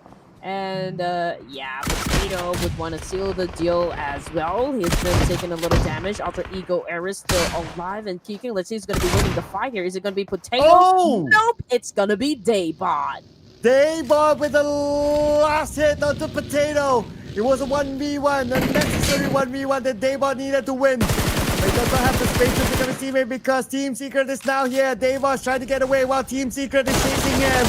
GK sees Daybot. Daybot will not see the light of day. Man, okay, so a massive cleanup had already been done by Team Secret when it comes to the south part area of the server. So most of the teams are actually staying on the northern side. And right now we're looking at Talon Esports going up against Vampire and maybe even FaZe Clan. Okay, let's see if Talon can actually pull up a win up against the Vampires. We can see that Viola already shut down by your best friend here. Okay, so far so good. I mean, this is a great trade-off happening so far, and Talon seems to be on the winning side. Oh, but your best friend takes damage, 50% of health. Okay, Tony is now down on his knees. Was not ready to win this fight by himself. He gets one, jump shots out. Probably gonna get the second one, but your best friend evaded that. He's still safe for now. Just reloads. Just coming back out again, navigating around the smoke. But just moving on down. Now it's down to music for Vampire Esports. But then again, FaZe Clan, they showed themselves from behind. They didn't even knock the door. Instead, they knock out Vampire Esports. Oh man, Vampire Esports also not having a great day for the first set of matches that we have for the grand finals. But it's still okay. I mean, before they got out, they were able to bag 6 points, so that's a solid one, I can say. And FaZe Clan got eliminated by CelcomDigi Alliance, but FaZe only managed to bag 2 points, if I'm not mistaken. So it's really not much of a score there. But anyway, 7 teams remaining. We can see that HORAA already making a move somewhere north side. So I feel like they're going to have an exchange with CelcomDigi Alliance later on. But Vikings is not joining in any fights for now. Team Secret might be handling business up against RQ. But as for Champions Esports, they are holding on to a compound here. But I don't see any team that would challenge them for now. But RQ might challenge Team Secret. Here comes the name from Lapar. Lots of damage to Team Secret. And here comes the cavalry. They have to fight their way through. Team Secret to get into the circle. They got Frankie, GK next. And they're looking for Typhoon. As for Trungzin, he'll position himself on the inside of the circle. But Typhoon's alone. Okay, Typhoon on his buggy, getting away. Typhoon should be safe for now. He will join up with Trungzin.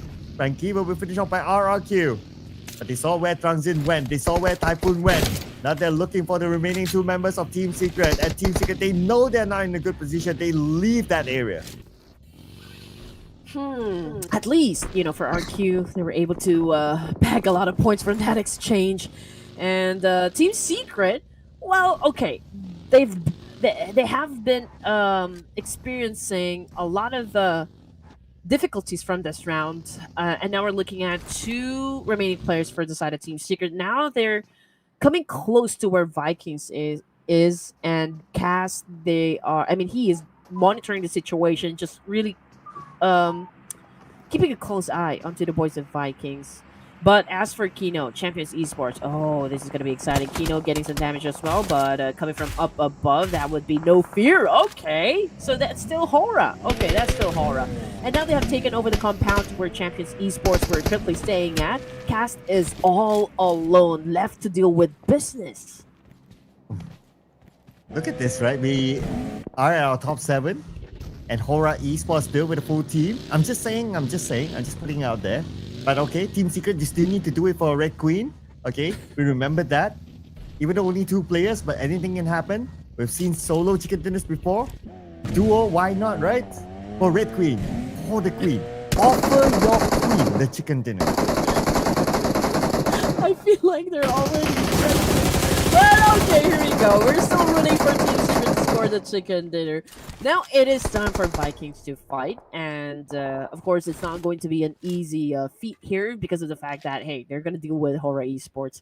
Now we got Supreme boosting himself up and maybe putting in some bandages to make sure that he is all fit, for any fight that can actually commence in just a while. We got Break on screen. Okay, they're checking out from which direction their teams probably will come from. We got No Fear doing some tap and fire, of course, but not connecting just yet. Okay, HORAA Esports outside looking in. Okay, they spot somebody on the other side. It's too small for us. We don't really know who's that, but as long as they are aware, that's important. Okay, whoever that is, it moved away. Okay, that's CelcomDigi Alliance there. Okay, they're managing the road early this time. Even before the circle closed, they're starting to move by the edge there. Okay, confirm now they have to cross that road. And the moment they do that, it's Team Secret that they will meet up with. Now the circle still favors the Vikings. Here comes 7-9 onto HORAA. Oh man, good anticipation there coming from Depp. I mean, he took his time. And when he saw an opportunity, he just took it as well and put down one play coming from HORAA Esports, which is, I can say, perfectly done. Now we got Sky, and he knows exactly at that moment. He goes for the massive spry, was able to connect, and yes! Oh, it wasn't Sky, it was Sleepy who took the point. Now HORAA holds on to their 5 points in the bag here, and Sem9 got eliminated with only 1 point in the bag. Hey, CelcomDigi Alliance still yet to cross that road. But it's okay. It can take their time. They want to deal with HORAA Esports? No? Okay, not really though. Not really. It's more of a tease. They can focus on getting across the road. Not going to be a problem for CelcomDigi Alliance. As for HORAA Esports, by the edge of the circle, they can still go in further. But they are looking at CelcomDigi Alliance. Team Secret is just waiting in the middle of the circle. CelcomDigi Alliance coming in. They look just right in front, 2 members of Team Secret now. Okay, here we go. Kasim gauging the situation here, listening to and monitoring the situation. Of course, hands for you in his buggy, driving now away from the compound here, but he doesn't have anywhere else to go. I mean, look at the situation. RQ is evenly spread out, but that opens a way for Kasim to attack. But unfortunately, well, that exposes their location as well.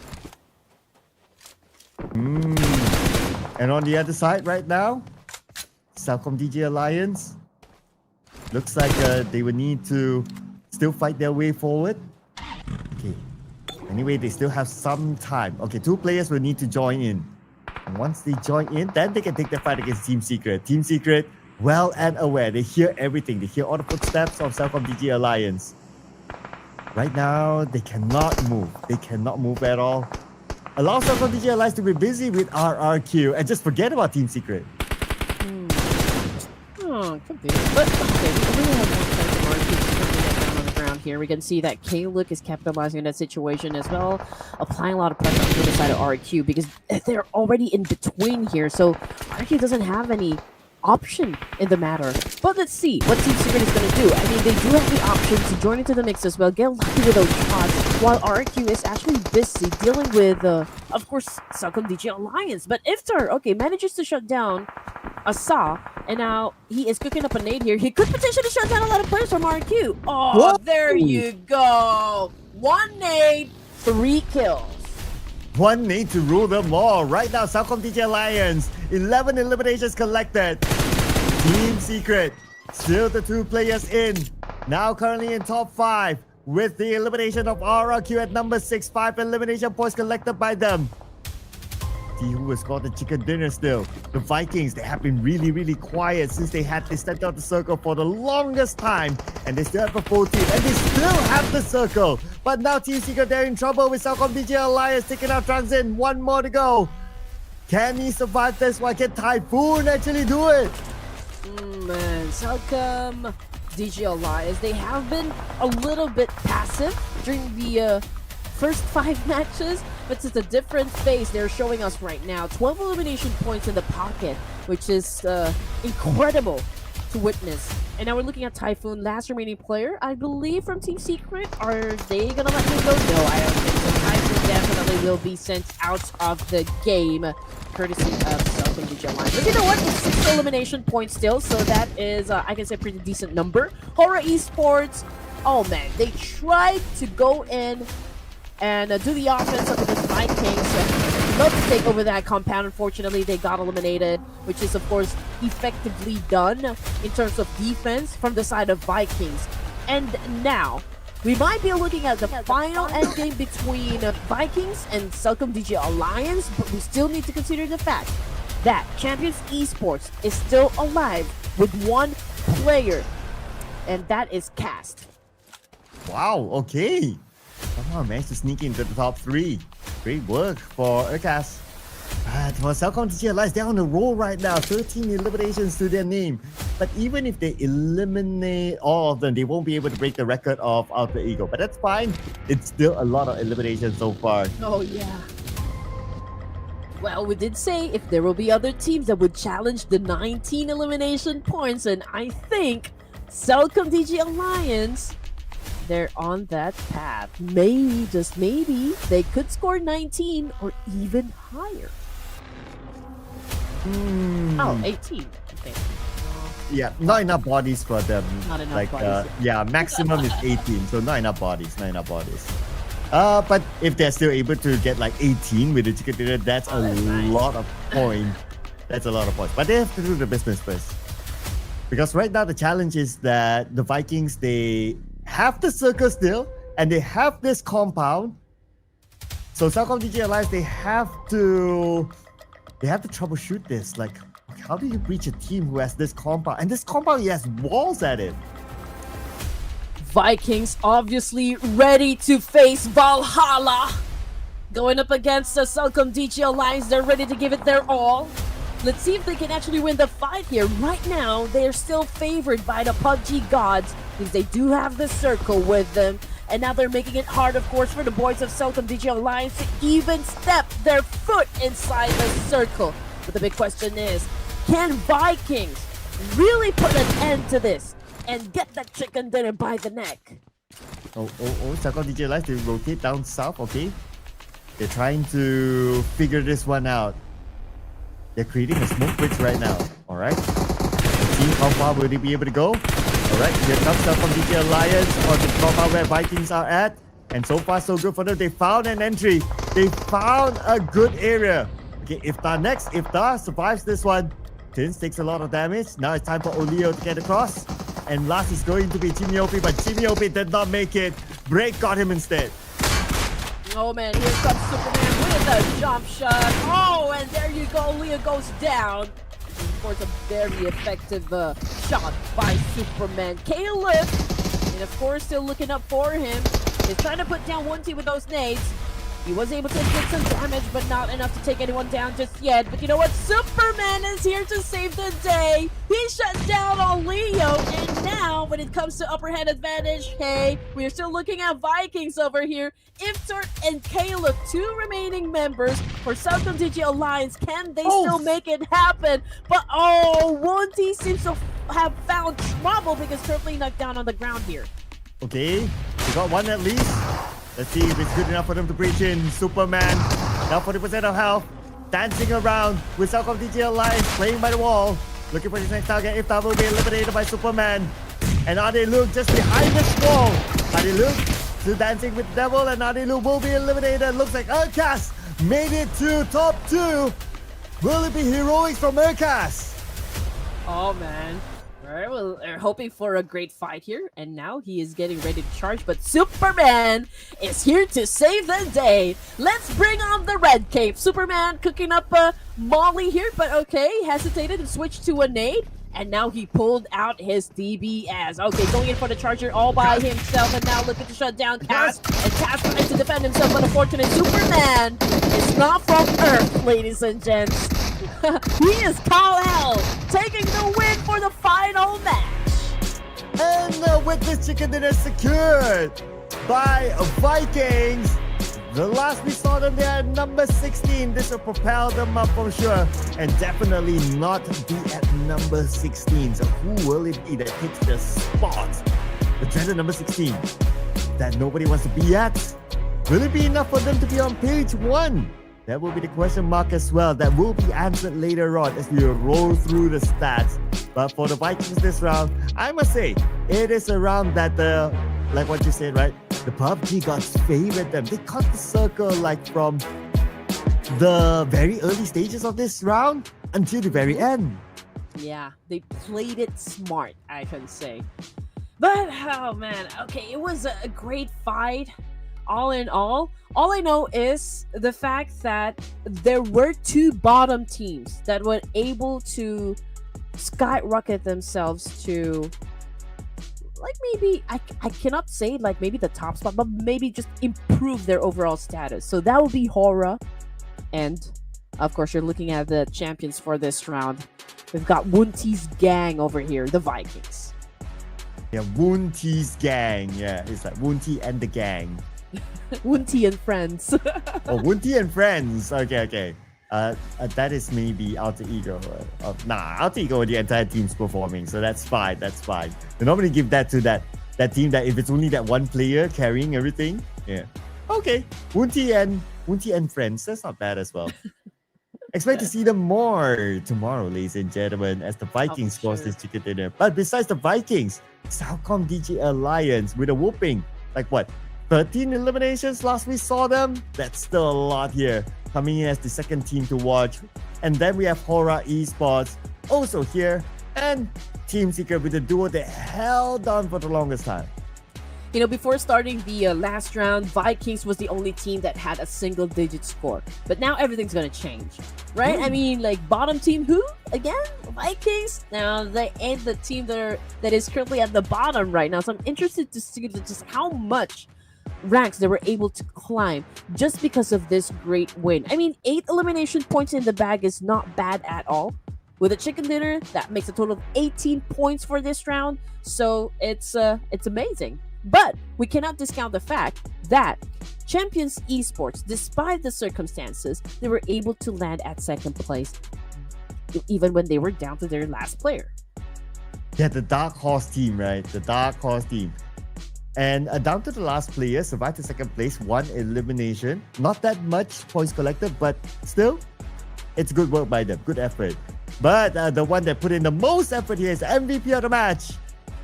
Luke from CelcomDigi Alliance, 6 eliminations, 934 damage, and with a whopping 13 utilities used by himself. The main fragger for CelcomDigi Alliance, always putting up a good show for the team. Hopefully, we'll be able to get to see more of his MVP-ish performances throughout the finals. Okay, all right. For the other top performers here, we got Trang coming from Team Secret. We got Sleeper from HORAA as well.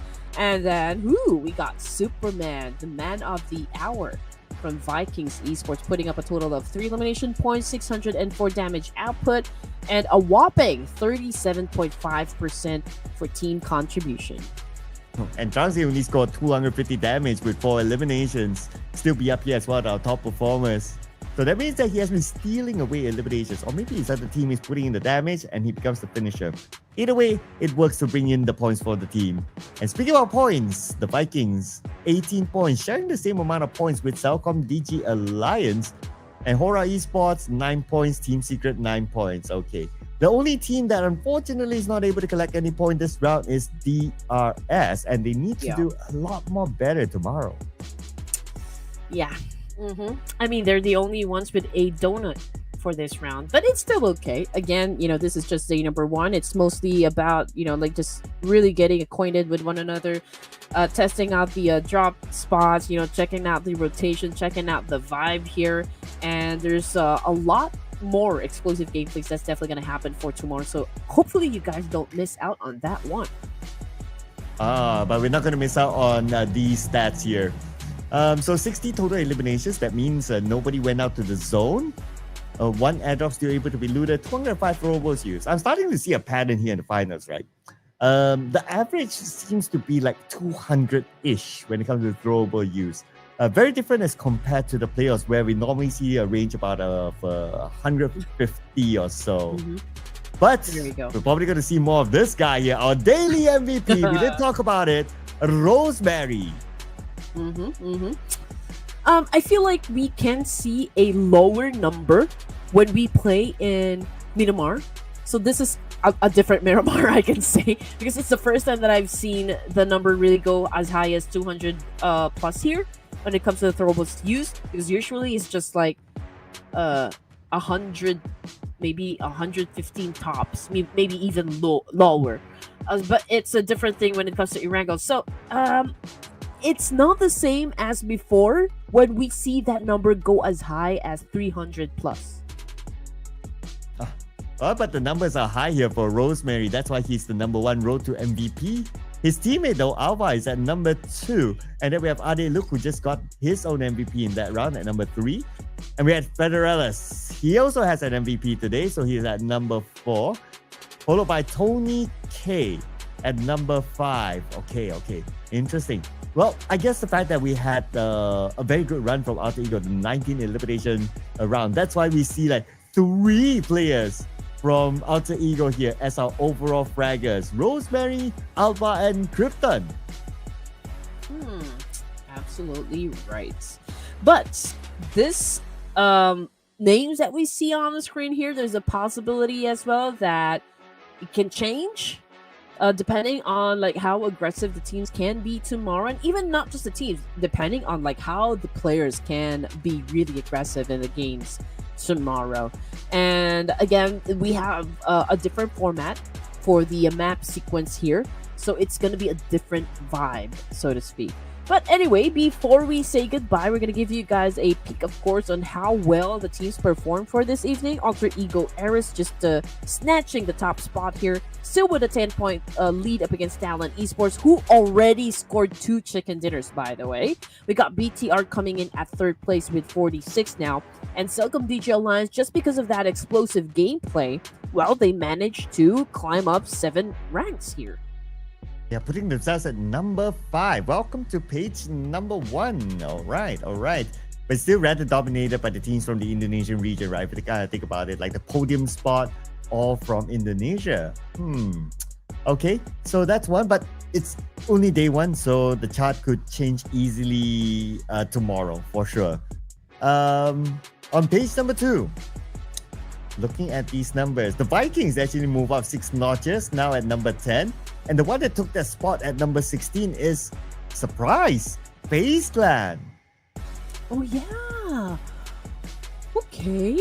All right.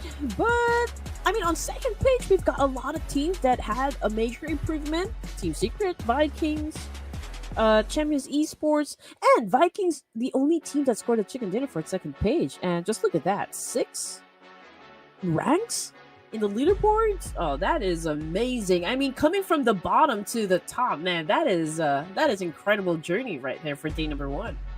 Yeah, I know, right? Maybe because it's only day number 1, so that's why the points are close. If you have a one good round, then you naturally screwed up. But things might be a bit more tighter in day number 2. That will be tomorrow, ladies and gentlemen. So we're done with the first day of our Grandfathers in the Ruthless Invitational Showdown Season 10. Tomorrow will be another day. We'll be live, same time, same channel. So make sure you guys tune in. Don't forget to subscribe as well. My name is Sir Cloud. Together with Red Queen, we'll be closing the show for tonight. We'll be seeing you again tomorrow. Bye-bye.